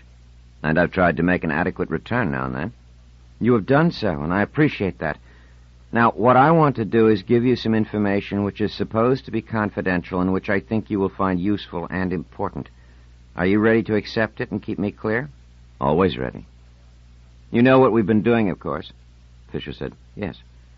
It was the kind of useless, rhetorical question that required no other answer. For 5 years, agents of the office, for the last 3 years, Fisher among them, had been rummaging in the informational garbage heaps of the settlements, scavenging. Every settlement was working on hyper-assistance, just as Earth itself was ever since the word had leaked out that Marauder had it, and certainly ever since Marauder had proved the fact by leaving the solar system. Presumably, most settlements, perhaps all, had obtained some scrap of what it was that Marauder had done. By the open science agreement, each one of those scraps should have been laid on the table, and if all were then put together, it might have meant practical hyper-assistance for all. That, however, was clearly too much to ask in this particular case. There was no telling what useful side effects might be born of the new technique, and no settlement could abandon the hope that it might be the first in the field and, in this way, gain an important lead on the others in one way or another. So each hoarded what it had, if it had anything, and not one of them had enough. And Earth itself, with its vastly elaborate terrestrial board of inquiry, sniffed at all the settlements indiscriminately. Earth was fishing, and Fisher, appropriately enough, was one of the fishermen. Weiler said slowly, "We've put what we've got together, and I gather it's enough. We'll be able to have hyper-assisted travel. And I'm thinking we'll go out to the neighbor star. Wouldn't you want to be on that trip when it goes out there?" "Why do I want to be on it, Garrett?" "If there's going to be such a trip, which I doubt." "I'm pretty sure there will be. I can't give you my source, but take my word for it, it's reliable. And of course you'll want to make the trip. You might see your wife, or if not her, your kid. Fisher moved restlessly. It seemed to him he spent half his days now trying not to think of those eyes. Marlena would be 6 years old now, talking in a quiet, deliberate way like Roseanne, seeing through people like Roseanne. He said, "You're talking nonsense, Garrett. Even if there were such a flight, why would they let me be on it? They would send specialists of one sort or another. Besides, if there's one person the old man will keep off, it's me. He may have let me get back into the office and given me assignments, but you know how he is about failures, and I certainly failed him on Rotor." "Yes, but that's the very point. That's what makes you a specialist. If he's going after Rotor, how can he fail to include the one Earthman who lived on Rotor for 4 years? Who would understand Rotor better, and who would know better how to deal with him? Ask to see him. Point this out. But remember, you're not supposed to know that we have hyper-assistance. Just talk possibilities. Make use of the subjunctive. And don't drag me into it in any way. I'm not supposed to know about it either." Fisher's brow furrowed in thought. Was it possible? He dared not hope. 30. The next day, while Fisher was still wondering whether to risk asking for an interview with Taniyama, the decision was taken out of his hands. He was summoned. A simple agent is rarely summoned by the director. There are plenty of deputies to grind away at them. And if an agent is summoned by the old man, it is almost never good news. So Cryle Fisher prepared himself with grim resignation for an assignment as an inspector of the fertilizer factories. Taniyama looked up at him from behind his desk. Fisher had seen him only rarely and briefly in the 3 years since Earth's discovery of the neighbor star, and he seemed unchanged. He had been small and shriveled for so long that there seemed no room for any further physical change. The sharpness of his eyes had not abated either, nor the withered, grim set of his lips. He might even be wearing the same garments he had worn 3 years before. Fisher could not tell. But if the harsh voice, too, was the same, the tone was surprising. Apparently, in the face of astronomical odds, the old man had called him in for the purpose of praising him. Taniyama said in his queer and not altogether unpleasant distortion of planetary English, "Fisher, you have done well. I want you to hear that from me." Fisher, standing, he had not been invited to sit down, managed to suppress his small start of surprise. The director said, "There can be no public celebration of this, no laser beam parade, no holographic procession. It is not in the nature of things, but I tell you this." "That is quite enough, Director," said Fisher. "I thank you." Taniyama stared fixedly at Fisher out of his narrow eyes. Finally he said, "And is that all you have to say? No questions?" "I presume, Director, you will tell me what I need to know." "You are an agent, a capable man. What have you found out for yourself?" "Nothing, Director. I do not seek to find out anything but what I am instructed to find out." Taniyama's small head nodded very slightly. "An appropriate answer, but I seek inappropriate ones. What have you guessed?" "You seem pleased with me, Director, and it may therefore be that I have brought in some information that has proved useful to you." "In what respect?" "I think nothing would prove more useful to you than having obtained the technique of hyper-assistance." Taniyama's mouth made a noiseless, "Ah," he said. "And next, assuming this to be so, what are we to do next?" "Travel to the neighbor star. Locate Rotor." "Nothing better than that? That is all there is to do? You see no farther?" And at this point, Fisher decided it would be foolish not to gamble. He could not possibly be handed a better opportunity. "One thing better, that when the first Earth vessel goes out of the solar system by means of hyper-assistance, I be on it." Fisher had scarcely said that when he knew his gamble was lost, or at least not won. Taniyama's face darkened. He said in a sharply imperative tone, "Sit down." Fisher could hear the soft movement of the chair behind him, rolling toward him at the words of Taniyama, words that its primitive computerized motor could understand. Fisher sat down without looking behind him to make certain the chair was there. To have done so would have been insulting, and at the present moment there was no room to insult Taniyama. Taniyama said, "Why do you want to be on the vessel?" With an effort, Fisher kept his voice level. "Director, I have a wife on Rotor." "A wife you abandoned 5 years ago. Do you think she would welcome you back?" "Director, I have a child." "She was 1 year old when you left. Do you think she knows she has a father or cares?" Fisher was silent. These were points that he had thought about himself over and over. Taniyama waited briefly, then said, "But there will be no flight to the neighbor star. There will be no vessel for you to be on." Again, Fisher had to suppress surprise. He said, "Forgive me, Director. You did not say we had hyper-assistance. You said, assuming this to be so. I should have noted your choice of words." "So you should have done. So you should always do. Nevertheless, we do have hyper-assistance. We can now move through space just as Rotor has done, or at least we will once we build a vehicle and are sure the design is adequate and all its features workable, which may take a year or two. But then what? Are you seriously suggesting we take it to the neighbor star?" Fisher said cautiously, "Surely that is an option, Director." "A useless one. Think it out, man. The neighbor star is over 2 light years away. No matter how skillfully we make use of hyper-assistance, it will take us more than 2 years to arrive there. Our theoreticians now tell me that while hyper-assistance will allow a ship to go faster than light for brief periods of time, the faster the briefer, the end result is always that it cannot reach any point in space faster than a ray of light would have if the two had started from the same point of origin." "But if that is so, you would be forced to remain on a spaceship in close quarters with several other crew people for over 2 years. Do you think you can endure that? You know very well that small ships have never made long trips. What we need is a settlement, a structure large enough to provide a reasonable environment, like Rotor. How long will that take?" "I couldn't say, Director. Perhaps 10 years if all works well, if there are no hitches or mishaps. Remember, we haven't built a settlement in nearly a century. All the recent settlements have been built by other settlements. If suddenly we begin building one, we will attract the attention of all the settlements that already exist, and that must be avoided.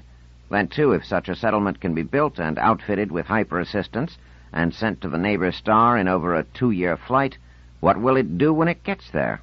As a settlement, it will be vulnerable and easy to destroy if Rotor has warships, as it certainly will have. Rotor will have more warships than we could possibly carry on our traveling settlement. After all, they have been there for 3 years already and may be there for 12 more years before we get there. They will blow our settlement out of space on sight." "In that case, Director..." "No further guessing, Agent Fisher. In that case, we must have true hyperspatial travel, so that we may move any distance we like in as short a period as we like." "Pardon me, Director, but is that possible? Even in theory?" "That is not for you or me to say. We need scientists to concentrate on the matter, and we don't have them. For a century or more, Earth has suffered a brain drain to the settlements. So now we must reverse that. We must raid the settlements after a fashion and persuade the best physicists and engineers to come to Earth.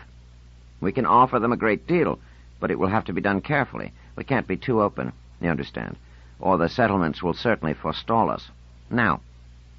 He paused and studied Fisher thoughtfully. Fisher stirred uneasily and said, "Yes, Director?" "The physicist I have my eye on is one T.A. Wendell, who, I'm told, is the best hyperspatialist in the solar system." "It was the hyperspatialists on Rotor who discovered hyper-assistance." Fisher could not resist allowing a certain dryness to enter his voice. Taniyama ignored that. He said, "Discoveries can be made by happy accident, and an inferior mind can stumble ahead while a superior one is taking the time to lay a firm foundation. That has frequently happened in history. Besides, Rotor only has what proved in the end to be merely hyper-assistance, a speed-of-light drive. I want a superluminal drive, one that is far beyond the speed of light, and I want Wendell." "And do you wish me to get him for you?" "Her. She's a woman, Tessa Anita Wendell of Adelia." "Oh?" "That is why we want you for the job. Apparently..." And here Taniyama seemed to radiate a quiet amusement, although nothing in his facial expression seemed to indicate that. "You are irresistible to women." Fisher's expression grew wooden.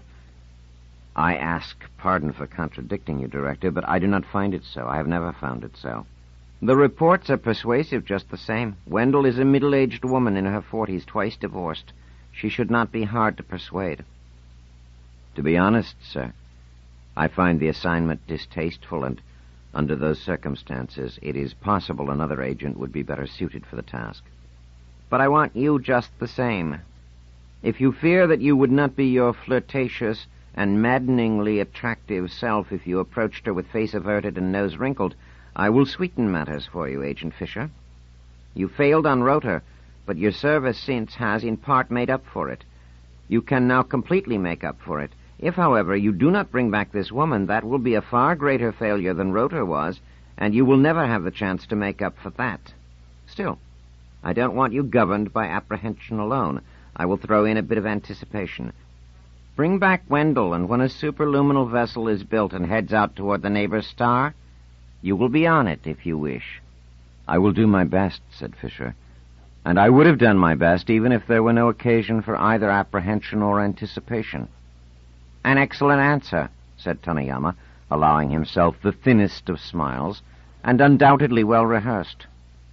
And Fisher left, fully realizing that he had been sent out on his most crucial fishing expedition yet. Chapter 15. Plague. 31. Eugenia and Cygna smiled at Gunnar over dessert. You seem to lead a pleasant life here. Gunnar smiled, too. Pleasant enough, but claustrophobic. We live on a huge world, but I'm bounded by the dome. The people here tend to be ingrown. When I do meet someone interesting, they leave in a couple of months at most. Generally, the people here in the dome bore me most of the time, though probably not as much as I bore them. That's why the arrival of you and your daughter would have been a holovision item, even if you were anyone else. Of course, since it's you... Flatterer, said Insignia sadly. Gunnar cleared his throat. Marlena warned me for my own good, you understand, that you have not quite gotten over. But Insignia overrode him suddenly. I can't say I've noticed any holovision attention. Gunnar gave up. He said, Just a manner of speaking. We're planning a little party tomorrow evening, and you'll then be formally introduced, and everyone will get a chance to know you.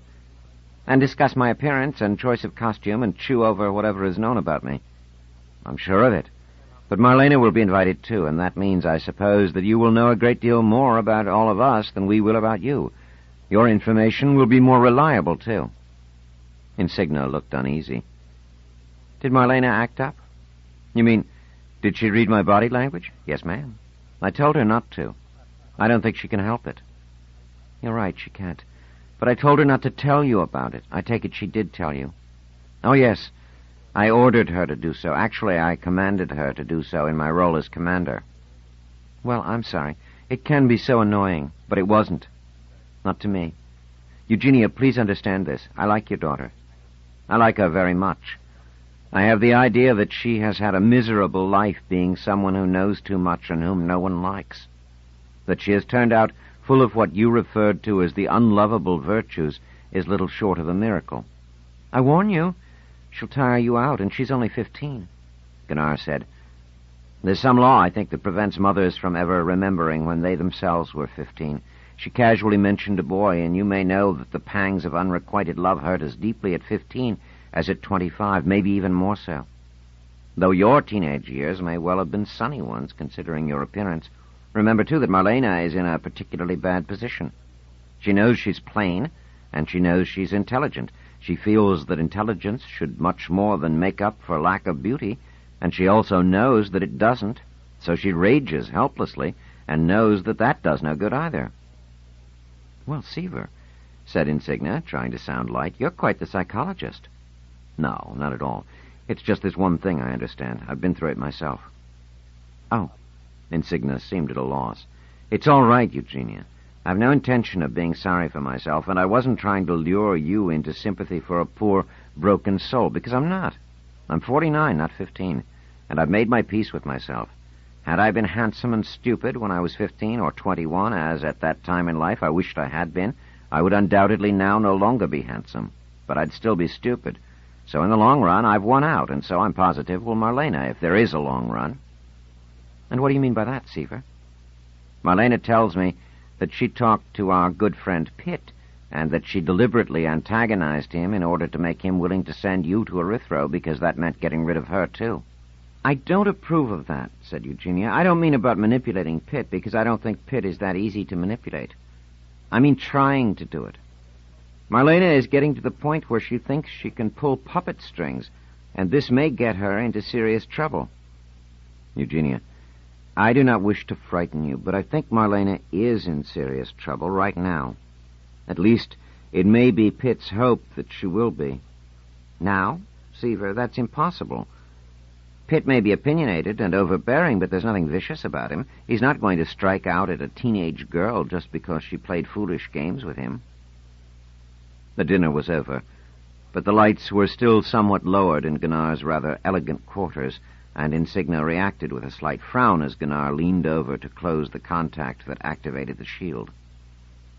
"Secrets, Seaver?" she said with a forced laugh. "Yes, as a matter of fact, Eugenia. I'm going to have to play the psychologist again. You don't know Pitt as I do. I've competed with him, and that's why I'm out here. He wanted to get rid of me. In my case, however, separation is enough. It may not be enough in Marlena's case." Another forced laugh. "Come, Seaver, what are you saying?" "Listen, and you'll understand. Pitt is secretive. He has a fixed aversion to anyone knowing what he intends. It gives him a sense of power to be moving down a hidden road and dragging others, all unwitting, with him. You may be right. He kept Nemesis secret and forced the secrecy on me, too.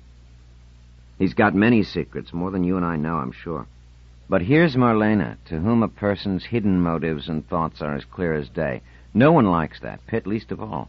So he's sent her out here, and you too, since he couldn't send her without you." "All right. What of that?" "You don't suppose he wants her back, do you?" "Ever?" "That's paranoid, Seaver.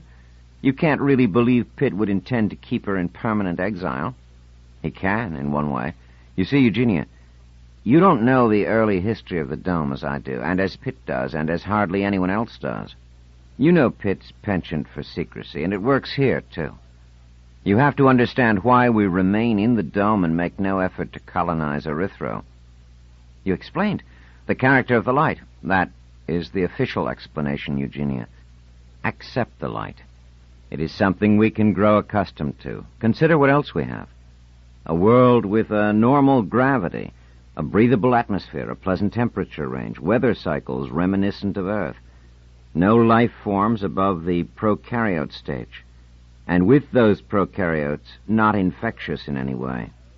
Yet we make no move to colonize the world, even in a limited fashion." "Well, then, why not?" "In the early days of the Dome, people went out freely to explore outside. They took no special precautions, breathed the air, drank the water." "Yes?" "And some of them fell ill, mentally. Permanently. Not violently insane, but divorced from reality. Some have improved with time, but none, as far as I know, has recovered completely. It is apparently not contagious, and they are taken care of en route, quietly." Eugenia frowned. "Are you making this up, Seaver? I haven't heard a word of it." "I remind you again of Pitt's penchant for secrecy. This was not something you had a need to know. It was not your department. It was something I had a need to know because I was sent here to deal with it. If I failed, we might have had to abandon Erythro altogether, and a pall of fear and discontent would have fallen over us all." He fell silent for a moment, then said, "I shouldn't be telling you this. I am, in a sense, violating my oath of office. Still, for Marlena's sake—" A look of deepest apprehension crossed Eugenia's face. "What are you saying? That Pitt—" "I'm saying that Pitt may have thought that Marlena might come down with what we called erythrotic plague. It wouldn't kill her. It wouldn't even make her ill in the ordinary sense. But it would sufficiently disorder her brain to put her peculiar gift out of action, perhaps. And that is what Pitt would want." "But that is horrible, Seaver. Unthinkable. To subject a child—" "I'm not saying it will happen, Eugenia. What Pitt wants is not necessarily what Pitt will get. Once I got here, I introduced drastic methods of protection. We don't go out in the open except in the equivalent of protective suits, and we don't stay out longer than need be. The filtration procedures of the Dome have been improved, too. Since I instituted those measures, we've only had 2 cases, both rather light." "But what causes it, Seaver?" Gunnar laughed briefly, but not lightly. "We don't know. That's the worst of it. We can't sharpen our defenses any further. Careful experiments indicate that there is nothing in either air or water that would seem to account for it, nor in the soil. After all, we have the soil here in the Dome. We can't divorce ourselves from it. We have the air and water, too, properly filtered. Still, many people have breathed raw erythrotic air and drunk raw erythrotic water and have done so with complete impunity and no consequences. Then it must be the prokaryotes. It can't be. We've all ingested them or breathed them inadvertently, and we've used them in animal experiments. Nothing happens. Besides, if it were the prokaryotes, the plague would be expected to be contagious, and, as I said, it isn't. We've experimented with the radiation from Nemesis, and that seems to do no harm. What's more, once, only once, someone who'd never been outside got it inside the dome. It's a mystery. You have no theories? I? No. I'm just content that it has virtually stopped. Still, as long as we are so ignorant of the nature and cause of the plague, we can never be sure that it won't start up again. There was one suggestion. What was that? A psychologist reported this suggestion to me, and I passed it on to Pitt. He claimed that those who came down with the disorder were more imaginative than those who did not, more out of the ordinary, mentally speaking, more intelligent, more creative, more unusual. He suggested that whatever the cause, the more remarkable brains were less resistant, more easily upset. Do you think that might be so? I don't know. The trouble is that there is no other distinction. Both sexes were hit roughly equally, and no clear bias as far as age, education, or gross physical characteristics could be found. Of course, the plague victims make up a relatively small sample, so the statistics aren't compelling. Pitt thought we might go along with the out-of-the-usual bit, and in recent years no one has come to Erythro who hasn't been a pretty dull clod. Not unintelligent, you understand, but a plodder, like myself. I'm the ideal subject for immunity from the plague, an ordinary brain, right? Come, Seaver, you aren't. On the other hand, said Gunnar, not waiting for her protest, I would say that Marlena's brain was remarkably out of the ordinary. Oh, yes, began Eugenia. I see what you're getting at. It's possible that when Pitt discovered that Marlena had this ability and that she was asking to go to Erythro, he saw at once that by merely acceding to her request, he might possibly get rid of a mind he instantly recognized as dangerous. Obviously, then, we ought to leave, go back to Rotor. Yes, but I'm quite sure Pitt can prevent that for a while. He can insist that these measurements you wish to make are vital and must be completed, and you won't be able to use the plague as an excuse. If you even try, he will have you held for mental examination. I would suggest that you complete those measurements as quickly as you can, and as for Marlena, we will take all possible precautions. The plague has died down, and the suggestion that out-of-the-ordinary brains are particularly vulnerable is just that, a suggestion, and no more. There's no real reason to think we can't get away with it. We can keep Marlena safe and do Pitt in the eye. You'll see. Insignia stared at Gunnar, not quite seeing him, her stomach tying itself into a knot. Chapter 16, Hyperspace. 32. Adelia was a pleasant settlement, much more pleasant than Rotor had been. Crowell Fisher had now been on 6 settlements other than Rotor, and all had been more pleasant than Rotor. Fisher paused momentarily to go over the list of names and sighed. There were 7, not 6.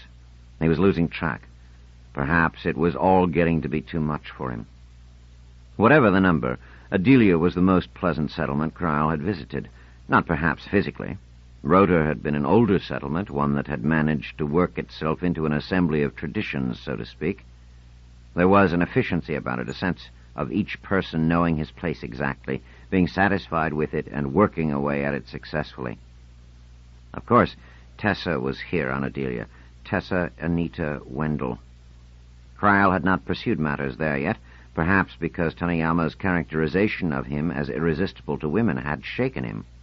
However much it might have been meant as humor or as sarcasm, it forced him almost against his will to go slowly. Producing a fiasco would seem doubly bad in the eyes of someone who believed him, however insincerely, to have a way with women. It was 2 weeks after Fisher had settled himself into the settlement before he managed to see her. It was always a source of wonder to him that on any settlement one could always manage to arrange to get a view of anyone. Not all his experience had accustomed him to the smallness of a settlement, to the fewness of its population, to the manner in which everyone knew everyone else in his or her social circle. Everyone else, and almost everyone else outside that circle, too. When he did see her, however, Tessa Wendell turned out to be rather impressive. Tanayama's description of her as middle-aged and as twice divorced, the quirk of his aged lips as he said so, as though he were knowingly setting Fisher an unpleasant task, had built a picture in Fisher's mind of a harsh woman, hard-faced, with a nervous twitch perhaps, and an attitude toward men that was either cynical or hungry. Tessa did not seem at all like this from the moderate distance at which he first saw her. She was almost as tall as he was, and brunette, with her hair sleeked down. She looked quite alert, and she smiled easily, he could tell that. Her clothes were refreshingly simple, as though she went out of her way to eschew ornament. She had kept herself slim, and her figure was still surprisingly youthful. Fisher found himself wondering why she was twice divorced. He was ready to assume that she had tired of the men rather than the other way around, even though common sense told him that incompatibility could strike against all odds. It was necessary to be at some social function at which she would also be present. His being an Earthman interposed a small difficulty, but there were people on every settlement who were, to some extent or other, in Earth's pay. One of them would surely see to it that Fisher would be launched, to use the term most settlements applied to the ritual. The time came, then, when he and Wendell were facing each other, and she gazed at him thoughtfully, her eyes making a slow sweep downward, then upward again, followed by the inevitable, "You're from Earth, aren't you, Mr. Fisher?" "Yes, I am, Dr. Wendell, and I regret that exceedingly if it offends you." "It doesn't offend me. I presume you've been decontaminated." "Indeed, to death, just about." "And why have you dared the decontamination process in order to come here?" And Fisher said, without staring at her too directly, but keen to detect the effect, "Because I was told that Adelian women were particularly beautiful." "And now, I suppose you will go back and deny the rumor." "On the contrary, it has just been confirmed." She said, "You're a fetcher, you know that?" Fisher didn't know what a fetcher was in Adelian slang, but Wendell was smiling, and Fisher decided the first exchange had gone well. Was it because he was irresistible? He suddenly remembered that he had never tried to be irresistible to Eugenia. He had merely wanted a way of being launched into the difficult Rotorian society. The Adelian society was not so difficult, Fisher decided, but he had better not belabor his irresistibility. Yet to himself, he smiled sadly. 33. A month later, Fisher and Wendell were sufficiently at ease with each other to spend some time together in a low-G gym. Fisher had almost enjoyed the workout, but only almost, because he had never grown sufficiently acclimated to gymnastics at low-G to avoid a certain amount of space sickness. On Rotor, there had been less attention to such things, and he had usually been excluded from them because he was not a native Rotorian. That was not legal, but custom often has a habit of being stronger than legality. They took an elevator to a higher G level, and Fisher felt his stomach settling down. Both he and Wendell were wearing a minimum of clothing, and he had the feeling that she was as aware of his body as he was of hers. After their showers, they had both robed and retired to one of the privacies where they could order a small meal.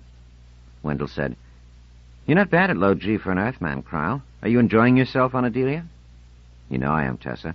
An Earthman can never get entirely used to a small world, but your presence would overbalance a great many disadvantages." "Yes, that's exactly what a fetcher would say. How does Adelia all compare to Rotor?" "To Rotor?" "Or to the other settlements you've been on.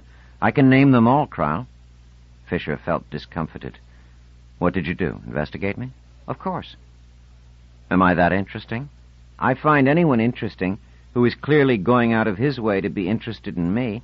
I want to know why. Excluding the possibility of sex, of course. That's taken as a given." "Why am I interested in you, then?" "Suppose you tell me. Why were you on Rotor? You were there long enough to get married and have a child, and then you got off in a hurry before it scooted away. Were you afraid of being stuck on Rotor all your life? Didn't you like it there?" Fisher had gone from feeling discomfited to feeling harassed. He said, "Actually, I didn't like Rotor very much because they didn't like me, Earthmen, that is. And you're right. I didn't want to be stuck there as a second-class citizen all my life. Other settlements are easier on us. Adelia is." "Rotor had a secret, though, that it was trying to keep from Earth, didn't it?" Wendell's eyes seemed to glitter with amusement. A secret? You mean, I suppose, hyper-assistance? Yes, I suppose that is what I mean. And I suppose that was what you were after. I? Yes, of course you. Did you get it? I mean, that's why you married a Rotorian scientist, wasn't it? She rested her face on her two fists, elbows on the table, and leaned toward him. Fisher shook his head and said guardedly, "She never said a word to me about hyper-assistance. You're all wrong about me." Wendell ignored his remark and said, "And now you want to get it from me. How do you plan to do that? Are you going to marry me?" "Would I get it from you if I married you?" "No." "Then marriage seems to be out of the question, doesn't it?" "Too bad," said Wendell, smiling. Fisher said, "Are you asking me these questions because you're a hyperspatialist? Where were you told that was what I was? Back on Earth before you came here?" "You're listed in the Adelian roster."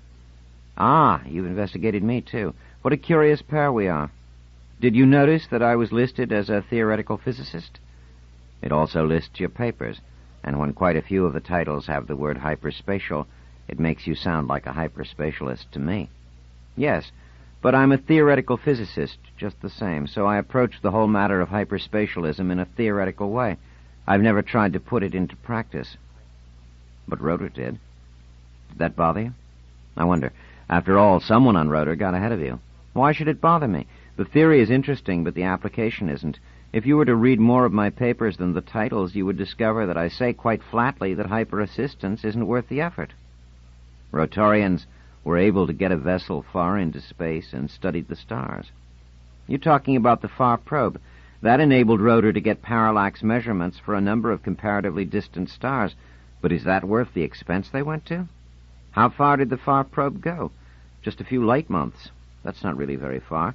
As far as the galaxy is concerned, the FAR probe's extreme position and that of Earth and the imaginary line that can be drawn between them all amounts to a point in space. They did more than send out the FAR probe, said Fisher. The entire settlement left. They certainly did. That was in 22, so they've been gone 6 years now, and all we know is that they left. Isn't that enough? Of course not. Where did they go? Are they still alive? Can they still be alive? Human beings have never been isolated on a settlement. They have always had Earth in the vicinity and other settlements, too. Can a few tens of thousands of human beings survive alone in the universe on a small settlement? We have no idea if that is a psychological possibility. My guess is that it isn't. I imagine their purpose would be to find a world they could live on. They wouldn't remain on a settlement. Come, what world will they find? They've been gone 6 years. There are exactly 2 stars they could have reached by now, since hyper-assistance can only move them at an average speed equal to that of light. That's Alpha Centauri, a 3-star system, 4.3 light-years away, one of the 3 being a red dwarf. Then there's Barnard's star, a single red dwarf, 5.9 light-years away. 4 stars, a sun-like star, a near-sun-like star, and 2 red dwarfs. The 2 sun-likes are part of a moderately close binary and therefore unlikely to have an Earth-like planet in stable orbit. Where do they go next? They won't make it, Crowell. I'm sorry. I know that your wife and child were on Rotor, but they won't make it. Fisher kept calm. He knew something she didn't. He knew about the neighbor star. But that was a red dwarf, too. He said, "Then you think that interstellar flight is impossible?" "In a practical sense, yes, if hyper-assistance is all there is." Fisher said, "You make it sound as though hyper-assistance isn't all there is, Tessa." "It may be all there is. It wasn't long ago when we thought that even that much was impossible, and to go further yet. Still, we can at least dream of true hyperspatial flight and true superluminal velocities. If we could go as quickly as we wished, for as long as we wished, then the galaxy, perhaps the universe, would become one large solar system, so to speak, and we could have it all." "That's a nice dream. But is it possible?" "We've had 3 all-settlement conferences on the matter since Rotor's flight." "Just all-settlement? What about Earth?" "There were Earth observers present, but Earth is not a physicist's paradise these days." "What conclusions did the conferences reach?" Wendell smiled. "You're not a physicist." "Leave out the hard parts. I'm curious." She merely smiled at him. Fisher clenched his fist on the table before him. "Forget this theory of yours that I'm some sort of secret agent after your information. I have a child out there somewhere, Tessa. You say she's probably dead. What if she's alive? Is there a chance... Wendell's smile disappeared. I'm sorry. I did not think of that. But be practical. Finding a settlement somewhere in a volume of space that is represented by a sphere that at the present time is 6 light-years in radius and is growing ever larger with time is an impossible task. It took us over a century to find the 10th planet, and that was enormously larger than Rotor, and a much smaller volume of space had to be combed. Fisher said, Hope springs eternal. Is true hyperspatial flight possible? You can say yes or no. Most say no, if you want the truth. There may be a few who say they can't say, but they tend to mumble. Does anyone say yes right out loud? One person that I know of does. I do. You think it's possible? Said Fisher with an astonishment he did not have to fake. Do you say that openly, or is it something you tell yourself in the dark of the night? I've published on the subject. One of those articles you only read the title of. No one dares agree with me, of course, and I've been wrong before, but I think I'm right now. Why do the others all think you're wrong? That's the hard part. It's a matter of interpretation.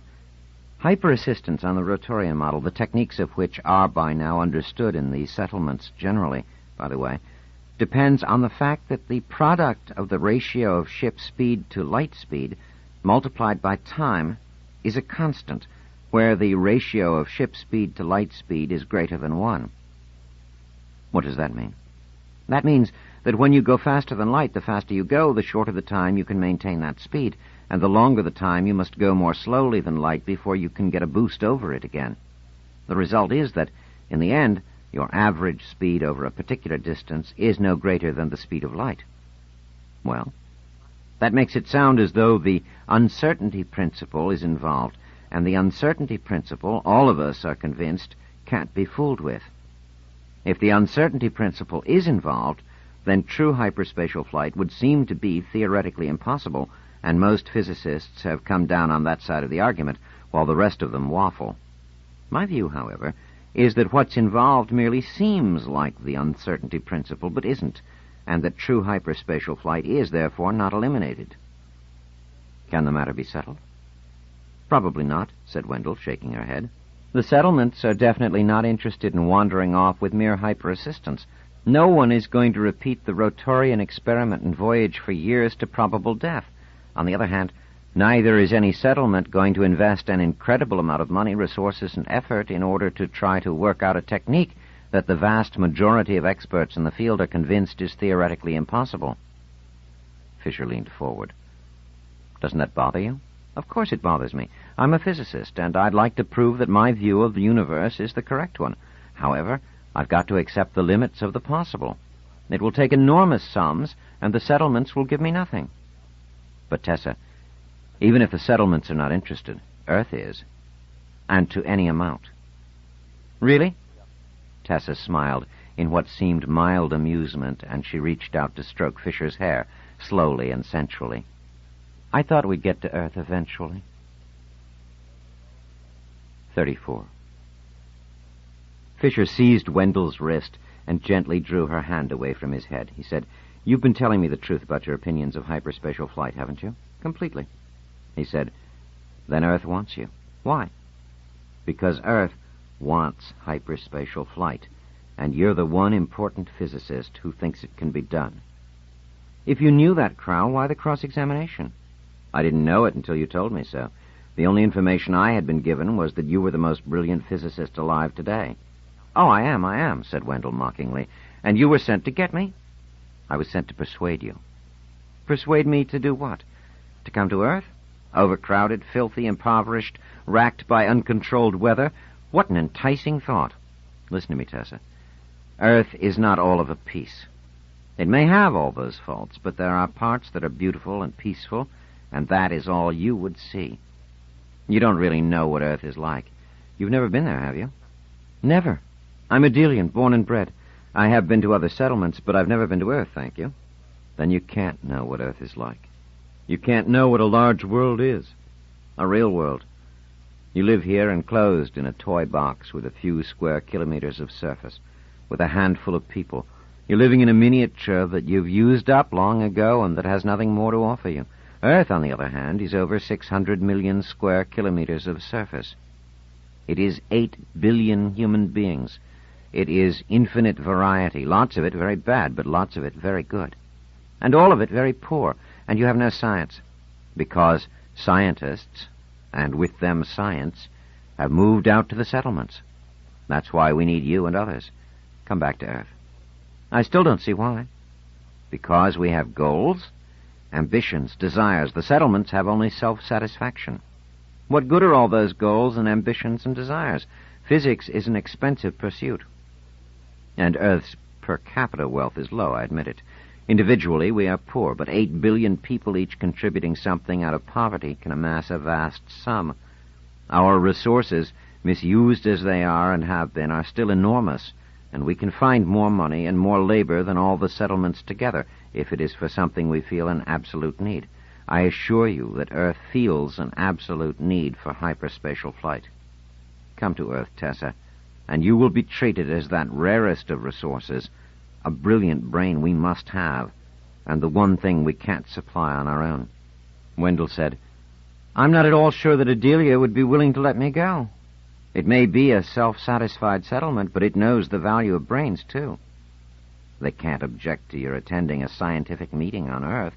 And once there, you mean I needn't return? You will have no complaint with regard to treatment. You will be more comfortable there than you are here. Your every desire, your every wish, more than that. You can head the hyperspatial project, and you will have an unlimited budget to devise tests of any kind, run experiments, make observations. Well, what a princely bribe you offer me. Fisher said earnestly, Is there anything more you can ask for? I wonder, said Wendell, why were you sent? An attractive man like you? Were they expecting you to bring back an elderly female physicist? Susceptible, frustrated, drawn by your body like a fish by a hook? I don't know what was in the mind of those who sent me, Tessa, but that was not in my mind. Not after one look at you. You are not elderly, as you well know. I don't for a minute believe that you are either susceptible or frustrated. Earth is offering you a physicist's dream. That has nothing to do with whether you are male or female, elderly or youthful. What a shame. Suppose I proved recalcitrant and didn't wish to go to Earth. What were you to do as a last measure of persuasion? Suppress your distaste for the process and make love to me? Wendell crossed her arms over her magnificent breasts and looked at him quizzically. Fisher said carefully, choosing his words, Again, I cannot say what was in the mind of those who sent me. Making love was not part of my explicit instructions, nor was it part of my intentions, though if it had been, I assure you that I would feel no distaste at the prospect. I felt, however, that you would see the advantages from a physicist's point of view, and I would not denigrate you by supposing that you would need anything more. How wrong you are, said Wendell. I see the advantages from a physicist's point of view, and I am anxious to accept the offer and to pursue the butterfly of hyperspatial flight down the corridors of the possible. But I do not wish to give up your best efforts at persuasion either. I want it all. But, in short, if you want me, you must pay me. Persuade me as though I were recalcitrant as best as ever you can, or I won't go to Earth. Come, why do you suppose we are here in a privacy? What do you think privacies are for? Once we have exercised, showered, eaten a bit, drank a little, conversed, experienced some pleasure in all these things, there is opportunity to experience others. I insist. Persuade me to come to Earth. And at the touch of her finger, the light within the privacy dimmed seductively. Chapter 17. Safe? 35. Insignia felt uneasy. It was Seaver Gunnar who had insisted that Marlena be consulted in the matter.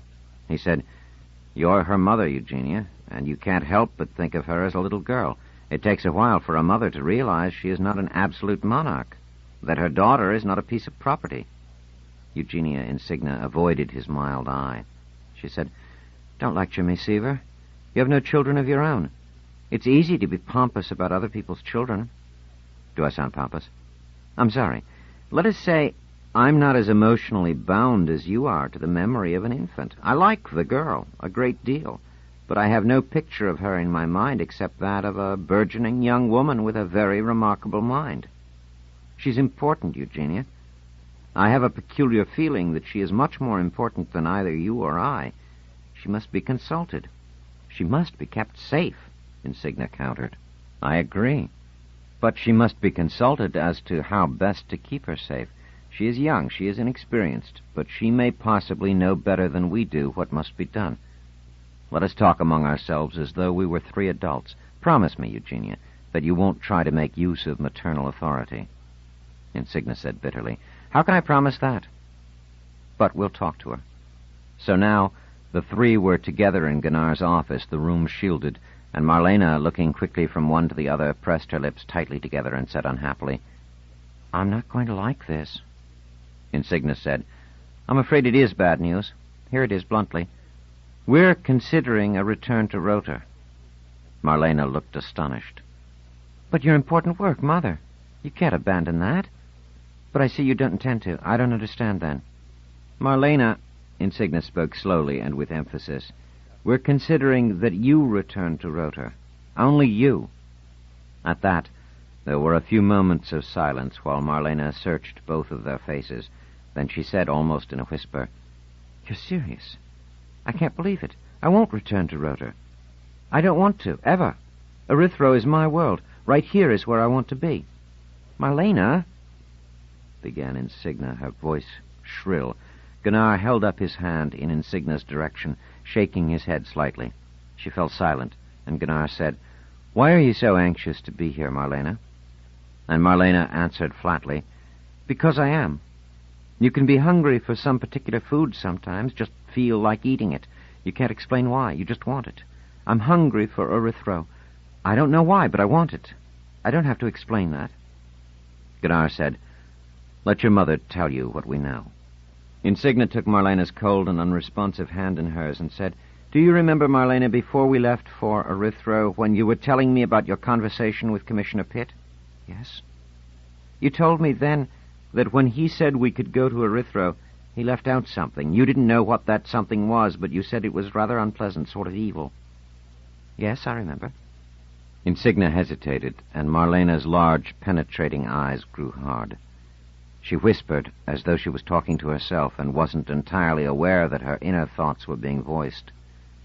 Optic flicker at head. Hand nearly at temple. Moves away. The sound died, though her lips continued to move. Then, in loud outrage, she said, Are you under the impression there's something wrong with my mind? No, said Insignia quickly. Quite the reverse, dear. We know that your mind is an excellent one, and we want it to stay that way. Here's the story. Marlena listened to the tale of the Erythro plague with what seemed to be the deepest suspicion, and finally said, I see you believe what you're telling me, Mother, but it could be that someone told you a lie. She heard it from me, said Gunnar, and I tell you of my personal experience that it's all the truth. Now you tell me if I'm telling the truth right now. Marlena clearly accepted that and moved onward. Why am I in particular danger, then? Why am I in danger more than you or Mother? As your mother said, Marlena, the plague is thought to strike more readily at people who are more imaginative, more fanciful. There's evidence that leads some to believe that unusual minds are more susceptible to the plague, and since yours is the most unusual I have ever encountered, it seems to me possible that you are dangerously susceptible. The Commissioner has sent instructions that you are to have a free hand on Erythro, that we're to make it possible for you to see and experience whatever you wish, that we are even to allow you to explore outside the dome, if that is your desire. It sounds very kind of him, but might he not want to expose you to the outside in the hope of increasing your chance at coming down with the plague? Marlena considered this with no sign of emotion. Insignia said, Don't you see, Marlena, the Commissioner doesn't want to kill you. We're not accusing him of that. He just wants to put your mind out of action. It is inconvenient to him. You can easily find out things about him and about his intentions that he doesn't want you to know, and he won't have that. He's a man of secrets. If Commissioner Pitt is trying to do me harm, said Marlena at length, then why are you trying to send me back to him? Gunnar raised his eyebrows. We've explained it. You're in danger here. I'd be in danger there with him. What might he do next if he really wants to destroy me? If he thinks I'm going to be destroyed here, then he'll forget about me. He'll leave me alone, won't he? At least for as long as I'm here. But the plague, Marlena, the plague. She reached out to hug her. Marlena evaded the embrace. I'm not worried about the plague. But we explained. It doesn't matter what you explained. I'm not in danger here. Not at all. I know my mind. I've lived with it all my life. I understand it. It's not in danger. Gunnar said, Be reasonable, Marlena. However stable you feel your mind to be, it's subject to disease and deterioration. You might get meningitis, epileptic symptoms, a brain tumor, or eventually senescence. Can you hold any of those things at bay just by being sure none of it will happen to you? I'm not talking about any of those things. I'm talking about the plague. That won't happen to me. You can't possibly be sure, dear. We don't even know what the plague is. Whatever it is, it won't happen to me. How can you tell, Marlena? Asked Gunnar. I just know. Insignia felt her patience break. She caught Marlena by both elbows. Marlena, you must do as you're told. No, Mother, you don't understand. On Rotor, I've felt a pull toward Erythro. It pulls me more strongly than ever, now that I'm on it. I want to stay on it. I'll be safe here. I don't want to go back to Rotor. I'll be less safe there. Gunnar raised his hand, stopping whatever it was that Insignia was about to say. I suggest a compromise, Marlena. Your mother is here to make certain astronomical observations. It will take her some time. Promise that, while she is busy at it, you will be content to stay inside the dome and take such precautions as I think will make sense, and that you submit to periodic tests. If we detect no change in your mental functioning, you can wait here in the dome till your mother is done, and then we can discuss it again. Agreed? Marlena bent her head in thought. Then she said, All right. But, Mother, don't think of pretending to be finished when you're not finished. I will know. And don't think of doing a quick job instead of a good one. I will know that, too. Insignia frowned and said, I won't play games, Marlena, and don't think I will ever deliberately do bad science, even for your sake. Marlena said, I'm sorry, Mother. I know that you find me irritating. Insignia sighed heavily. I don't deny that, but irritating or not, Marlena, you are my daughter. I love you, and I want to keep you safe. As far as that goes, am I lying? No, Mother, you are not lying, but please believe me when I say I am safe. Since I've been on Erythro, I've been happy. I never was happy on Rotor. Gunnar said, And why are you happy? I don't know, Uncle Seaver, but being happy is enough, even when you don't know why, isn't it? 36. You look tired, Eugenia, said Gunnar. Not physically, Seaver, just tired inside after 2 months of calculations. I don't know how it was possible for astronomers in pre-spatial times to do what they did with nothing more than primitive computers. For that matter, Kepler worked out the laws of planetary motion with nothing more than logarithms and had to consider himself fortunate that they had just been invented. Pardon a non-astronomer, but I thought that these days astronomers simply gave their instruments their directions, then went to sleep, and after a few hours woke up and found everything printed up neatly and waiting at the desk. I wish. But this job was different. Do you know how precisely I had to calculate the actual velocity of Nemesis and the sun relative to each other so that I could know exactly where and when the two made their closest approach? Do you know how tiny an error would be sufficient to make it seem that Nemesis would do Earth no harm when it would really destroy it, and vice versa? It would be bad enough, Insignia went on intensely, if Nemesis and the sun were the only two bodies in the universe, but there are nearby stars, all of them moving. At least a dozen of them are massive enough to have a tiny effect on Nemesis or the sun, or both. Tiny, but large enough to mount up to an error of millions of kilometers one way or another if ignored. And in order to get it right, you have to know the mass of each star with considerable precision, and its position, and its velocity. It's a 15-body problem, Seaver, enormously complicated. Nemesis will go right through the solar system and have a perceptible effect on several of the planets. A lot depends on the actual position of each planet in its orbit as Nemesis passes through, of course, and by how much it will shift under the influence of Nemesis' gravity, and how this shift will affect its pull on the other planets. And by the way, the effect of Megas also has to be calculated. Gunnar listened gravely. And what's the bottom line, Eugenia? As it happens, I believe the effect will be to make Earth's orbit a trifle more eccentric than it is now, and the semi-major axis a bit smaller than it is now. Which means? Which means that Earth will become too hot to be habitable. And what will happen to Megas and Erythro? Nothing measurable. The Nemetic system is much smaller than the solar system and therefore is held together more tightly. Nothing here will budge significantly, but Earth will. When will this happen? In 5,024 years, plus or minus 15, Nemesis will reach the point of closest approach. The effect will spread itself out over 20 or 30 years as Nemesis and the Sun approach and separate. Are there going to be any collisions or anything like that? Almost zero chance of anything significant. No collisions between any major bodies. Of course, a solar asteroid might strike Erythro, or a Nemetic asteroid might strike the Earth. There would be a very small chance of that, though. It would be catastrophic for Earth if it happened. There's no chance of calculating that, however, until the stars are very close to each other. But in any case, Earth will have to be evacuated, is that it? Oh, yes. But they've got 5,000 years to do it in. 5,000 years is none too long to arrange for the evacuation of 8 billion people. They should be warned. Won't they find out for themselves, even if they aren't warned? Who knows when? And even if they find out soon, we should give them the technique of hyper-assistance. They will have to have it. I'm sure they will have that on their own, too, and perhaps in not too long a time. And if they don't, I'm also sure that within a century or less, communication will be established between Rotor and Earth. After all, if we have hyper-assistance for transportation, we will have it for communication eventually. Or we will send a settlement back to Earth, and there will still be time. You talk like Pitt, Gunnar chuckled. He can't be wrong all the time, you know. He won't want to communicate, I know it.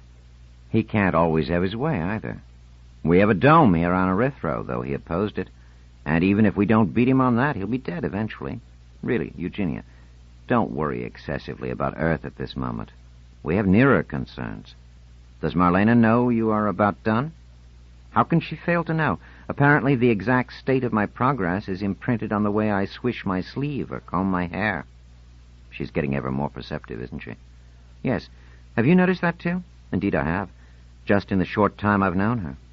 I suppose part of it is due to her growing older. She's growing perception, perhaps, the way she's growing breasts. Then, too, she spent most of her life trying to hide her ability because she didn't know what to make of it, and because it got her into trouble. Now that she's not afraid, it's out and expanding, so to speak. Or because for some reason, as she says, she likes being on Erythro and her pleasure extends her perceptions. Insignia said, I have had a thought about this, Seaver. I don't wish to pester you with my follies. I do tend to accumulate worries about Marlena, about Earth, about everything. Do you suppose that Erythro is affecting her? I mean adversely. Do you suppose that a touch of the plague is taking the form of making her even more perceptive?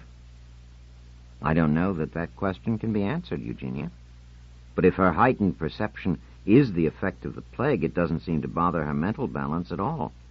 And I can tell you this, none of those who suffered from the plague in all our stay here showed any symptoms remotely like Eugenia's gift. Insignia heaved a sigh. Thank you. You're comforting. And thank you, too, for being so gentle and friendly with Marlena. Gunnar's mouth quirked in a small, lopsided smile. It's easy. I'm very fond of her. You make that sound so natural. She's not a likable girl. I know that, even if I'm her mother. I find her likable. I've always preferred brains to beauty in women, unless I could get both, as in your case, Eugenia. 20 years ago, maybe, said Eugenia with another sigh. My eyes have aged with your body, Eugenia. They see no change. But it doesn't matter to me that Marlena is not beautiful. She's fearfully intelligent, even apart from her perception. Yes, there is that. It consoles me even when she is most burdensome. Well, as to that, I'm afraid Marlena will continue to be a burden, Eugenia. Insignia looked up sharply. In what way? She has made it plain to me that being in the dome is not enough. She wants to be out there, out on the soil of the world itself, just as soon as you are done with your work. She insists. And Insignia stared at him in horror. Chapter 18. Superluminal. 37. 3 years on Earth had aged Tessa Wendell. Her complexion had coarsened a bit. She had put on some weight. There was the beginning of jowls and dark patches under her eyes. Her breasts had grown a shade pendulous, and her waist had thickened. Carl Fisher knew that Tessa was in her late 40s now, that she was 5 years older than he was. But she did not look older than her years. She was still a fine, mature figure of a woman, as he had heard someone refer to her, but she would no longer pass for a woman in her 30s, as she might easily have done when he had first met her at Adelia. Tessa was aware of it, too, and had spoken of it bitterly to him only the week before. "It's you, Carl," she had said one night when they were in bed together, a time when apparently she was most conscious of aging. "The fault is yours. You sold me on Earth. Magnificent, you said. Enormous, you said. Variety, always something new, inexhaustible." "And isn't it?" he said, knowing what she found objectionable, but willing to let her vent her feelings once again. "Not where gravity is concerned. All over this entire bloated, impossible planet, you have the same gravitational pull. Up in the air, down in a mine, here, there, everywhere. 1G, 1G, 1G. It should kill you all out of sheer boredom." "We know no better, Tessa." "You know better. You've been on settlements. There you can pick your gravitational pull to suit yourself. You can exercise at low gravity. You can lighten the strain on your tissues now and then. How can you live without that?" "We exercise here on Earth, too." "Oh, please. You do it with that pull, that eternal pull, yanking down on you. You spend all your time fighting it instead of letting your muscles interplay.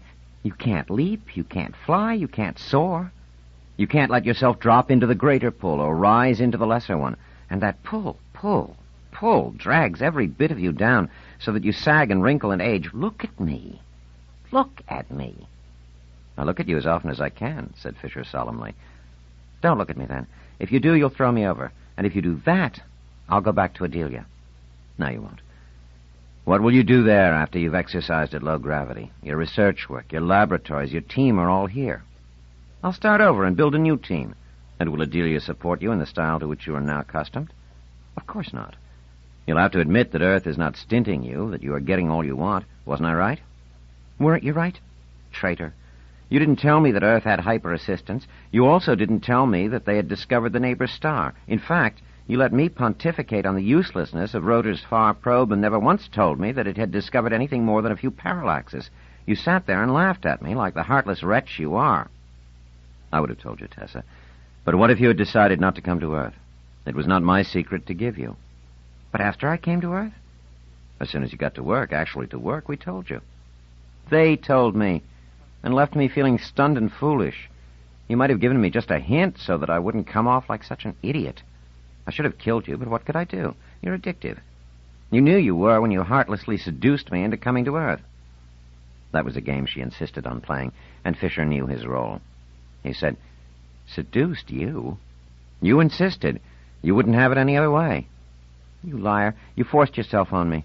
It was rape, impure and complex, and you're going to do it again. I can see it in those dreadful, lust-filled eyes." It had been months since she had played that particular game, and Fisher knew it came when she was satisfied with herself professionally. He said afterward, "Have you made progress?" "Progress? I think you can call it that." She was panting. "I have a demonstration that I've set up for tomorrow for your decaying and ancient Earthman Tanayama. He's been pushing for it mercilessly." "He's a merciless fellow." "He's a stupid fellow. You'd think that even if a society doesn't know science, they would know something about science, about how it works. If they give you 1,000,000 global credits in the morning, they shouldn't expect anything definite by evening the same day. They should at least wait till the next morning and give you the whole night to work in. Do you know what he said to me last time we spoke, when I said I might have something to show him?" "No, you hadn't told me. What did he say?" You'd think he'd say, "It's amazing that in a mere 3 years you've worked out something so astonishing and new. We must give you enormous credit, and the weight of gratitude we feel toward you is immeasurable." That's what you would think he would say. No, not in a million years would I think that Tanayama would say anything like that. What did he say? He said, "So you have something, finally, after 3 years. I should hope so. How long do you think I have to live? Do you think I have been supporting you and paying for you and feeding you an army of assistants and workers in order to have you produce something after I'm dead and can't see it?" That's what he did say, and I tell you I would like to delay the demonstration till he is dead for my own satisfaction, but I suppose that the work comes first. Do you really have something that will satisfy him? Only superluminal flight. True superluminal flight, not that hyper-assistance nonsense. We now have something that will open the door to the universe. 38. The site where Tessa Wendell's research team labored, intent on shaking the universe, had been prepared for her even before she had been recruited and come to Earth. It was inside a vast mountainous redoubt that was totally off-limits to Earth's teeming population, and in it a veritable city of research had been built. And now Tanayama was there, seated in a motorized chair. Only his eyes behind their narrowed lids seemed alive, sharp, glancing this way and that. He was by no means the highest figure in Earth's government, not even the highest figure then present, but he had been, and still was, the force behind the project, and all automatically gave way to him. Only Wendell seemed unintimidated. His voice was a rustling whisper. "What will I see, Doctor? A ship?" There was no ship in view, of course. Wendell said, "No ship, Director. Ships are years away. I have only a demonstration, but it is an exciting one. You will see the first public demonstration of true superluminal flight, something that is far beyond hyper-assistance." "How am I going to see that?" "It was my understanding, Director, that you have been briefed." Tanayama coughed rackingly and had to pause to catch his breath. "They tried to talk to me," he said, "but I want it from you." His eyes, baleful and hard, were fixed on her. "You're in charge," he said. "It is your scheme. Explain." "I can't explain the theory. That would take too long, Director. It would tire you. I want no theory. What am I going to see?" "What you are going to see are two cubical glass containers. Both contain a hard vacuum." "Why a vacuum?" "Superluminal flight can only be initiated in a vacuum, Director. Otherwise the object made to move faster than light drags matter with it, increasing energy expenditures and decreasing controllability. It must end in a vacuum, too, or else the results can be catastrophic because—" "Never mind the because. If this superluminal flight of yours must begin and end in a vacuum, how do we make use of it?" "It is necessary, first, to move out into outer space by ordinary flight, and then move into hyperspace and stay there. You arrive near your destination and move out into ordinary space and then make the final move by ordinary flight. That takes time. Even superluminal flight can't be done instantaneously, but if you can move from the solar system to a star 40 light years away in 40 days rather than 40 years, it would be ungrateful to grumble over the time lapse." "All right, then. You have these two cubical glass containers. What of them?" "They are holographic projections. Actually, they are 3,000 kilometers apart through the body of the Earth, each in a mountain fastness.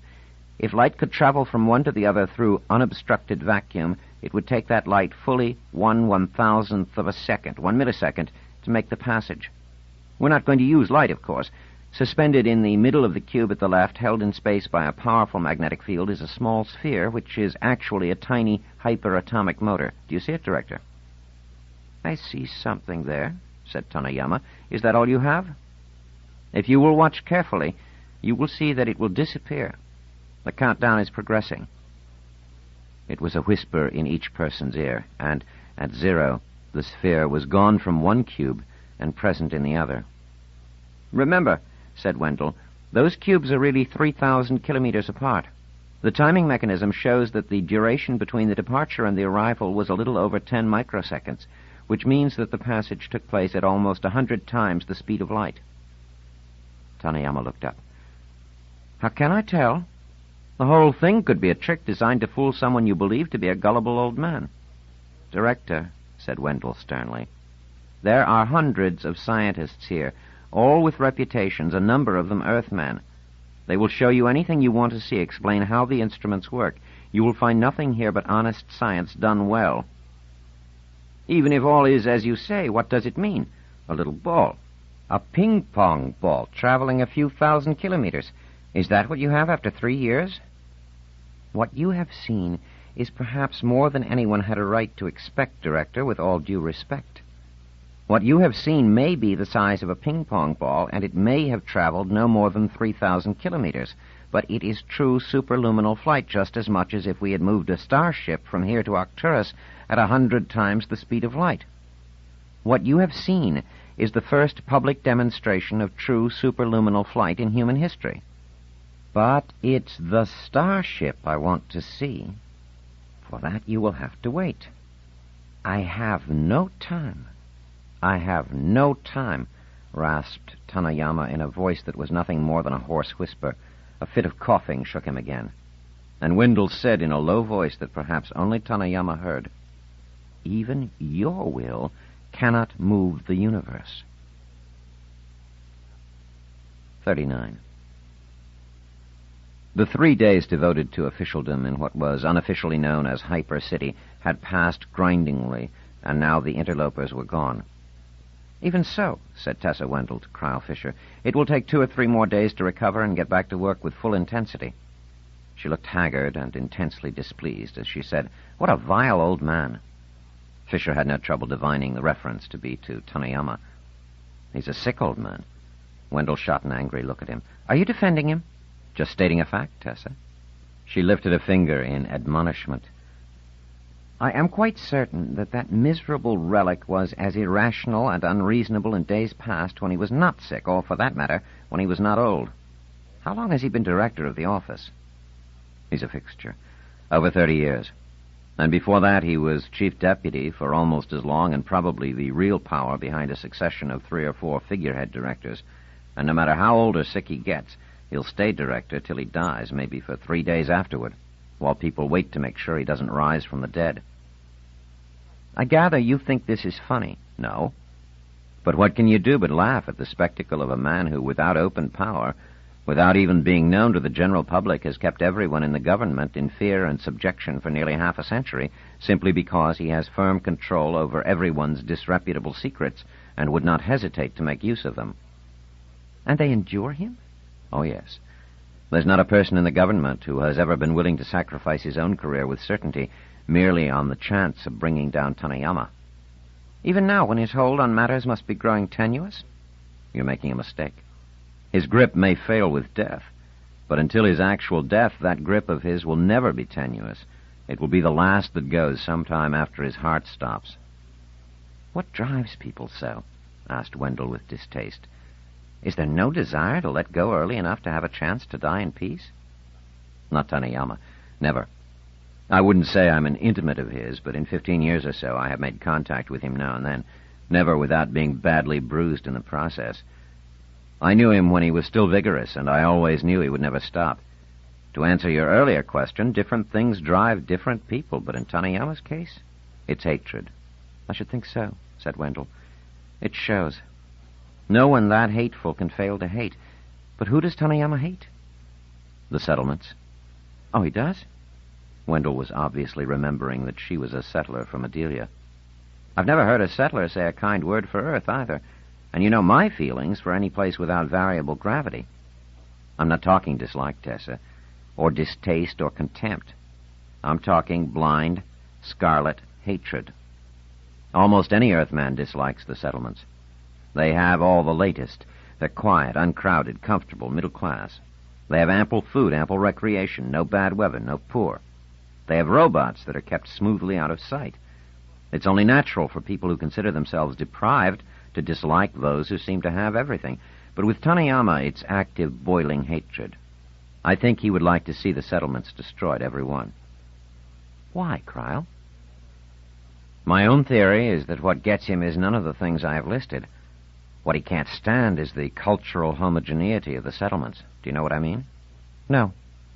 The people of the settlements select themselves. They select people like themselves. There's a shared culture, even to some extent, a shared physical appearance on each settlement. Earth, on the other hand, is, and through all of history has been, a wild mixture of cultures, all enriching each other, competing with each other, suspicious of each other. Tanayama and many other Earthmen, myself for instance, consider such a mixture to be a source of strength and feel that cultural homogeneity on the settlements weakens them and, in the long run, shortens their potential lifespan." "Well, then, why hate the settlements for possessing something you consider a disadvantage to them?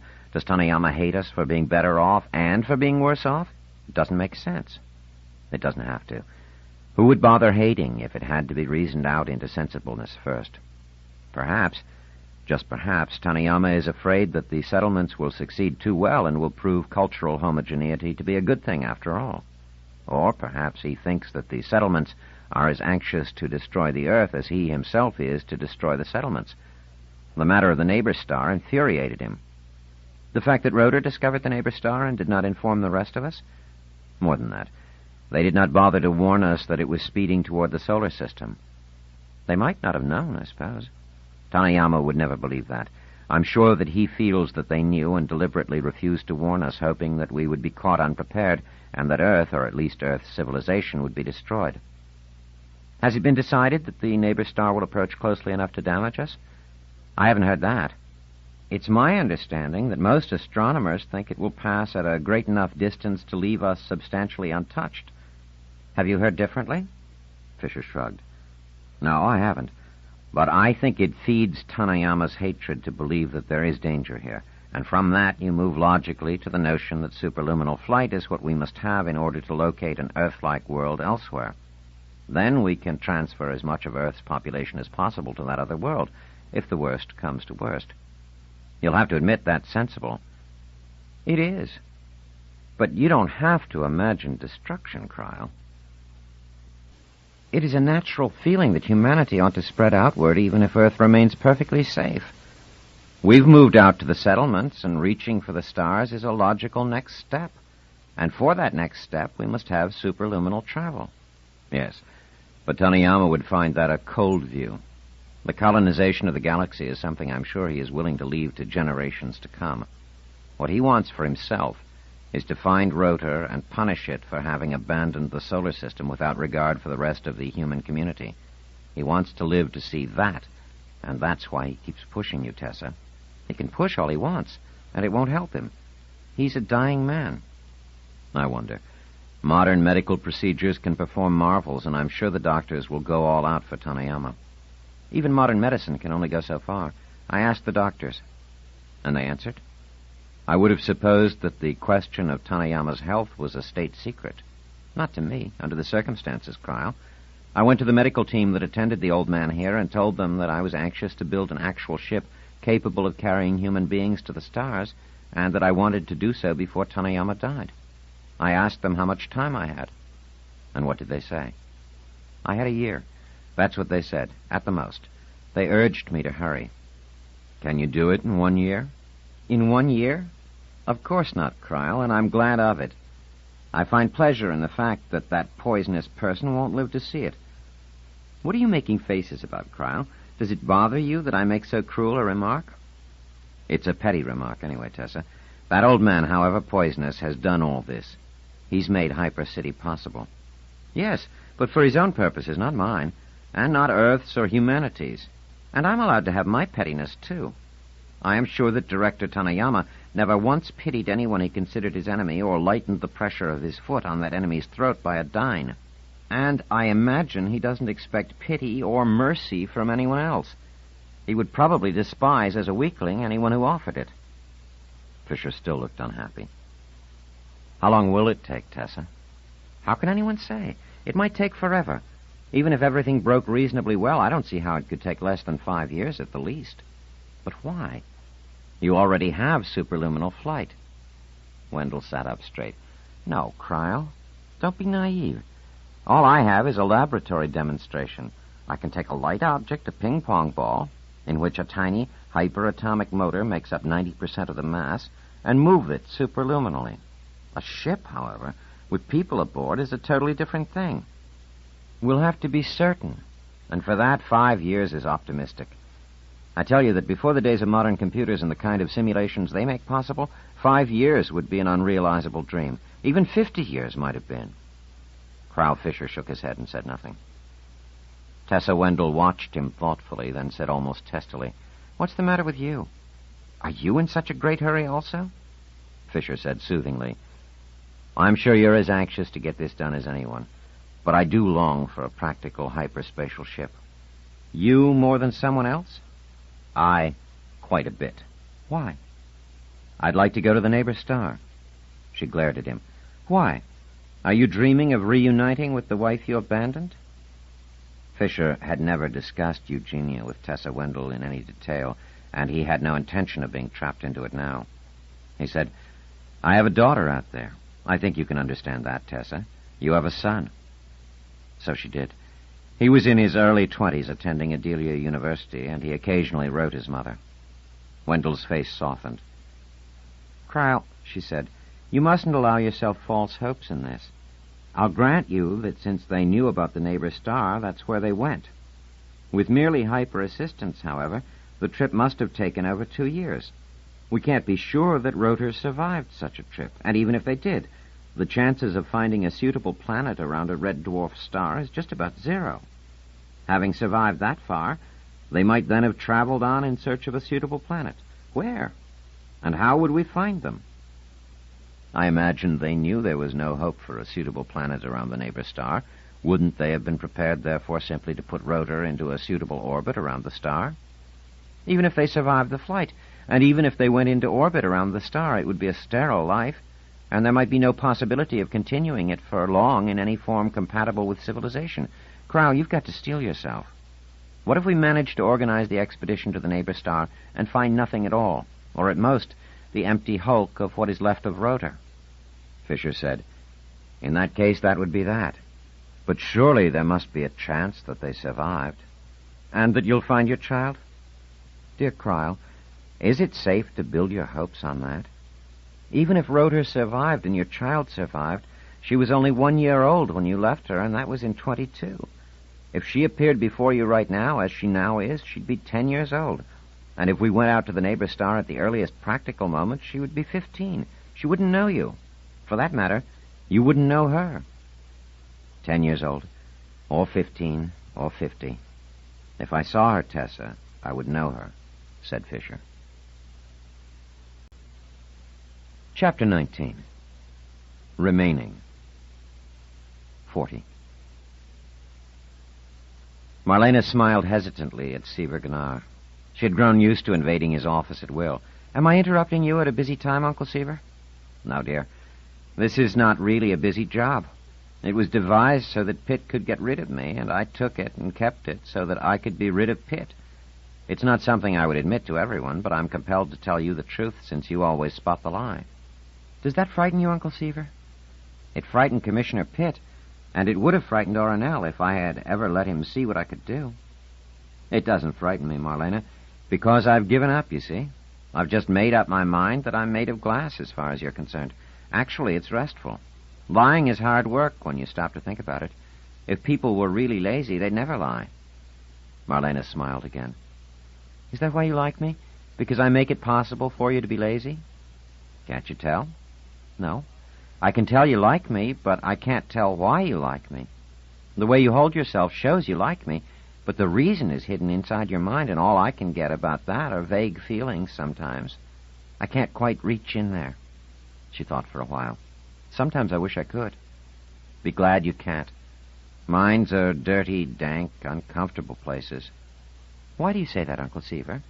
Experience. I don't have your natural ability, but I've been around people for much longer than you have. Do you like the inside of your own mind, Marlena? Marlena looked surprised. I don't know. Why shouldn't I? Do you like everything you think? Everything you imagine? Every impulse you have? Be honest now. Even though I can't read you, be honest. Well, sometimes I think silly things or mean things. Sometimes I get angry and think of doing things I wouldn't really do, but not often, really. Not often? Don't forget that you're used to your own mind. You hardly sense it. It's like the clothes you wear. You don't feel the touch of them because you're so used to their being there. Your hair curls down the back of your neck, but you don't notice. If someone else's hair touched the back of your neck, it would itch and be unbearable. Someone else's mind might think thoughts no worse than yours, but they would be someone else's thoughts, and you wouldn't like them. For instance, you might not like my liking you if you knew why I liked you. It is much better and more peaceful to accept my liking you as something that exists and not scour my mind for reasons. And inevitably, Marlena said, Why? What are the reasons? Well, I like you because once I was you. What do you mean? I don't mean I was a young lady with beautiful eyes and the gift of perception. I mean that I was young and thought I was plain and that everyone disliked me for being plain. And I knew I was intelligent, and I couldn't understand why everyone didn't like me for being intelligent. It seemed unfair to be scorned for a bad property while a good property was ignored. I was hurt and angry, Marlena, and made up my mind that I would never treat others as people treated me. But I haven't had much chance to put that good resolution into practice. Then I met you, and you come close. You're not as plain as I was by far, and you're much more intelligent than I ever was, but I don't mind your being better than me." He smiled very broadly. "It's like giving myself a second chance, with advantages. But come, I don't think that is what you came to talk to me about. I may not be perceptive in your sense, but I can tell that much." "Well, it's my mother." "Oh?" Gunnar frowned with a sudden, obvious, and almost painful increase in interest. "What about her?" "She's just about finished her project here, you know. If she goes back to Rotor, she'll want me to go back with her. Must I?" "I think so. Don't you want to?" "No, I don't, Uncle Seaver. I feel it's important that I stay here. So what I would like you to do is to tell Commissioner Pitt that you would like to keep us here. You can make up an excuse that sounds good, and the Commissioner, I'm pretty sure, will be quite glad to have us stay, especially if you explain that Mother has found out that Nemesis will destroy Earth." "Has she told you that, Marlena?" "No, she didn't. But she didn't have to. You can explain to the Commissioner that Mother will probably annoy him continually with her insistence that the solar system be warned." "Has it occurred to you that Pitt would not be keen on obliging me? If he gets the idea I want to keep Eugenia and you here in the Erythrodome, he's liable to order you back to Rotor just to annoy me." "I'm quite sure," said Marlena calmly, "that the Commissioner would much rather please himself by keeping us here than displease you by taking us back. Besides, you want Mother here because you're fond of her." "Very fond of her. All my life, it seems. But your mother's not fond of me. You told me quite a while ago that your father still occupies her thoughts." "She likes you more and more, Uncle Seaver. She likes you a great deal." "Liking is not loving, Marlena. I'm sure you've already discovered that." Marlena reddened. "I'm talking about old people." "Like me." And Gunnar leaned his head back and laughed. Then he said, "I'm sorry, Marlena. It's just that old people always think young people haven't really learned about love, and young people think that old people have forgotten about love, and you know, they're both wrong. And why do you think it's important to stay in the Erythrodome, Marlena? Surely not just because you like me." "Of course I like you," said Marlena seriously. "Very much. But I want to stay here because I like Erythro." "I've explained that it's a dangerous world." "Not for me." "You're still certain that the plague won't affect you?" "Of course it won't. But how do you know?" "I just know. I've always known this, even when I was on Rotor. I had no reason not to." "No, you didn't. But after you were told about the plague?" "That didn't change things. I feel completely safe here, even more than on Rotor." Gunnar shook his head slowly. "I must admit that I don't understand this." He studied her solemn face, her dark eyes half hidden by those magnificent lashes. "However, let me read your body language, Marlena, if I can. You mean to have your own way in this, at whatever cost, and to remain on Erythro." "Yes," said Marlena flatly, "and I expect you to help me." 41. Eugenia Insignia blazed quietly with anger. Her voice was not loud, but it was intense. "He can't do this, Seaver." "Of course he can, Eugenia," said Gunnar just as quietly. "He's the Commissioner." "But he's not an absolute ruler. I have my citizens' rights, and one of them is freedom of movement." "If the Commissioner wishes to establish a state of emergency, either general or, for that matter, confined to one person, then citizens' rights are suspended. That's more or less the gist of what the Enabling Act of 24 says." "But it makes a mockery of all the laws and traditions we have, dating back to Rotor's establishment." "I agree." "And if I make an outcry over this, Pitt will find himself—" "Eugenia, please, listen to me.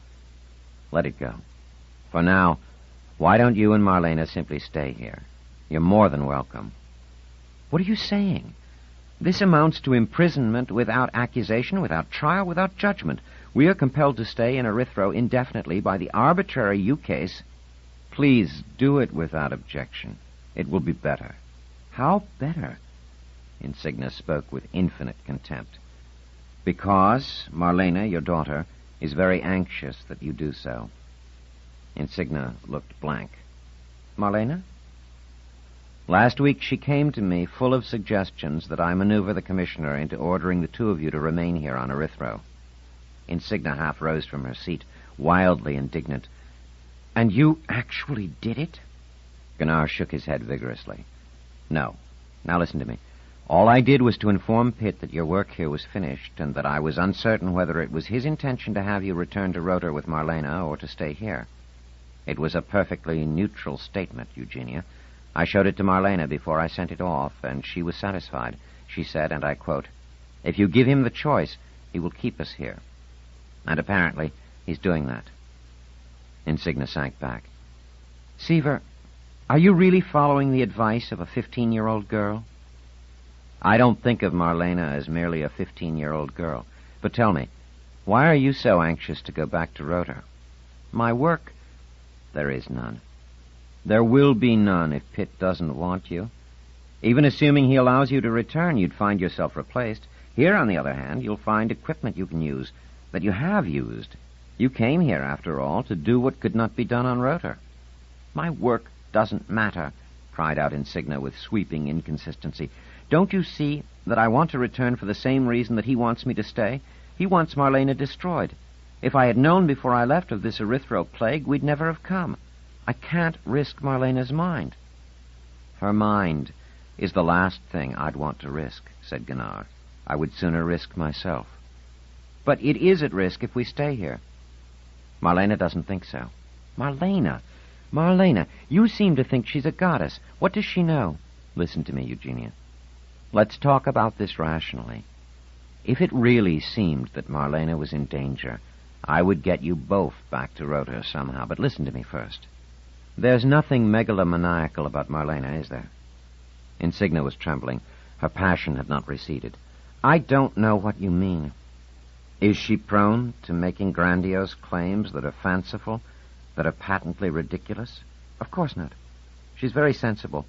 Why do you ask these questions? You know that she makes no claims that aren't substantiated. I know. She never boasted about her perceptivity. It was more or less forced out of her by circumstance. Yes, but what is the purpose of all this? Gunnar kept on quietly. Has she ever laid claim to having strange intuitive powers? Has she ever expressed herself as certain that something, some particular something, was sure to happen, or was sure not to happen, for no reason other than that she was certain? No, of course not. She clings to evidence. She doesn't make wild claims without evidence. Yet in one respect, perhaps only in one respect, she does. She is certain that the plague cannot touch her. She claims that she experienced this utter confidence, this certainty that Erythro cannot harm her, even on Rotor, and that it grew stronger when she reached the dome. She is quite determined, completely determined, to remain here. Insignia's eyes widened, and her hand flew to her mouth. She made an inarticulate sound and then said, "In that case," and remained staring at him. "Yes," Gunnar said in sudden alarm. "Don't you see it? Isn't this the plague striking? Her personality is changing. Her mind is being affected." Gunnar sat frozen at the thought for a moment. Then he said, "No, it can't be. In all the cases of plague, nothing like this has been detected. This is not the plague. Her mind is different from those of others. It would be affected differently." "No," said Gunnar desperately. "I can't believe that. I won't believe that. I believe that if Marlena says she is certain she is immune, that she is immune, and that her immunity will help us solve the puzzle of the plague." Insignia's face whitened. "Is that why you want her here on Erythro, Seaver? To use her as a tool against the plague?" "No. I don't want her here only to use her. Nevertheless, she wants to stay, and she may be a tool, quite apart from whether we want her to be one or not. And just because she wants to remain on Erythro, you are willing to allow her to do so?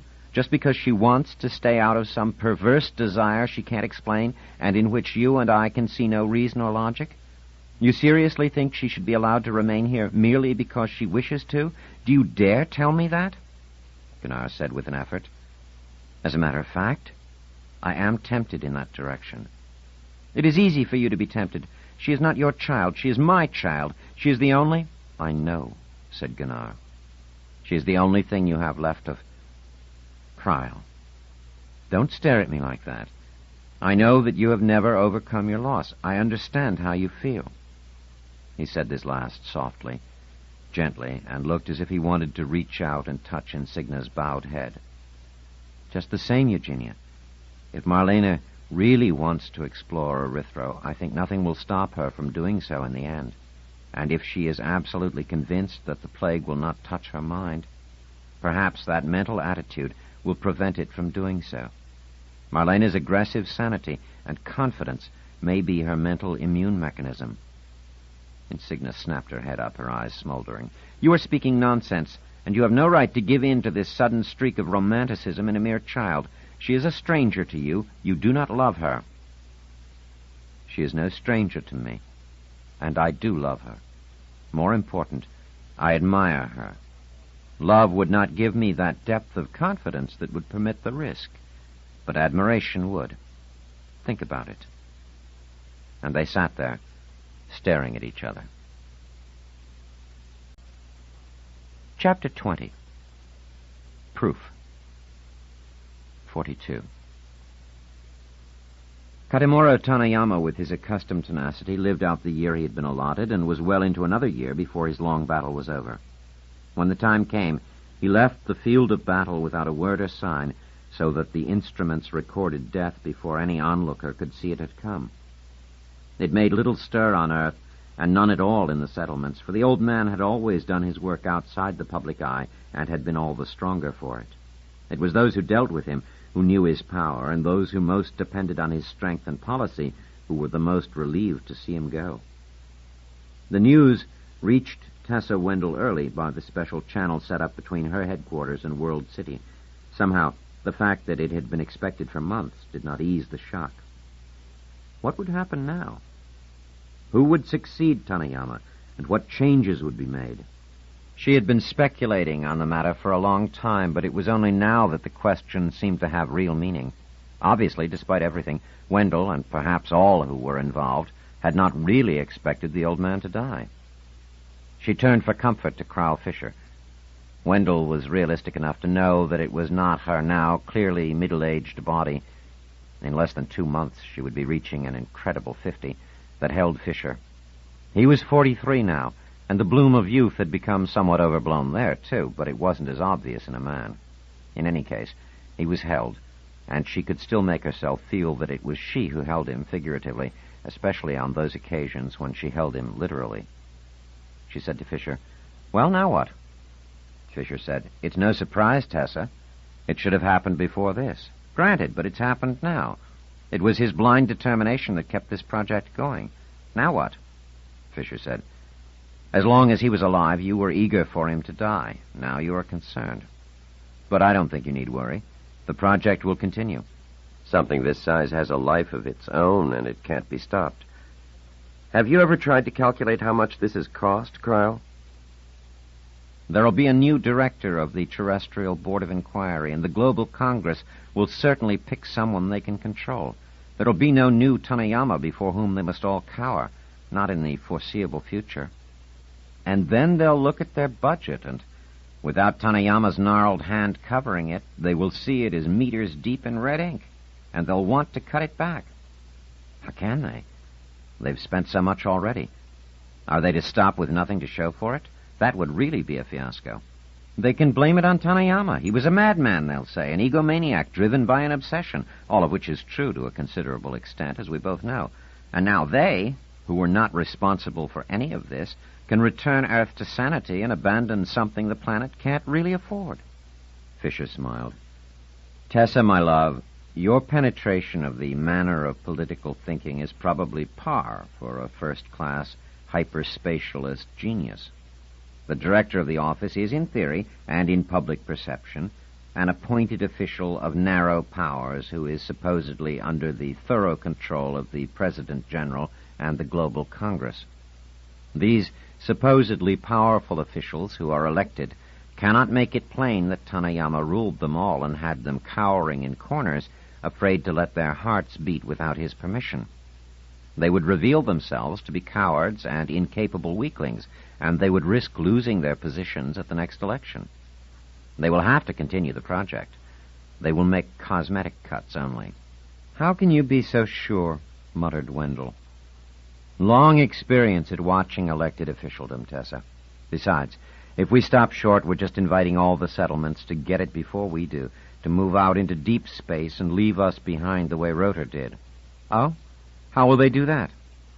Given their knowledge of hyperassistance, wouldn't you say that an advance to superluminal flight is inevitable? Wendell looked at Fisher sardonically. Cryle, my love, your penetration of hyperspatialism is probably par for a first-class wheedler of secrets. Is that what you think of my work? That it is an inevitable consequence of hyperassistance? Haven't you grasped the fact that hyperassistance is a natural consequence of relativistic thinking? It still doesn't allow travel faster than the speed of light. To move on to superluminal velocities requires a true leap in both thought and practice. It would not come naturally, and I have explained this to various people in the government. They complained about the slowness and the expense, and I had to explain the difficulties. They'll remember this now, and they won't be afraid to stop us at this point. I can't whip them onward by suddenly telling them that we may be outraced. Fisher shook his head. Of course you can tell them that, and they'll believe you, too, because it will be true. We can be easily overtaken. Haven't you listened to what I've said? I have, but you're leaving something out. Allow a little for common sense, especially from someone you've just called a first-class wheedler of secrets. What are you talking about, Cryle? This vast leap from hyperassistance to superluminal flight is only a vast leap if one begins at the beginning, as you did. The settlements, however, are not beginning at the beginning. Do you really think they know nothing at all about our project, about Hypercity? Do you think that I and my earthly colleagues are the only wheedlers of secrets in the solar system? The settlers have their wheedlers who work just as hard as we do and just as effectively. For one thing, they've known you were on Earth almost from the day you arrived here. What if they knew? Just this. Do you think they don't have computers that will tell them you have written and published papers in the field? Do you think they don't have access to those papers? Do you think they haven't read them painstakingly and carefully, and that they haven't found out you think that superluminal speeds are theoretically possible? Wendell bit her lip and said, Well, yes, think about it. When you wrote your thoughts on superluminal velocity, you were merely speculating. You were virtually a minority of one in thinking it might be possible. No one took it seriously. But now you come to Earth and you stay there. You suddenly drop from sight and do not return to Adelia. They may not know all the details of what you're doing, for security on this project has been as tight as Taniyama's paranoia could make it. Still, the mere fact that you've disappeared is suggestive, and there can't be any possible doubt in the light of what you've published as to what you're working on. Something like Hypercity can't be kept a total secret. The incredible sums of money being invested must leave a noticeable trace. So every settlement is scrabbling for odds and ends they may be able to convert into bits of knowledge. And every bit gives them hints that will enable them to progress much more quickly than you were able to. You tell them all that, Tessa. If any question arises over ending the project, we can and will be overtaken in the race if we stop running. That thought will keep the new people as fired up over the matter as ever Taniyama was, and it all has the merit of being true. Wendell was silent for a considerable time while Fisher watched her carefully. You're right, my dear wheedler of secrets, she said at last. I made a mistake in thoughtlessly considering you a lover rather than an advisor. Why should the two necessarily be mutually exclusive? Asked Fisher. Although, said Wendell, I know very well that you have your own motivations in this. What does that matter? Said Fisher. Even if it's true, provided mine run parallel with yours. 43. A delegation of congressmen eventually arrived along with Igor Koropatsky, the new director of the Terrestrial Board of Inquiry.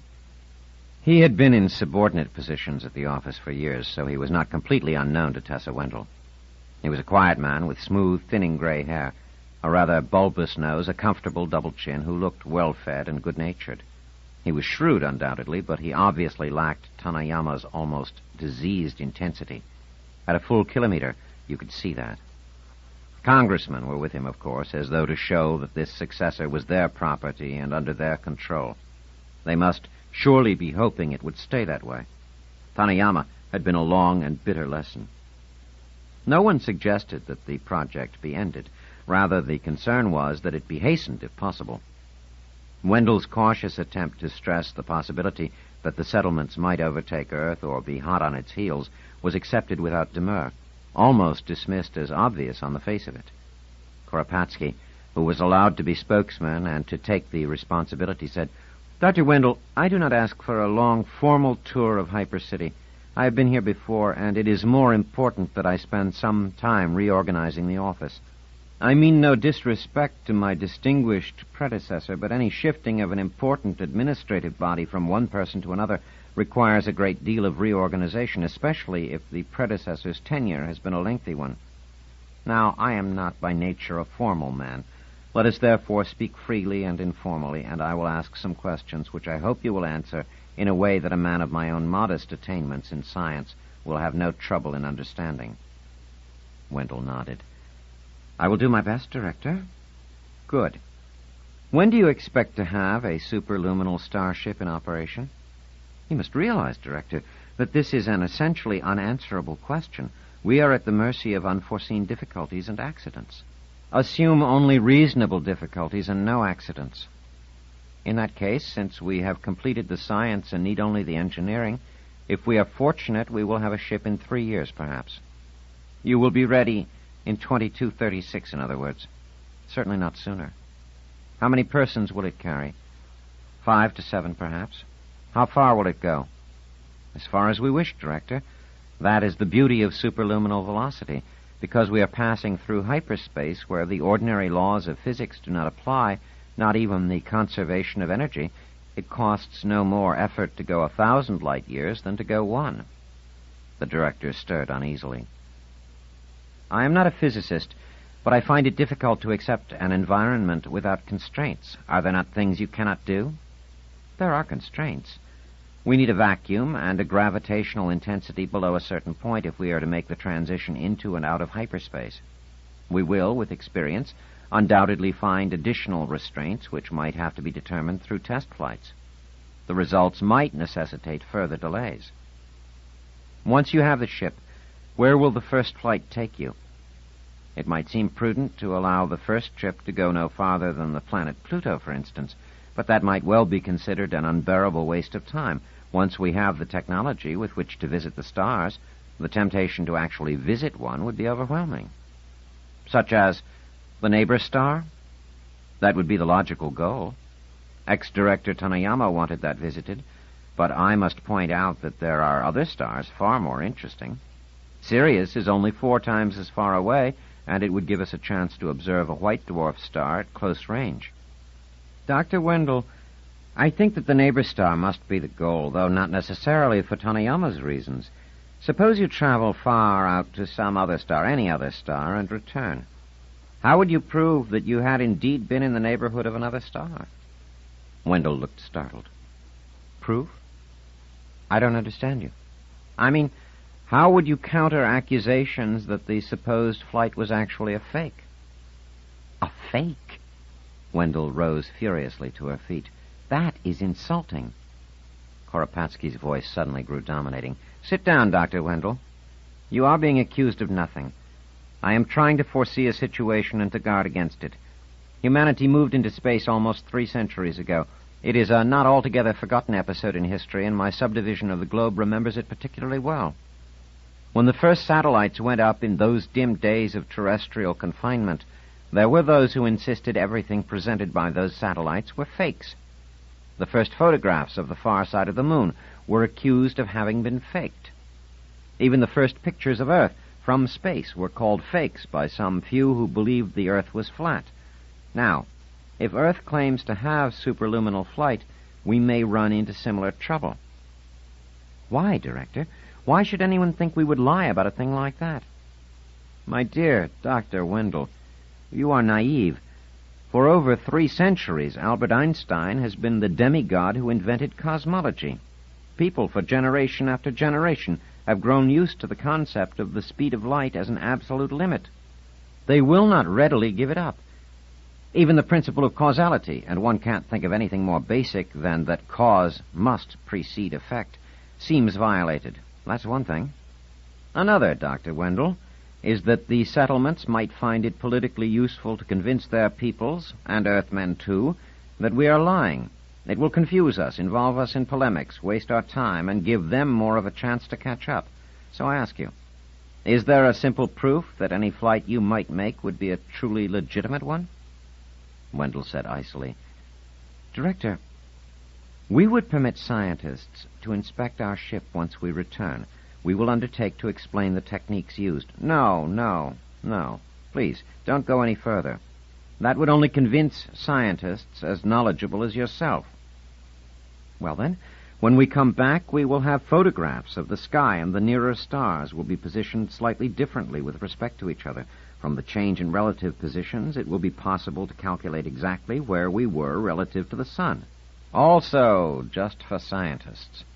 Completely unconvincing to the average person. We'll have close-up pictures of whatever star we visit. It will be quite different from our sun in every respect. But this sort of thing is done in every trivial holovision program dealing with interstellar travel. It is the small change of the science fiction epic. It would be no more than a Captain Galaxy program. In that case, said Wendell, with teeth-clenching exasperation, I don't know of any way. If people will not believe, then they will not believe. It is a problem you must handle. I am only a scientist. Now, Doctor, keep your temper, please. When Columbus returned from his first trip across the ocean 7.5 centuries ago, no one accused him of fakery. Why? Because he brought back with him native people from the new shores he had visited. Very good, but the chance of finding life-bearing worlds and bringing back specimens is very small. Perhaps not.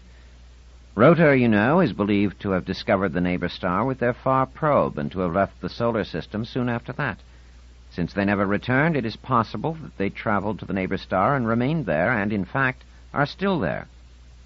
So Director Taniyama believed.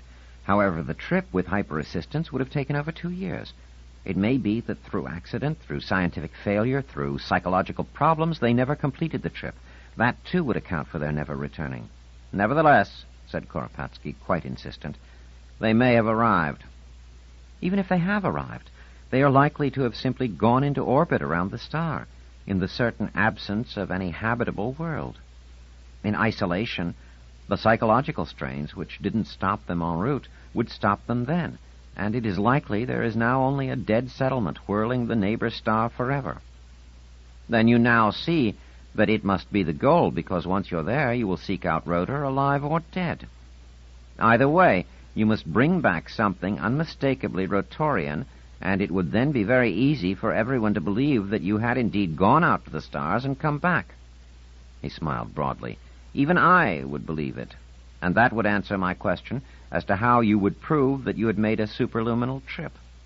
That will be your mission, then, and for that, never fear, Earth will continue to find you the money and resources and workers you will need.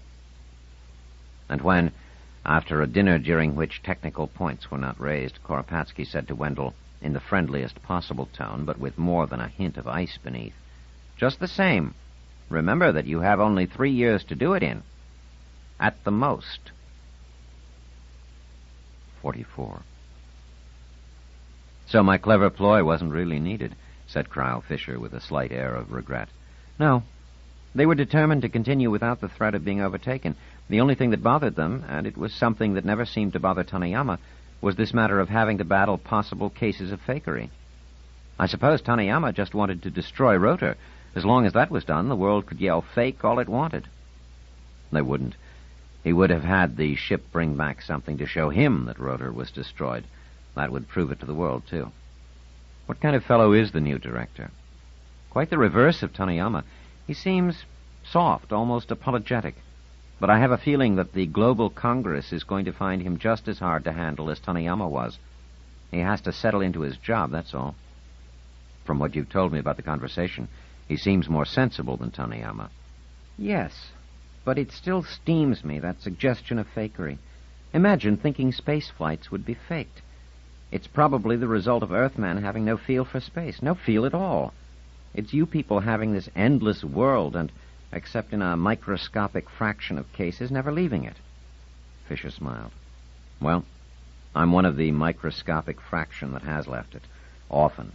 And you're a settler, So neither one of us is planet-bound. That's right, said Wendell, shooting him a sidelong glance. Sometimes I think you don't remember that I'm a settler. Believe me, I never forget it. I don't go about muttering to myself, Tessa is a settler, Tessa is a settler, but at all times, I know you are. Does anyone else, though? She waved her hand around as though to include an indefinite surrounding volume.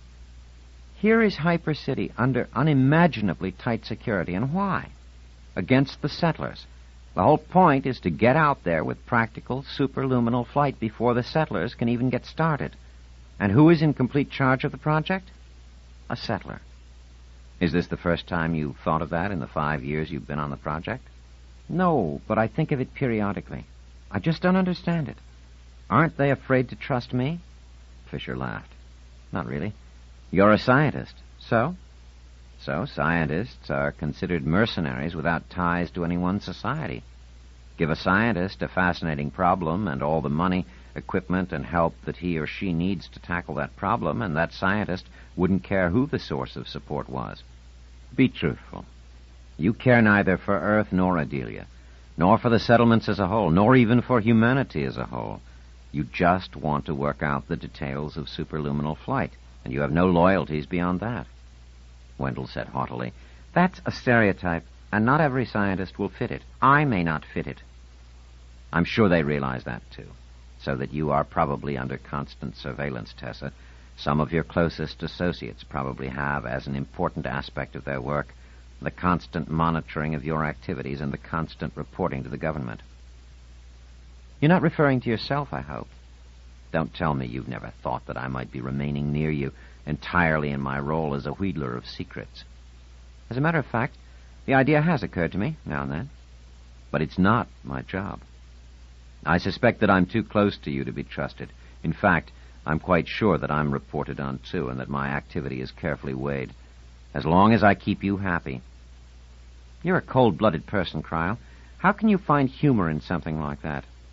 There's no humor there. I'm trying to be realistic. If you ever tired of me, I lose my function.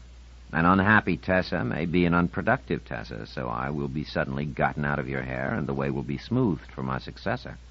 After all, your contentment is worth far more to them than mine is, and I recognize that it is only sensible that that be the case.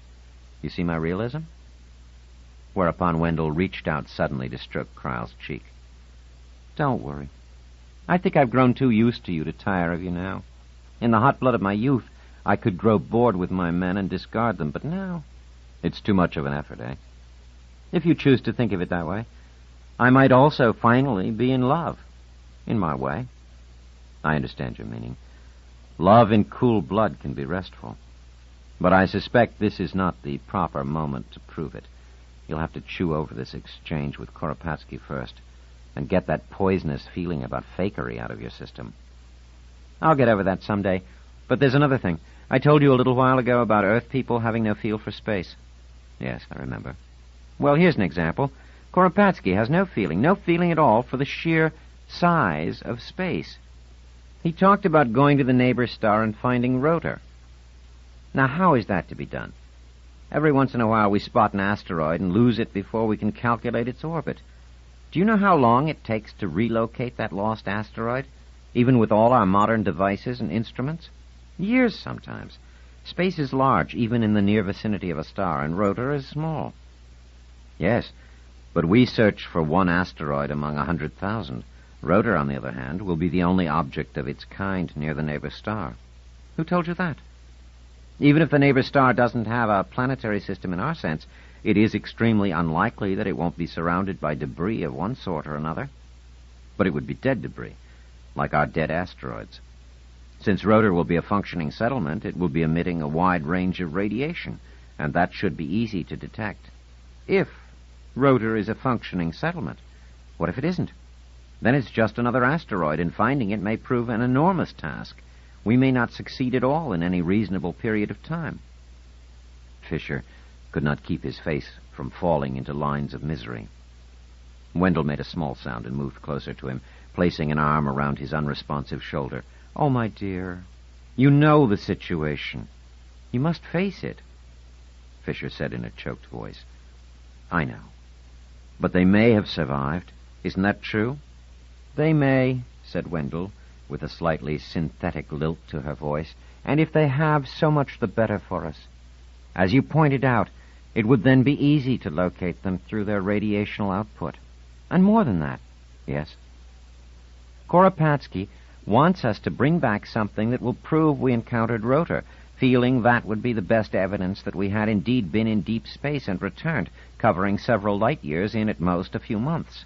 Except, what exactly could we bring back that would be convincing? Suppose we find some drifting bits of metal or concrete.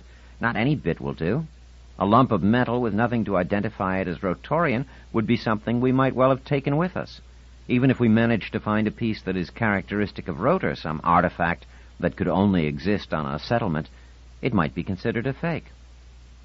If, however, Rotor were a working, living settlement, we might be able to persuade some Rotorian to come back with us. A Rotorian can be identified as one.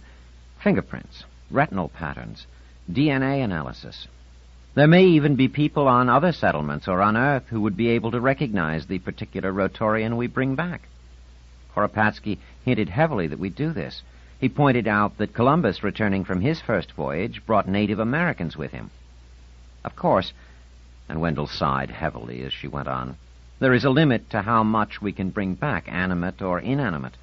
Someday we may have starships as large as settlements, but our first one is going to be a small and, by later standards, a primitive thing, I'm sure. We might be able to bring back one Rotorian. More than one would be more than we can handle, so we'll have to pick the right one. My daughter Marlena, said Fisher. She might not want to come. We can only take someone who's willing to return. There's bound to be one among the thousands, perhaps even a large number. But if she doesn't want to come, Marlena will be willing to come. You let me talk to her. Somehow I'll win her over. Her mother might not wish it. Somehow I'll talk her into it, said Fisher stubbornly. Somehow I'll manage. Wendell sighed again. I can't let you live with that thought, Cryle. Don't you see that we can't take your daughter back even if she is willing to come? Why not? Why not? She was 1 year old when she left. She has no memories of the solar system. No one in the solar system could identify her. There are very unlikely to have been any records that could be checked independently elsewhere in the system. No, we would have to have some middle-aged person at the least, and one who has visited other settlements, or better yet, Earth. She paused and then said tightly, Your wife might be suitable. Didn't you once tell me that she took part of her education on Earth? There would be records, and she would be identifiable. Though, to be honest, I would much rather take someone else. Fisher was silent. Wendell said almost timidly, I'm sorry, Cryle. It's not as I would wish it. And Fisher said bitterly, Just let my Marlena be alive. We'll see what can be done.